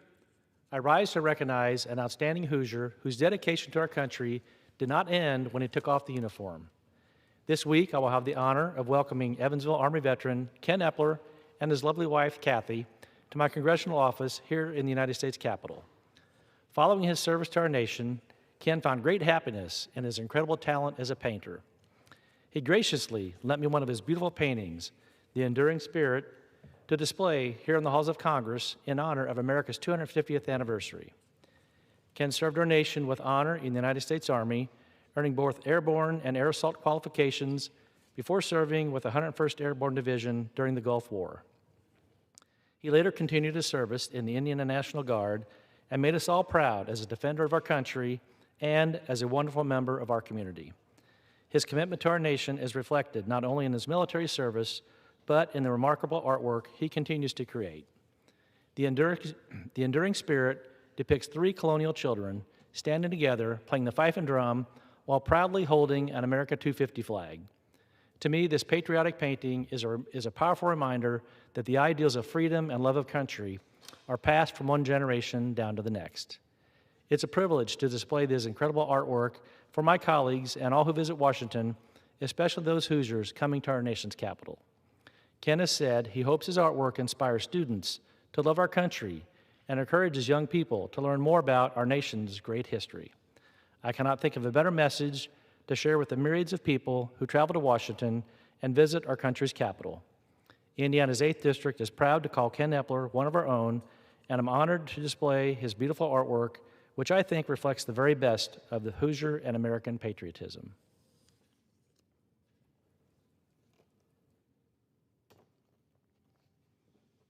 Mr. Speaker, I rise today to congratulate the Modern Day Wildcats in winning the 2026 Indiana High School Athletic Association Class 2A Baseball State Championship. In a thrilling 6-3 victory in the final game, the Wildcats captured their 2nd baseball state championship in school history, the last one being back in 1999. I also want to recognize first-year head coach Adam Wildeman, whose leadership led the Wildcats to 15 consecutive victories, delivering another state championship back to Evansville. This victory is a proud moment for Evansville, Vanderbilt County, and all of Indiana's 8th Congressional District. Congratulations once again to the Modern Day Wildcats.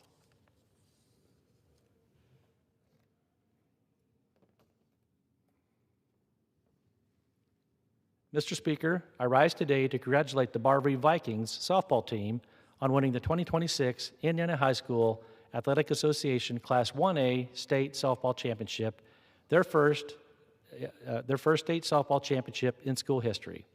With a dominant 6-0 victory in their final game, the Vikings had an outstanding season with 32 wins and only 1 loss, cementing their names in the Hoosier athletic history books. This championship is a result of years of hard work and great perseverance. Great job by Coach Josh Huff, whose leadership inspired the discipline these athletes put forth to bring home this victory. Congratulations to the Barbary Vikings for making all of us in Daviess County and throughout the 8th District proud. Enjoy your well-deserved summer vacation.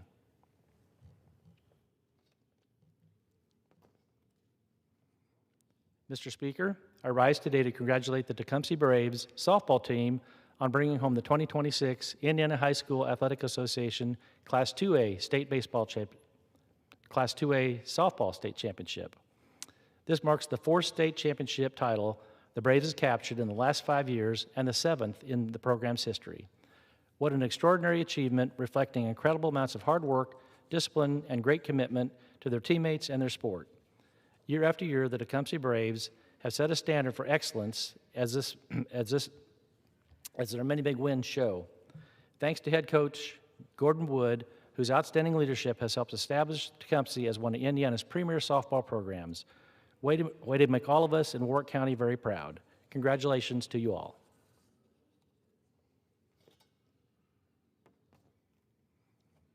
And finally, Mr. Speaker, I rise today to congratulate the Jasper Wildcats girls doubles team of Adacia Smiley and Stella Canese for winning the 2026 Indiana High School Athletic Association Girls Tennis Doubles State Championship. In a hard-fought, straight-set victory, the doubles team captured the state title, capping off an outstanding season. Hats off to these 2 athletes for their prowess and sportsmanship throughout the year, which makes this big win all the more sweet for the Wildcats and their fans. I also want to give a shout out to head coach Scott Yarborough, whose outstanding leadership has once again guided the Wildcats to another state championship. All of DuBois County is proud of this tennis team and these special young ladies for their impressive victory. Congratulations once again to the Jasper Wildcats girls tennis team, and I yield back.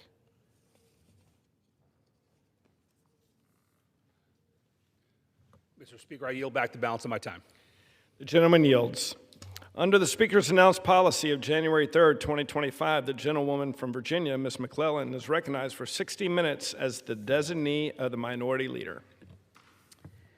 Mr. Speaker, I ask unanimous consent that all members have 5 legislative days to revise and extend their remarks and include any extraneous material on the subject of this special. Without objection.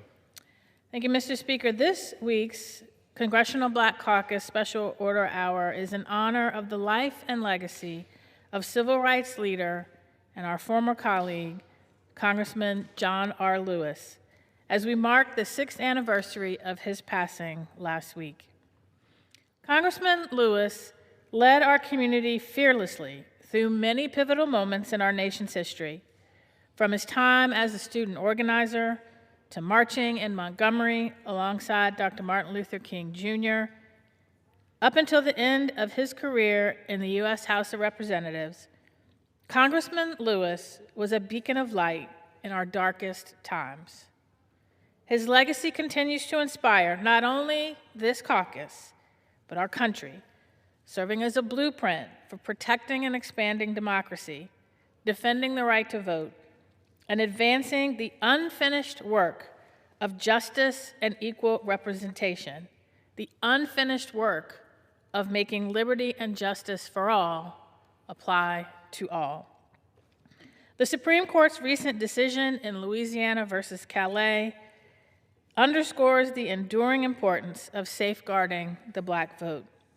The Trump administration's efforts to prioritize the disenfranchisement of our communities and its efforts to roll back progress made in making equality apply to all galvanizes the Congressional Black Caucus to double down and further his life's legacy. Today, we commemorate the memory of Congressman John Lewis while we continue to hold the line against ongoing attacks to our right to representation. I want to reflect on what John Lewis meant to me. Born in 1972, I am the first generation, but hopefully not the last, to benefit from him literally putting his life on the line to extend the promises of our founding documents to all of us. I studied his history, and I was particularly inspired at how at a young age, as a college student, John Lewis put his faith into action. He said in an op-ed he wrote towards the end of his life that Emmett Till was his George Floyd. And when when Emmett Till at 14 was killed, John Lewis was only 15 years old. He said, "I will never, ever forget the moment when it became so clear that he easily could have been me. In those days, fear constrained us like an imaginary prison, and troubling thoughts of potential brutality committed for no understandable reason were the bars. And though I was surrounded by 2 loving parents, plenty of brothers and sisters, and cousins, their love could not protect me from the unholy oppression waiting just outside the family circle. Unchecked, unrestrained violence and government-sanctioned terror had the power to turn a simple stroll to the store for some Skittles or an innocent morning jog down a lonesome country road into a nightmare. If we are to survive as one unified nation, we must discover what so readily take roots in our heart that could rob Mother Emanuel Church in South Carolina of her brightest and best, shoot unwitting concertgoers in Las Vegas, and choke to death the hopes and dreams of a gifted violinist like Elijah McClain." But at 15 years old, John Lewis decided to do something about it. As a college student, he participated in the Nashville sit-ins, a pivotal moment in the civil rights movement, where he and his fellow students targeted segregated lunch counters in downtown Nashville, where my father is from. They were arrested, beaten, and jailed, and my grandfather actually served as one of the members of the legal team to those students. This act of peaceful protest in the face of violent reaction led to the desegregation of the city stores in Nashville. And I will never forget watching a video of Congressman Lewis sitting at the lunch counter exhibit at the Smithsonian Museum of African American History, listening in the headsets to the recording of what the Greensboro Four heard at the Woolworth counter, and as it triggered his own memories, he wept.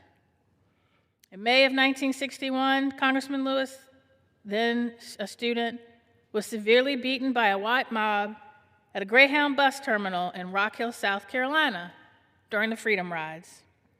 50 years later, one of his attackers, Elwyn Wilson, came to Washington to ask for his forgiveness. Together in a very emotional meeting in his office, together they listened to another recording of the mob that beat John Lewis nearly to death that day. And John Lewis forgave him. In August of 1963, he was the youngest speaker at the March on Washington, representing one of the Big Six civil rights group. And then in March of 1965, he led another march in Selma, where he was again beaten, along with 600 other peaceful protesters walking across the Edmund-Pettus Bridge, who were brutally attacked by state troopers. Each of these actions galvanized change, the Civil Rights Act, the Voting Rights Act, and more. But for me, the most memorable moment I got to witness. In 2019, he came to Richmond. He was the keynote speaker at a ceremony to rename the boulevard after tennis great Arthur Ashe. And after his speech, I had the privilege of escorting him to an exhibit at the Virginia Museum of Fine Arts in a former Confederate chapel. The exhibit included a recording of the speech that he gave in response when he opposed the impeachment of President Clinton. I sat in a pew next to John Lewis and watched him as he listened to that speech for the first time since he gave it. What stuck out to me were the following words: when you see something that is not right, not just, not fair, you have a moral obligation to say something, to do something. Our children and their children will ask us, what did you do? What did you say? For some, this vote may be hard, but we have a mission and a mandate to be on the right side of history. I watched with tears in my eyes as he listened and wept and said that was the first time he had heard it, but that the words were still true. Mr. Speaker, we take tough votes here. We take votes that sometimes are the difference between life and death. We take votes to try to stop the rollback of progress. We take votes to make liberty and justice apply to all. And for me, my North Star are the words I just read from John Lewis. When you see something that's not right, say something. There's a lot I see that's not right. I see a president, in the name of a war on wokeness, dismantling the very civil rights protections that allowed me to be here. I see a president and his congressional enablers dismantling the right to vote, putting on the floor not once, not twice, not 3 times, at least 4 times, a modern-day poll tax that makes a mockery of the Voting Rights Act and the 15th Amendment that it was intended to enforce. I see a Secretary of Defense who is systematically firing very qualified, very distinguished, decorated generals and leaders, admirals, because they are Black or women, and he thinks that because of that, they must only be there because of DEI. I see that that's wrong, and I'm saying something, and I will continue to say something because that is what John Lewis would have me do. And with that, I would like to yield to the chair of the Congressional Black Caucus, Representative Yvette Clarke of New York.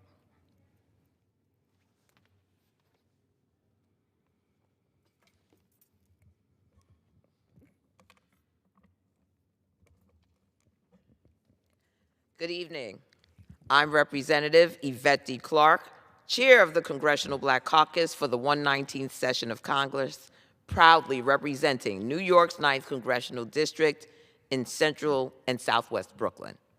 I want to thank my colleague, my dear colleague, Congresswoman Jennifer McClellan, for anchoring this Congressional Black Caucus Special Order Hour and really setting the table for a conversation that we're having this evening. I rise tonight with my colleagues of the Congressional Black Caucus to honor the life and legacy of our dear friend and former colleague, the conscience of this Congress, Congressman John Lewis. For more than 30 years in the United States House of Representatives and over the course of his life, Congressman John Lewis never stopped fighting for justice, equality, and the right to vote. Today, the very ideals that Congressman Lewis spent his life fighting to protect are under sustained and unprecedented attack. As we speak, extremist Republicans at the local, state, and national levels are using every tactic in their arsenal to disenfranchise Black and minority communities. To date, hundreds of bills to restrict voting access have been introduced in states around the country with the aim of closing polling locations, curbing early voting and mail-in ballots, and imposing stricter national voter ID requirements. Right now, Republicans in the Congress are fighting to jam through voter suppression legislation like the so-called Save America Act and the Voter ID Act, ushering in a national ID program. And in the wake of the Calais decision, Black political power and representation has come under direct assault, with Republican-led legislatures and governors moving to redraw congressional maps across the South ahead of the November election in a brazen effort to dilute Black voting strength and reverse decades of hard-fought civil rights progress secured through the Voting Rights Act. With these unprecedented assaults on our voting rights and the slow erosion of our constitutional and democratic norms, each of us has a moral responsibility to speak out and act out, as Congressman John Lewis did. Voting rights are and have always been the CBC's North Star.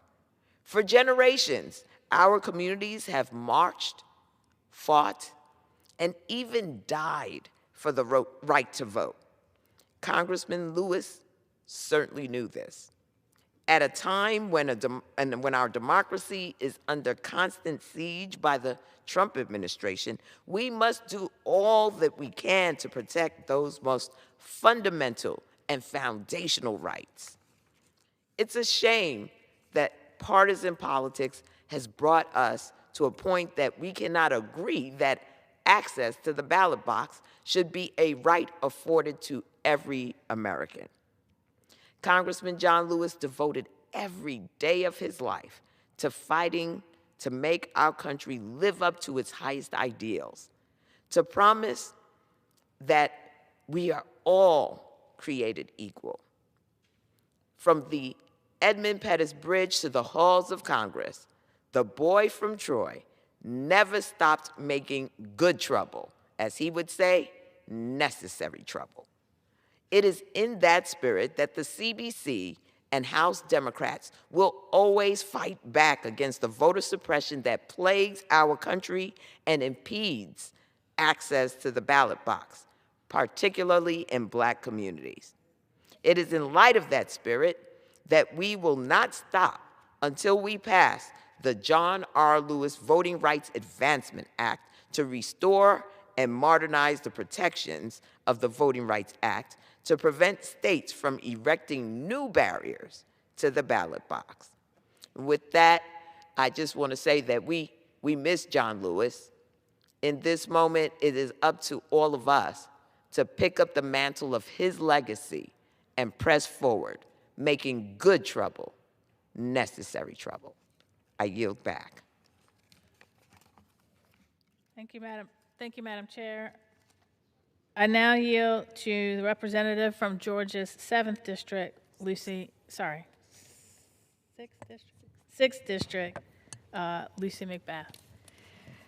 Well, thank you so much. I want to just once again thank our esteemed colleague, Representative Jennifer McClellan from Virginia, who consistently, over and over again, has always been steadfast in holding the special order hours for the Congressional Black Caucus, because she understands the relevance and the importance of our history and all that this means to communities of color, that we make sure that we have our say here on the House floor, and all these words are kept in record for perpetuity. But I do want to thank my colleagues. I want to thank the CBC for hosting tonight's CBC Special Order Hour to honor what we all know is a really, really great man. And I think everyone, whether you're Republican or Democrat, everyone has always understood the importance of having John Lewis as our esteemed colleague. And it's hard to believe that it's been 6 years since the passing of our dear friend and colleague, Congressman John Lewis, or as he would always say, I'm the boy from Troy. Despite years lacking his presence, his spirit and his soul still fill this chamber every single day. There are so many of my colleagues that continue to use his words and his phrases and his thoughts every single day as they want to be able to emulate the work that he's done for democracy, the work that he's done for the United States of America on behalf of every community in America. Renowned as the conscience of Congress, and I don't think there'll be anyone else ever to come along in this esteemed body, years to come, long after we're all gone, that can ever be revered as the conscience of Congress. Because John leaves behind a legacy that serves as a guiding light towards what is right and what is just in America. In a world where federal protections for communities indeed are under constant attack every single day, where the Voting Rights Act is being systematically dismantled, and where some children born today have fewer protections than their parents had. It's never been more important to let his words guide our actions. As John would often say, and it's been quoted 1,000, a million times over, we have a moral obligation, a mission, and a mandate to do what we can to make our country and our world a better place and to help usher in a loving community where no one is left out or left behind. And John was probably one of the only politicians that I truly believe lived by those words and was absolutely unafraid to do what was necessary to realize them. No matter if he was marching for freedom in Selma or sitting in on the House floor in support of safer gun laws. And I remember that night so distinctly because then at that time, I was the national spokesperson for Moms Demand Action for Gun Sense in America. And while all of my now colleagues were sitting on the House floor asking for background checks for all gun sales, asking for safer communities, legislation that would keep our families safe, I was on the outside leading the rally, leading the charge for the very same thing. But John reminded each of us of the importance of getting into good, necessary trouble. And you will hear that said by my colleagues again and again and again, because the trouble is absolutely necessary. John's story is one of faith. It's one of resilience and perpetual belief that it is our responsibility, especially those of us that serve in this body. It's our responsibility to fight for the change that we wish to see, that our constituents and our communities are crying out for. From the son of Alabama sharecroppers to a renowned civil rights activist to a member of Congress, John's life was a true testament to the American dream. He embraced a country that did not always embrace him because he believed in the promise of a better tomorrow, and he was willing to fight for it. He was willing to even die for it. He fought for it on the streets of Montgomery. He fought for it while bruised and bloodied on a bridge in Selma, and he fought for it for 33 years, representing his community in the halls of Congress. He was a mentor to me when I first came to this chamber, ready to make life better for families in Georgia. In fact, I remember the very first day I was here after I was sworn in, and the Democratic caucus always welcomes the brand new members. And it was John, who was the leader of our delegation, that introduced me to the entire Democratic caucus. And that moment was so monumental for me, that I had the John Lewis, our civil rights icon, introduce me to the Democratic caucus as one of his very own. It takes my breath away even to this day. And I'll never forget the day that he accompanied me and other survivors of gun violence prevention and those that lost our loved ones as we marched our way over to Senator Mitch McConnell's office, because we were demanding that he pay heed to our stories, that he pay attention to the hundreds of thousands of people in this country that are dying unnecessarily to gun violence every single day.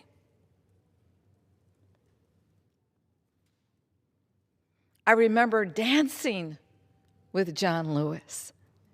He loved to dance. Despite everything that happened to him in his life, he believed in the good of man.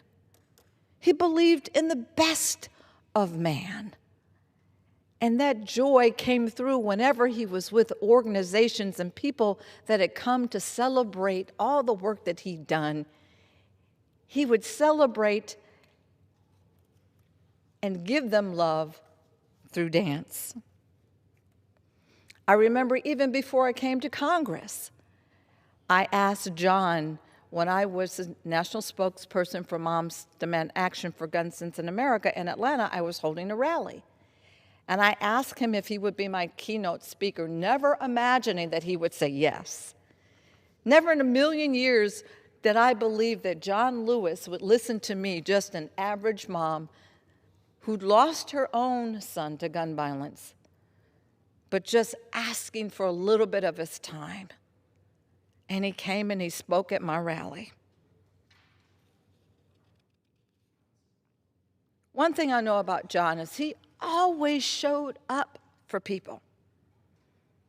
The people, they were his cause.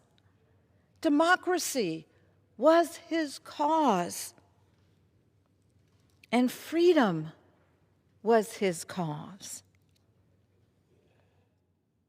At this moment in our nation's history, we draw upon the wisdom of his words and look to his legacy for strength and guidance as we carry the torch that he lit for civil and human rights for not only people of color, but for everyone in America. Because even today, we painfully have to be reminded that our work is still unfinished, and not everybody in this country has been set free. Before we mourn the death of John Lewis, we grieve the loss of the federal protections the Voting Rights Act once afforded every American in this country, rights that John nearly gave his life for long before he ever had the chance to even serve in Congress. And since his passing, those protections have eroded further. And the struggle to protect voting rights continues in his name here with legislation. back home in my home state of Georgia, and in state legislatures all across this country.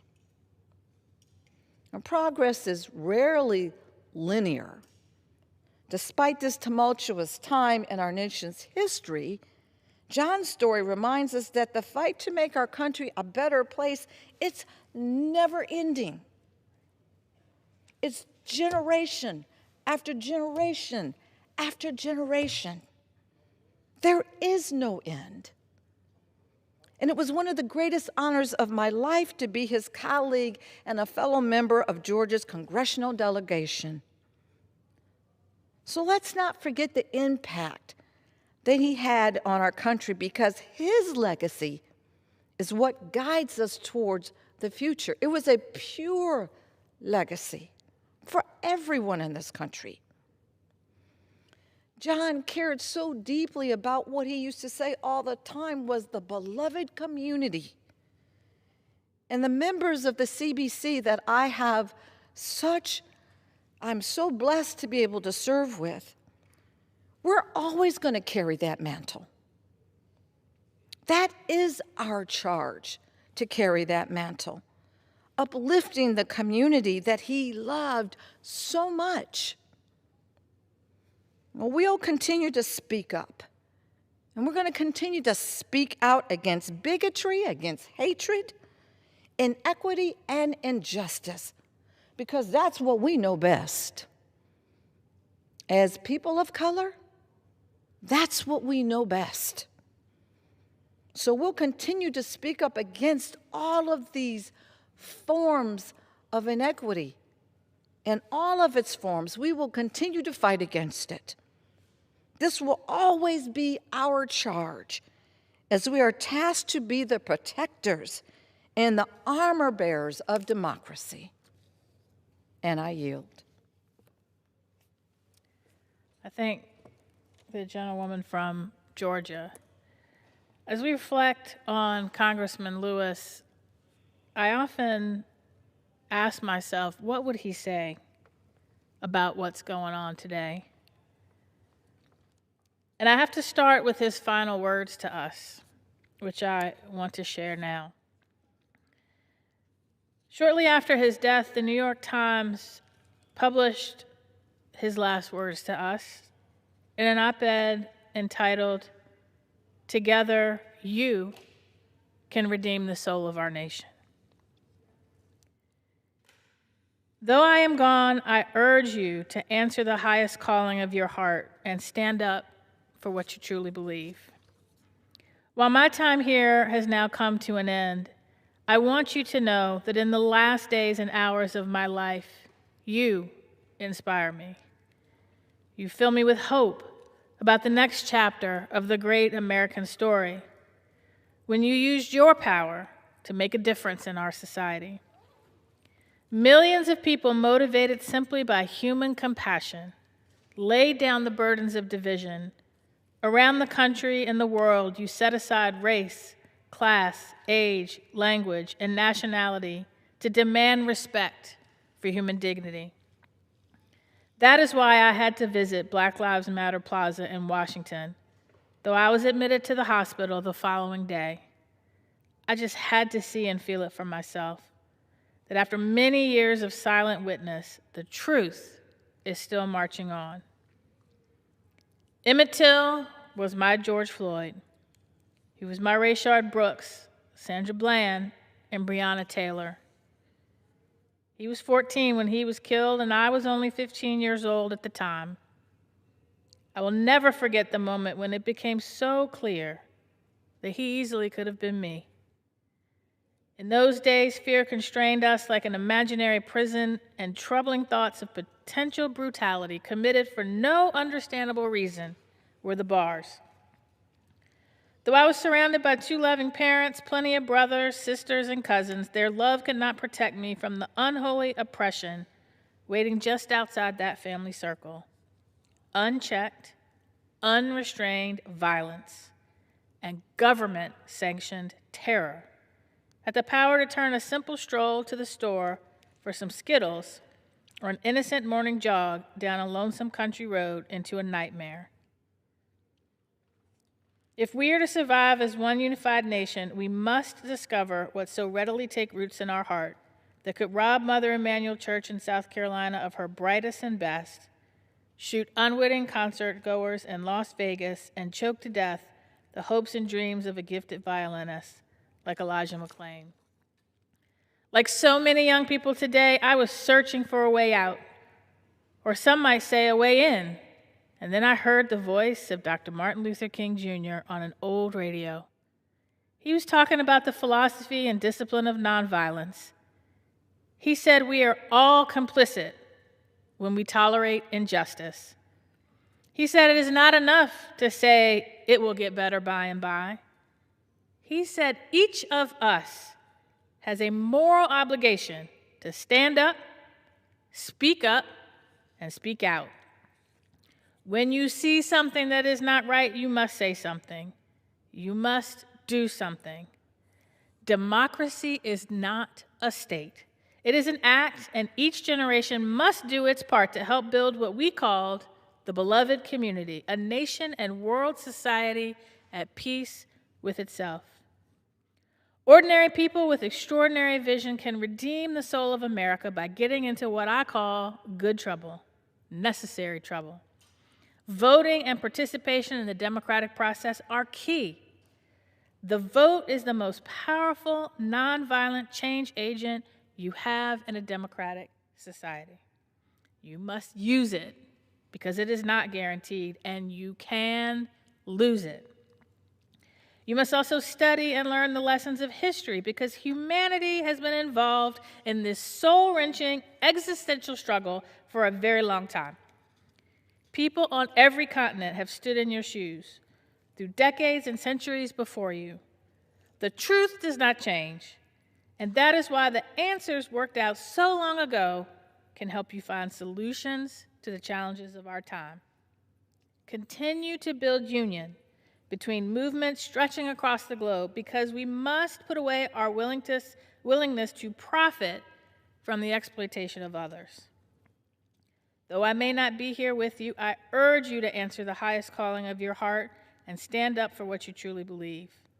In my life, I have done all that I can to demonstrate that the way of peace, the way of love, and nonviolence is the more excellent way. Now is your turn to let freedom ring. When historians pick up their pens to write the story of the 21st century, let them say it was your generation who laid down the heavy burdens of hate at last, and that peace finally triumphed over violence, aggression, and war. So I say to you, walk with the wind, brothers and sisters, and let the spirit of peace and power of everlasting love be your guide. And with that, John Lewis set down the torch, and we have to pick it up. We have to pick it up and run with it because the beloved community that he fought for is very far out of sight, farther than it was when he left us. We still see, rather than a 14-year-old being lynched and killed because he had the temerity to be accused of hitting on a white woman and be killed.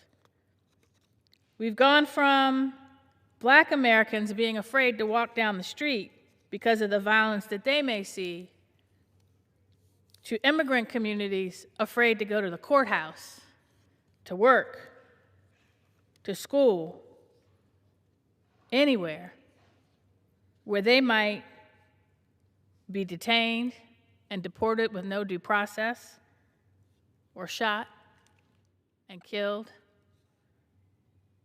or detained in horrible conditions and not given the care that they need when they need it. We now see people who fear going to the grocery store or school or a concert or a movie theater, church, a baseball game, without the fear of gun violence, which he fought against so hard. We now see when he encouraged us to learn from our history, an administration that wants to erase it because it's uncomfortable. But like any family tragedy, any family trauma, we cannot heal from the ugly parts of American history if we don't talk about it and learn from it. See, we also need to understand our history and learn it because we've been here before. And as John Lewis said, the truth does not change, and the answers worked out long ago can help you find solutions to the challenges of our time. But if you're not teaching that history, if you're erasing it from our museums, our public spaces, our classrooms, you can't learn it, and you can't learn from it. We are once again involved in a war with no end in sight, and no one really understands how it started. And we are seeing the weaponization of the very tools that gave us our closest moment to where we could say liberty and justice for all applied to all. The Civil Rights Act, the Voting Rights Act, the 14th Amendment, the 15th Amendment, being weaponized to dismantle the progress we made overcoming the legacy of over 300 years of slavery and Jim Crow. We could be discouraged. I know a lot of people are. A lot of young people that I talk to are. A lot of people who recognize that they have fewer rights than their parents did. A lot of people who realize they're fighting the same fights as their parents, their grandparents, and their great-grandparents. People who are struggling to put food on the table, to keep the lights on, to get the health care they need when they need it without going bankrupt. A lot of people are in despair. But John Lewis had something to say to them too. Do not get lost in a sea of despair. Be hopeful. Be optimistic. Our struggle is not the struggle of a day, a week, a month, or a year. It is the struggle of a lifetime. Never, ever be afraid to make some noise and get into good trouble, necessary trouble. Well, Mr. Speaker, we're picking up the baton. I've picked up the baton. The Congressional Black Caucus has picked up the baton, and we will never, ever drop it. We will fight back against attempts to roll back our voting rights. We will fight back against attempts to erase our history. We will fight back against attempts to erase the legacy that still lingers and impacts our communities, that legacy of over 300 years of slavery and Jim Crow. We will never stop fighting for any community that is targeted and marginalized solely because of who they are. We will never stop fighting until, as Dr. King said, we can all sing, free at last, thank God Almighty, I am free at last. And until the promises of the Declaration of Independence written 250 years ago become true for everybody, that this government recognizes that all people are created equal with the natural rights of life, liberty, and the pursuit of happiness, and that the purpose of government is to secure and protect those rights. That's what John Lewis nearly gave his life for on that bus in South Carolina, on that bridge in Selma. He fought to the very end until he didn't have the strength to fight anymore. And we owe it to him to pick up that baton and never let it go until we hand it off to the next generation who will fight to protect our democracy and our beloved community. Thank you, John Lewis, for dedicating your life so that generations that never met you will benefit from your work. We'll carry it on. And with that, I yield back.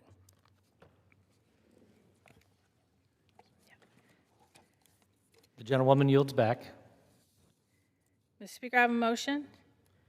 What purpose do you seek recognition? I move to adjourn. The question is on the motion to adjourn. Those in favor say aye. Those opposed, no. The ayes have it. The motion is adopted. Accordingly, the House stands adjourned until 10 a.m. tomorrow for morning hour debate.